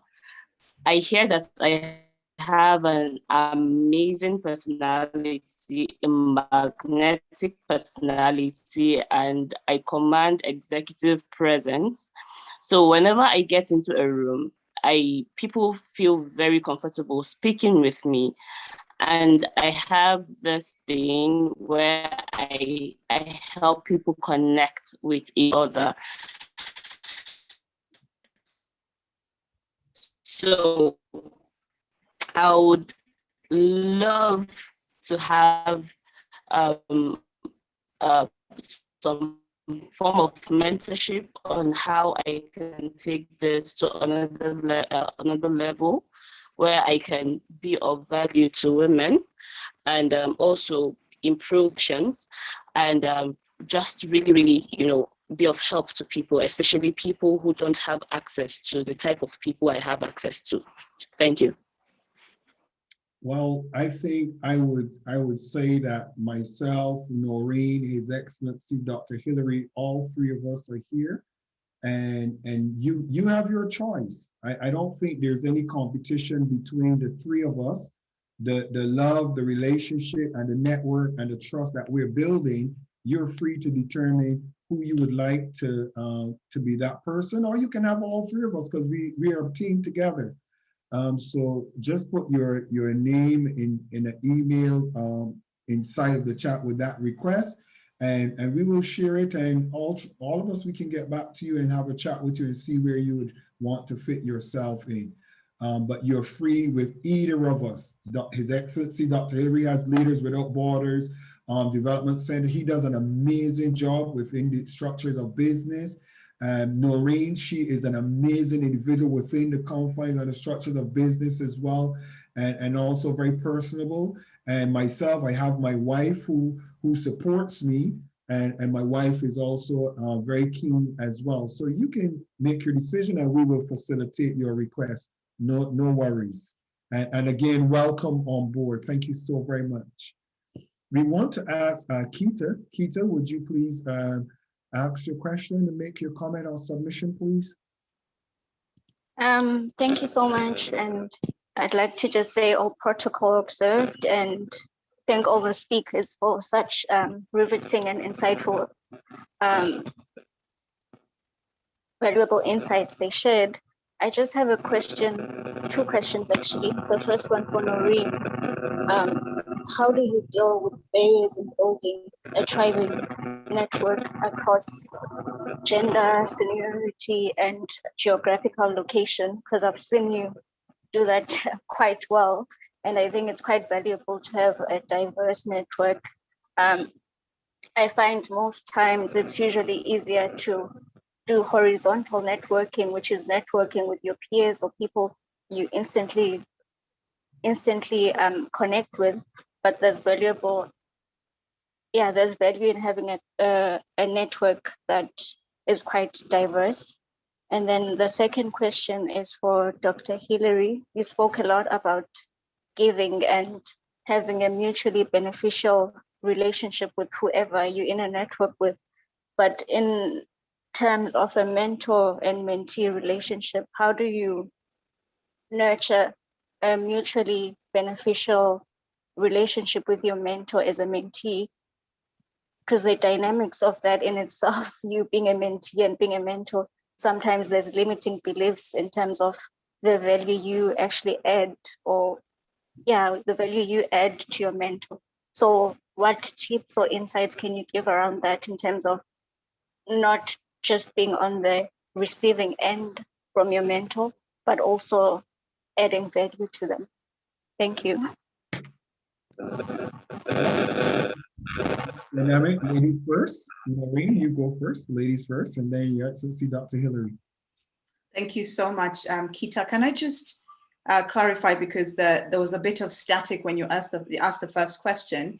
Are you asking how do you network across different roles, different levels of gender? I didn't quite get the first part of the question.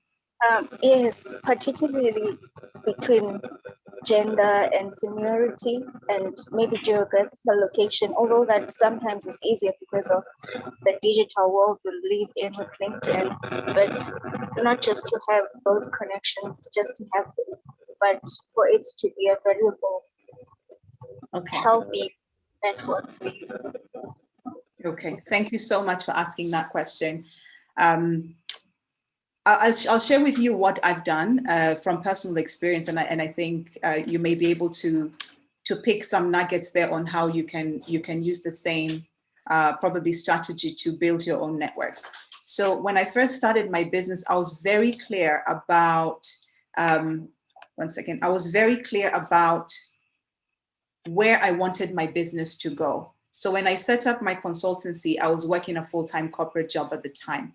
So I was using the corporate job as an opportunity to learn, to grow, as well as to network. So when I drew up my strategy for expansion, I knew I did not want to be only UK based. Our consultancy is UK based. I had a desire to work across different continents and across different countries. I did explore different countries, but then I decided to focus particularly on Europe, Middle East, and Africa as the continents that I wanted, or the business regions I wanted to focus on. With that in mind, I knew who I wanted to connect with in those different regions. And knowing fully well that is where I wanted to go, I go back to my expertise. What do I bring of value to companies, and what would they be willing to work with or to interact with me to achieve for themselves? My areas of expertise are strategy, business technology, and market expansion.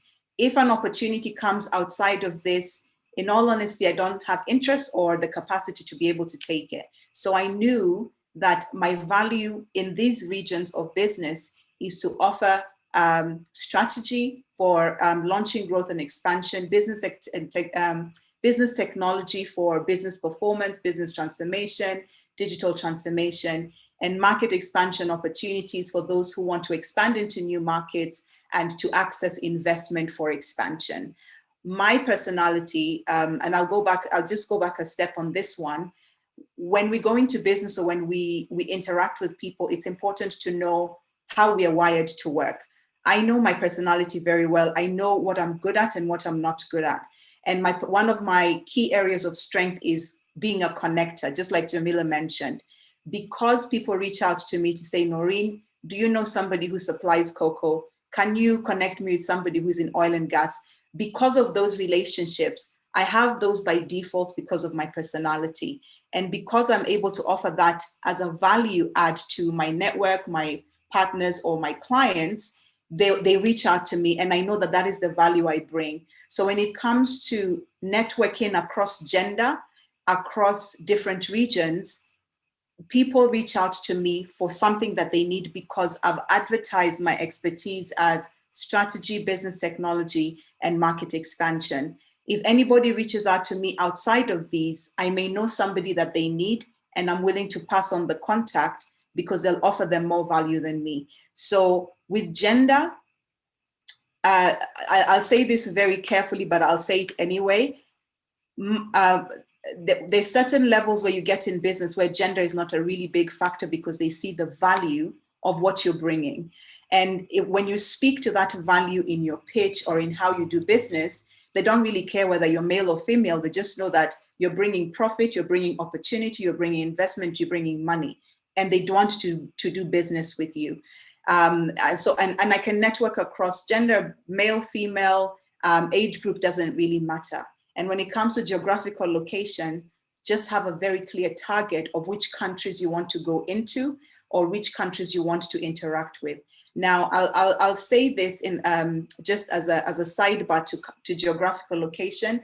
There are people who have reached out to me outside of those geographical locations that I focus on, only because they want to do business with the geographical locations that I focus on. So Asia may reach out, but that's because they want to do business with Europe, Middle East, and Africa, and they can see that I may be a contact for them. So it's being open to those conversations, having a very clear pitch and a very clear value proposition to say, I can do this for you.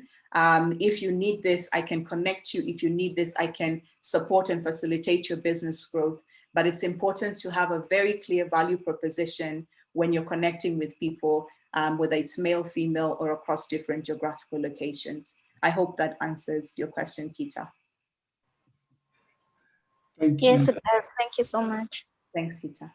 Kita, would you like to, your question for Dr. Hillary? Dr. Hillary, did you take the question that is for you, Your Excellency? Yeah. I have it. Please, your submission and your response, Your Excellency. Yeah,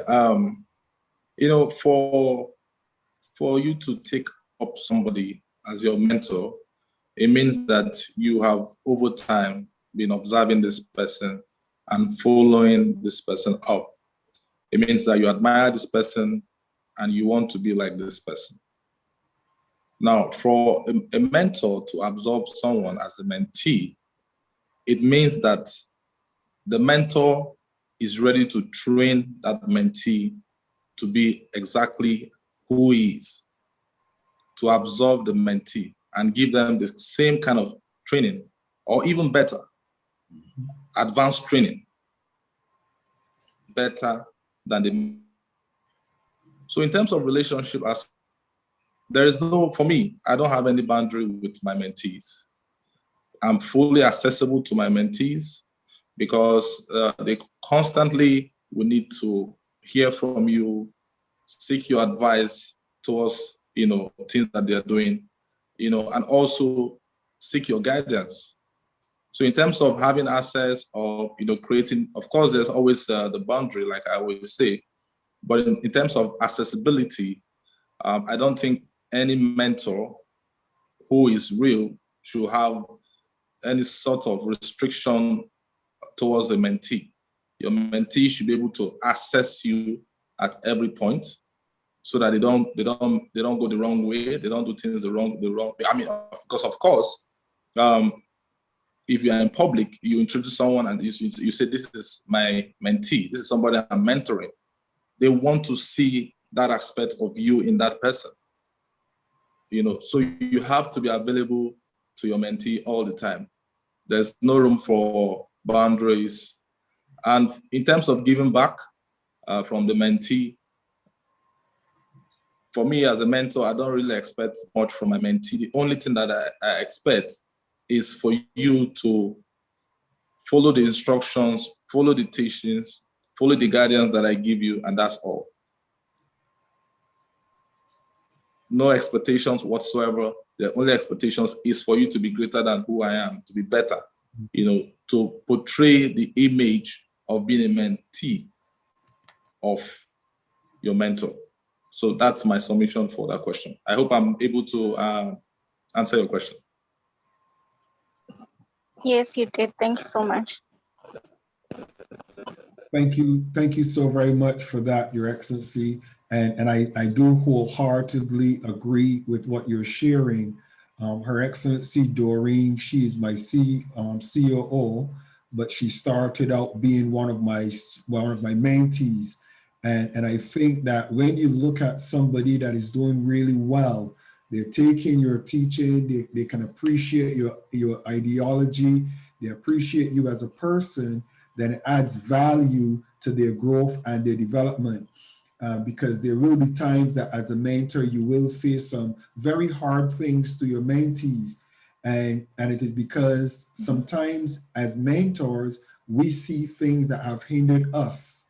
And when we see our mentees trying to display those things, we attack them aggressively and not passively.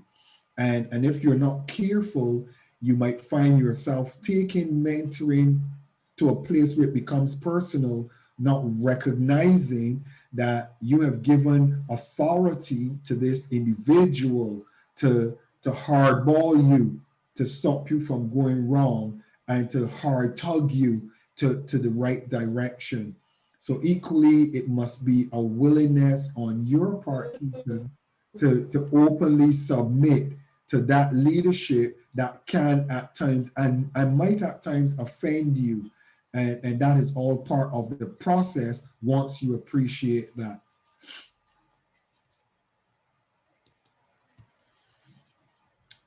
All right, we have a submission from FDR, and I can't call a name because I just see FDR AO3L. Okay. Hello, everyone. Can you hear me? Good evening. Yes, we can hear you. Yes, good evening. Sorry, I don't know that's what they showing. My name is Muhammad Garba, a founder and CEO of Kanobi of Suma Venture UAE. I'm from Nigeria. This is my first time of attending this conference, and I'm very glad, I'm very happy with His Excellency Dr. Hillary, which through his contact I saw the conference. And thanks to His Excellency Dr. Michael and Her Excellency Maureen, I got a little of the presentation, very interesting. Actually, I brought my new business in UAE as a new. I incorporate my company in the Sharjah Free Zone, and it's healthcare beauty product made in US. So last year, November, I incorporated the company, and then this December, last year, December, I lost my dad in the process of finishing everything here. So I have to go back to Nigeria. And then I came back last month to conclude what I've started. I've submitted all my product to Dubai municipality for registration and approval so that I will enter the market. But I'm having challenges. The challenges is I didn't know that the market is so big like this. So yes, so the challenges is financial challenges. I really need a partner or a joint venture that I will continue with my business in UAE. So I went to His Excellency Hillary to give me advice. How will I go about this in UAE? Thank you so much. Okay, so what I will do for the sake of privacy is I think that you should, Dr. Hillary will make arrangements that you can speak with him privately, and you and him can speak on that. Definitely. I don't think that's a public conversation to have. Exactly. So Your Excellency, Dr. Hillary, if you would exchange communication. As a matter of fact, Mohammed, could you kindly just put your email and your name inside of the chat, and I will see that Dr. Hillary communicates with you and you with him in that. But I think that is more a private conversation. Your Excellency, Yes. Dr. Hillary, please, you can respond to that yourself if necessary. Go ahead, Your Excellency. Yeah, I was just going to say what you just said now. It's a private, what it is. So please feel free. Let me have your email address and your contact information. I'll reach out to you immediately after the conference, and then we can see what we can do to help you. All right, sir. I'm about to send it now. Thank you so much. You're welcome, sir. And the interesting thing, you recognize that why I love Dr. Hillary is we know each other so well that we're able to cover each other at the appointed times. But the other thing is that he makes an important statement. He said we. And the interesting thing is that once you have a team and a network, you'll be fine. And I think that Dr. Hillary will be key and critical in putting not just yourself, but other individuals who have that interest. You can also communicate with Noreen as well. Noreen, that's correct. That they can also reach out to you, and we are very capable of giving you some advice that can point you in the right direction. No person ever says to you that we can give you or avail finances for you. We could point you in the right direction, and it's up to you to qualify. So thank you so very much for that, and also for being with us. And we look forward to seeing how we can work with you. All right, thank you so much. I'm grateful. All right, are there any other questions? I see Dr. Kimberly Grant that has patiently sat there. Dr. Kimberly Grant, would you like to make a submission or ask a question this evening? It's such a pleasure to have you with us this evening, Dr. Kimberly Grant out of the US. Well, thank you so much, Ambassador SteelE, my mentor, actually, and thank you so much, Your Excellency Hillary Emoh, for this invitation as well. I've just been sitting back and observing and listening. So much fruitful information that I've received. I've been taking quite a few notes, so I'm looking forward to the masterclass that's coming up, and so I put in my email address for that information. Thank you so very much, Dr. Kimberly Grant. And the next ambassador on in the making for the next level. Bless you. Thank you so much. Okay. Your Excellency, also you have Titi Lokwe Ajimaju. She's on the diplomatic training. Okay. Okay, well done. Noreen, we should have Noreen on the next trip. We would love to have Noreen graduating with us in Dubai, but don't worry, in time, Your Excellency Noreen, in time. So I think Dokubo, she has been raised since. Yeah. I don't say which one, please. Dokubo Soye Dokubo. Soye Dokubo. Sorry. She's still there? Yes. Yes. Yeah. Oh, I don't see. Tabasoye. Yeah. Which one? This one? Oh, I'm sorry. The first lady came. Please unmute yourself, ma'am. I do apologize.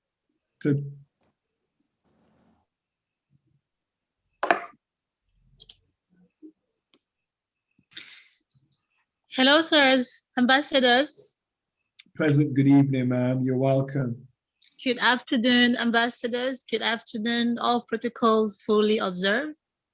Thank you very much for this wonderful opportunity. I will like to appreciate my direct boss, Ambassador Dr. Hilary, for this wonderful opportunity to shine.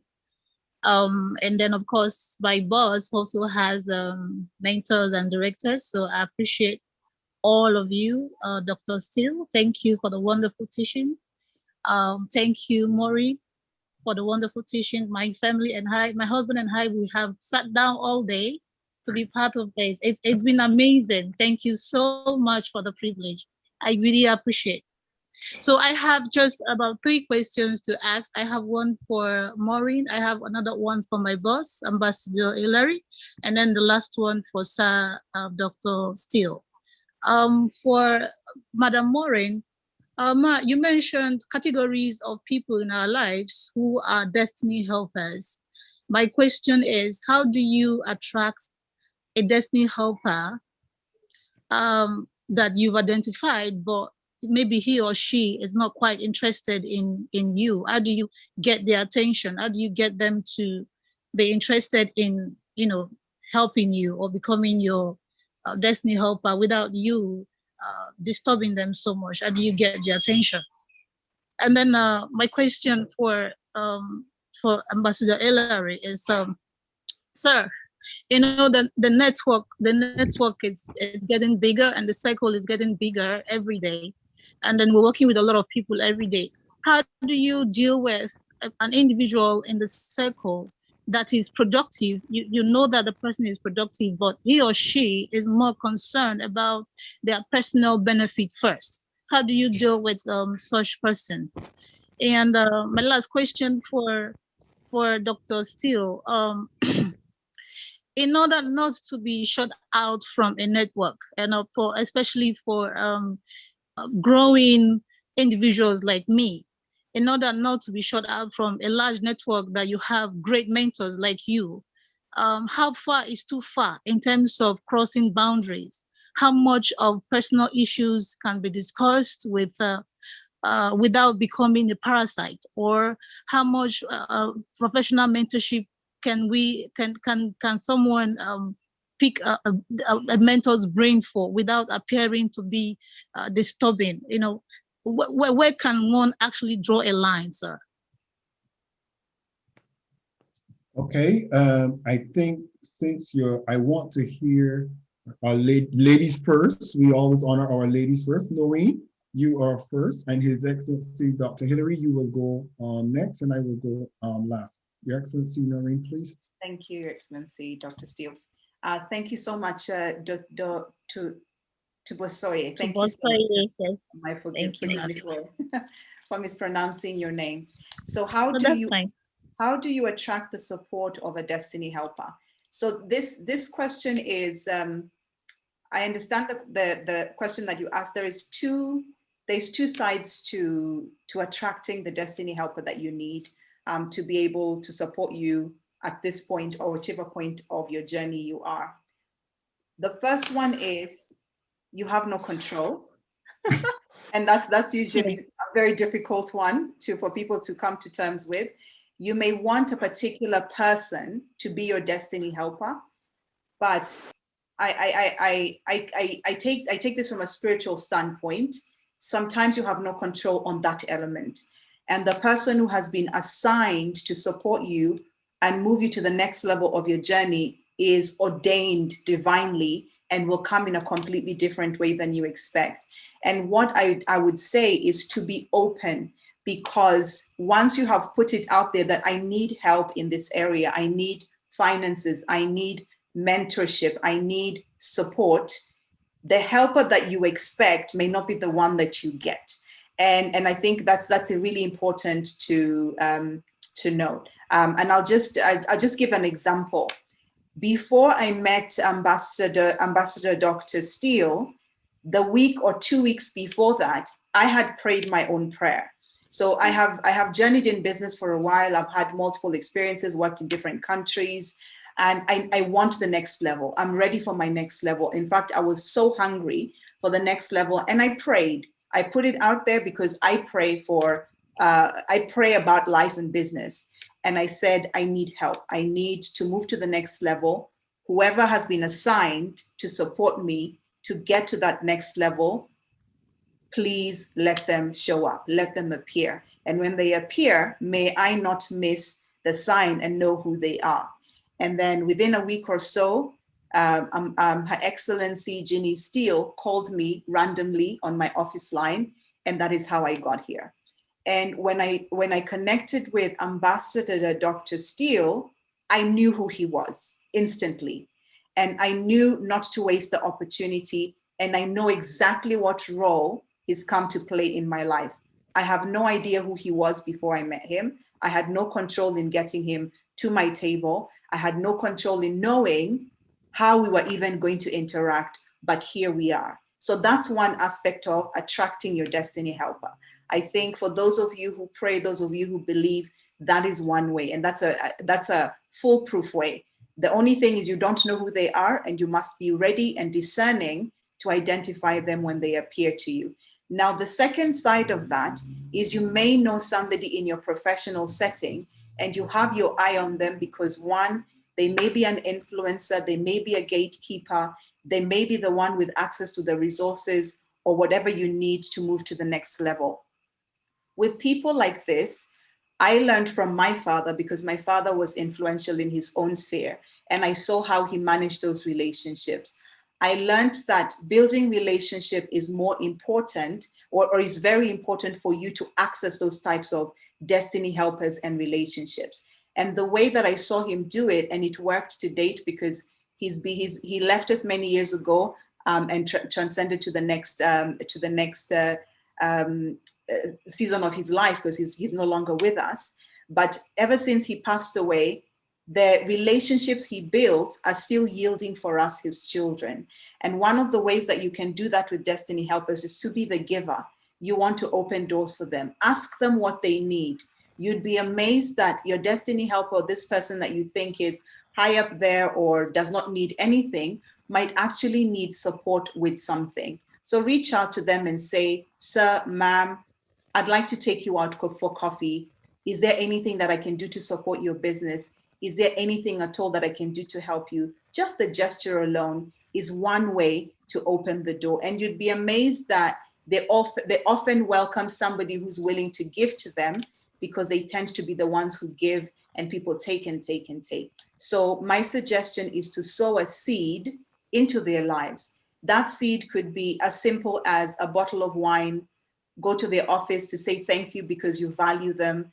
Give them a call, say, I have observed, you inspire me. I just want to thank you for the words that you speak, the posts you share on social media, what you've done for the community. Sow a seed, send a letter, send a gift, buy them something. Don't ask for anything in return, but just be the person that gives to nurture that relationship. Take them out for coffee, buy them lunch just because, and you'd be amazed at the doors that might open just by virtue of you being a nice person to them. That is something that has worked for me. Whenever I've wanted to really tap into the gift of somebody that I admire, I tell you what I've done. I bought their wife a gift because the wife is the one was the gatekeeper and she opened the door for me. I bought them coffee. I took them out to lunch. And sometimes I just give them a call to say, hey, I really appreciate you. I'm not asking for anything. If you ever need anything, please reach out to me. I can offer 1, 2, 3. And they do every now and again. So that's one way that you can attract the destiny helpers, or 2 ways you can attract destiny helpers into your life. I hope that answers your question. Yes, ma'am. Thank you so much. I like the seed sowing. I will apply it immediately. Thank you so much. I appreciate it. Thank you. Thanks. Your Excellency, Dr. Hillary, please unmute yourself and just to add to what Noreen has said, and I said it during my presentation, be the giver, always be the giver. It's so powerful. You cannot take it away. As little as you can give, no matter how small. What she's saying is that's just the principle. No matter how small, you can see someone has $1 trillion in their account, but because you went out of your way just to give them a pen as a gift, you will not believe what that will transcend to. You know, so once in a while,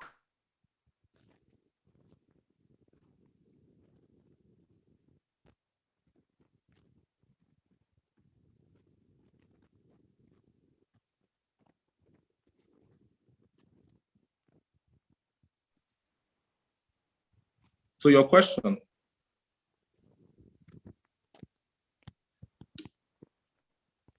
Hello, am I there?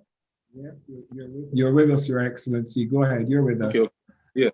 Yeah. So to your question about someone that is very active in your organization, but I don't want to use the word selfish. Dokubo? Yes, sir, I'm with you. I'm here. Please, can you rephrase? Can you? I want to get your question very well. Can you just ask that particular question? Okay, I asked that how do you deal with a productive person or individual within the circle that is productive? You know that the person is productive, but it's more concerned about their personal benefit first before the organizational benefits. Yeah, this is how you handle such individuals. Expose them to what is in the future. Open their eyes. You need to let them know that what they are getting now does not equal to what they will get in future. Most people don't know that. Most people just want to eat now. They want the now aspect. That's why most people don't grow. They just want what they can have now. Just give me what I want now. So you need to open him to the possibilities of greater things. Let the person understand, he or she understand that this is what your organization is all about. These are the possibilities. It shouldn't just be what you get now. If it's possible, bring the person in as a partner. Since the person is very productive, let the person see that aside from just the now prospects, there's a larger picture in future. So you have to open the person's mind as much as possible. Open the person's mind to the prospects ahead of the person. For me, that's what I think you should do. Okay, sir. Thank you. I thank you very much. Thank you. I will put it into practice immediately. I appreciate you, boss. Okay. Before we're going into another hour, thank you all for your patience, but I want to give a public announcement. I want to say thank you to the staff at Zoom for allowing the Class of SteelE and my account to function even beyond what was expected. I just want to publicly appreciate those in Zoom for how they work behind the scenes to keep us going. The technology in Zoom has served us for well over a year. We're very pleased. And I want to also acknowledge those on the LinkedIn platform for, acknowledging us and allowing Zoom to function there. So I just wanted to put that out there for our partners in Zoom. To answer your question pertaining to how to be not shut out from a network and then with your mentor and while you're building relationship, how far is too far, etc. The first thing is for me, I think I will speak for me as a mentor. I don't like, and I'll be very upfront. I don't choose females to mentor at all. I don't choose females to mentor. I have mentored males for many years from my youth, and I dealt a lot of my mentoring has been with ex-offenders and individuals who are in gangs and drug dealers and those individuals and other individuals in high circles in business corporations. But when it comes to females, I tend to treat females a bit harsh. And please allow me to explain something very clearly that's important for some females. My wife is priority to me as a mentor. And if my wife does not like you, I'll be very upfront. You're not even going to get me interested in mentoring you. No gift can even open the door. That's the first thing. The second thing is a person who respects boundaries with respecting the fact that I am a married man and my wife is my CEO of our organization. She's the boss and she vets everything and discusses everything with her. Once a person understands their boundaries, that's very, very important. Don't overstep your boundaries because overstepping your boundaries to offend the first lady is a total.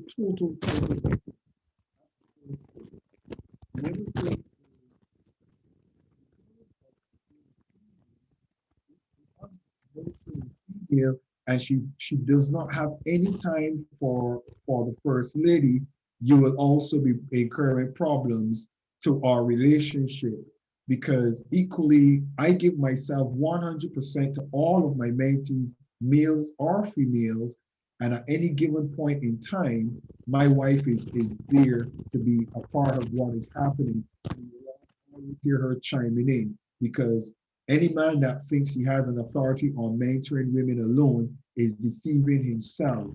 My wife a lot of time explains to me how a woman thinks, how she behaves, how she responds, and why she does that. So that's also important.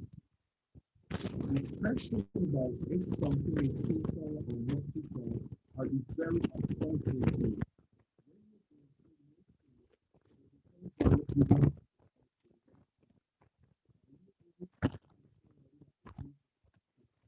Every, as I would say, every weakness that you have that is stopping you from progressing and creating an environment for you to become successful. If you're in it for that level of intimacy, then there is no level of what is too much and what isn't too much.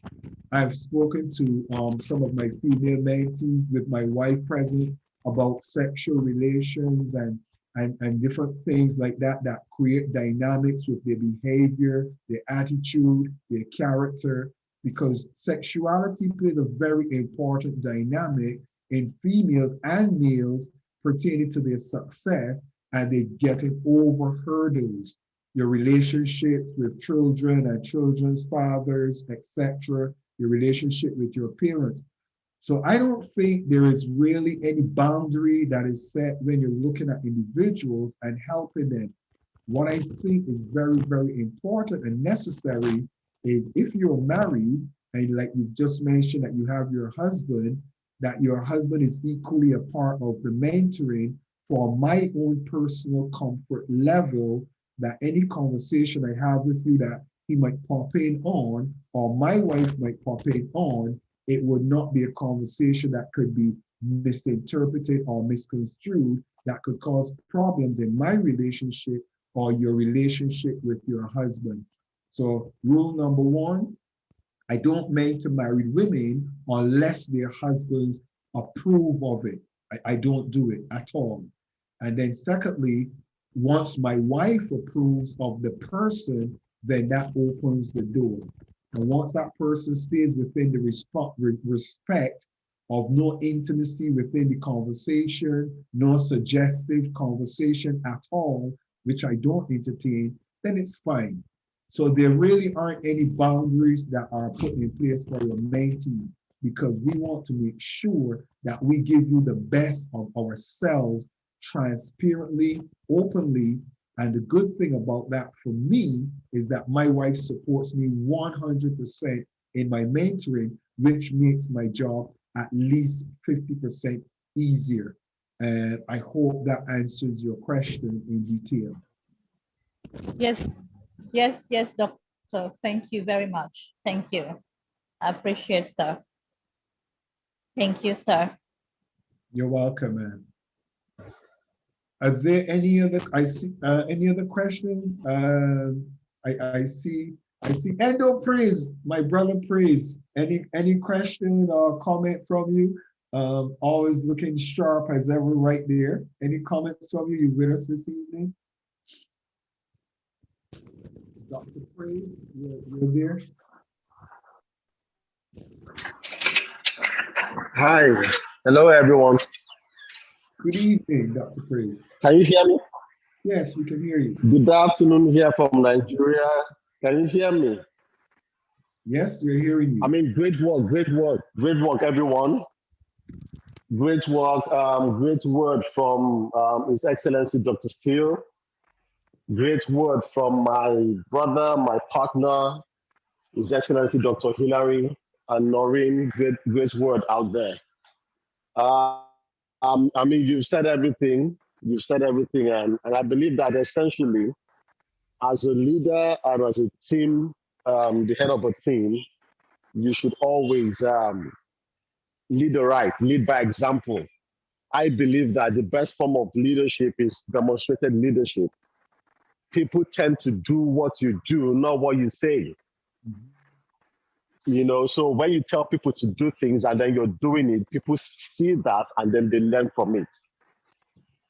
So I believe essentially that what you're doing is a good work. You're doing a good work trying to build people, trying to get people in shape for the future, building brands, building personalities, building teams, building organizations.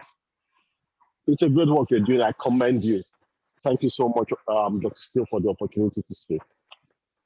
Thank you so much, Dr. Praise. And again, it was such a pleasure with you in Dubai. I look forward to those times again. I'll be seeing you in September, definitely. Thank you very much, sir. All right. We're looking forward to it. Definitely. I want to acknowledge the person of Theon 11, Honorable, and I'm not going to say Honorable who because I'm not sure which one you are, sir. But Techno 11, Abraham Kasimbo introduced me to you, I think. And would you acknowledge the class this evening, please? Techno 11, please identify yourself.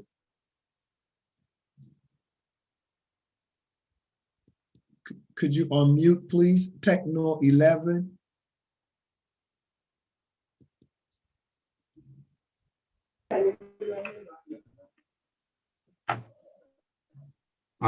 Hello. Blessed to be in this meeting. Like this much to be in this network. And my mentor is Abraham Selo. My name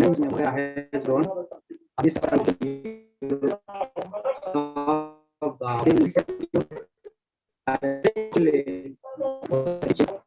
This Could you kindly remove your earphones and use just your phone microphone, please? Kindly remove your, just use your phone microphone. Just use the microphone from your phone, please.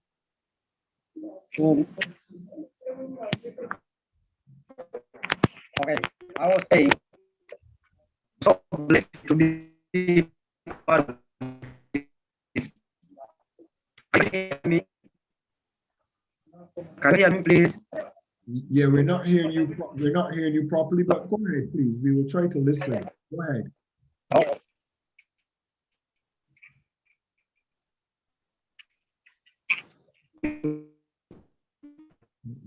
You can hear now.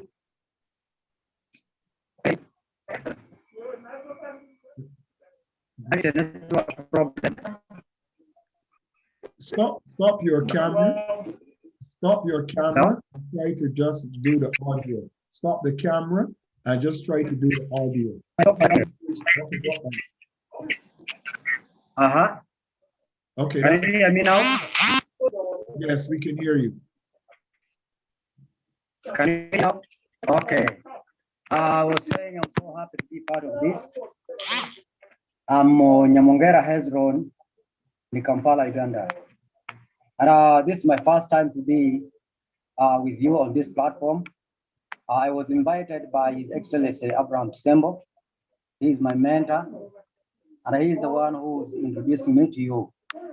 So I thank the Lord for really what you taught us, and I've learned something new in my life, because your teaching is really lifting us to the places some of us we desire to reach.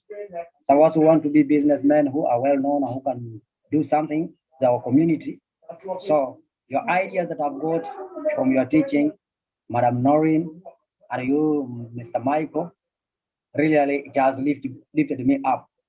May God bless you all. Continue listening to you people, and I'm blessed by what you have told. Yes, God bless you. Thank you very much for your presence. We're grateful for the presence in the class this evening and your submission. Thank you. I see Olubomi Kuti. Would you like to first correct me in pronouncing your name? And would you like to make a submission or a comment this evening before we get ready to close this evening? Hello. Good evening, ma'am. We can hear you. Yeah, good evening. It's been a pleasure joining this session. A lot of insights, better understanding to a lot of things I do differently. And I'm glad I'm part of this meeting today. And I would like to join you again another time. Thank you. And thank you to all the speakers today. All right, thank you so very much. Well, we're going to close this evening. Noreen, I want to appreciate you so very much for this evening. And thank you so very much for being with us. We love and appreciate you, man. And I'm going to keep your mom in our prayers. Our prayer teams will lift your mom up. And we know that God is doing a great work. And he who began a good work is faithful to complete it. And in times like these, we can call on him because he knows our hearts. And I know that you sacrificed for being with us here. And I pray that the prophet's reward would be that you would have him meet you at the point of your need as a result of your sacrifice. So thank you so very much for ministering to the lives of those who've been here. And I look forward to us doing the masterclass very soon as we plan for others. And you could say your final word to everyone before you leave, man. All right. Thank you so much. Thank you, Titi Ejimagwe, for inviting me. Thank you. Thank you, everybody. Bye. Okay. Thank you, Ambassador Dr. SteelE. I want to acknowledge the amount of work and effort that it's taken to bring us all together. I really appreciate the opportunity to connect and share with the audience, an amazing audience. I mentioned to a colleague who was in the office earlier that the retention of the meeting has been brilliant. We've gone over 4 hours and people have stayed. So thank you everyone for sticking around, sharing thoughts, learning, and having a conversation with us. I'd like to also acknowledge His Excellency, Dr. Hillary.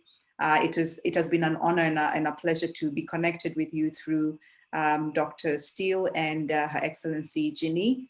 I need to leave now because I need to go see my mother who just had surgery, but I want to appreciate everyone. Thank you, God bless you. And I do look forward to those of you who are going to join us for the masterclass. I look forward to having a brilliant conversation and interaction with you then. Thank you, Your Excellency, Dr. SteelE. God bless you. Thank you. Bye-bye, man. Ladies and gentlemen, we want to appreciate you so very much. I'm His Excellency Dr. Makosewe, my Chief of Protocol, His Excellency Donald Ewers with us, our COO, Her Excellency Doreen Barunji, my beautiful wife, the First Lady, the one who makes all of this possible. She planned this event, she structured this event, and I just was privileged to be your facilitator this evening and to have the privilege of sharing with you.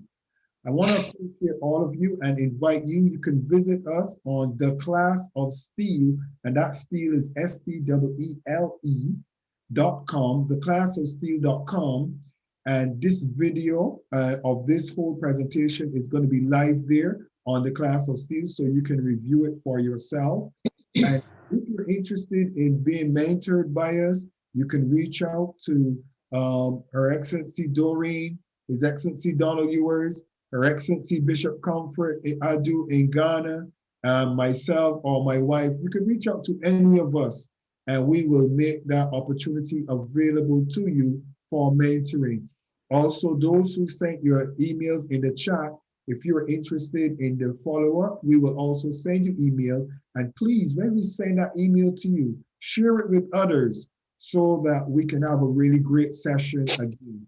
Once again, thank you so very much for your time, your presence, and your attention. I'm Dr. Makosewe. We appreciate you. We love you. Good evening and God bless you. Bye for now. Bye-bye. Bye-bye, everybody. God bless you guys. Bye-bye. Bye. Bye, everybody. Bye-bye. Thank you so Bye-bye. much. Thank Bye. you. Bye. Bye. And Bye-bye. Ambassador Hillary. God bless you guys. God bless you, Your Excellencies. Thank you so much. God bless you, Reverend Emmanuel.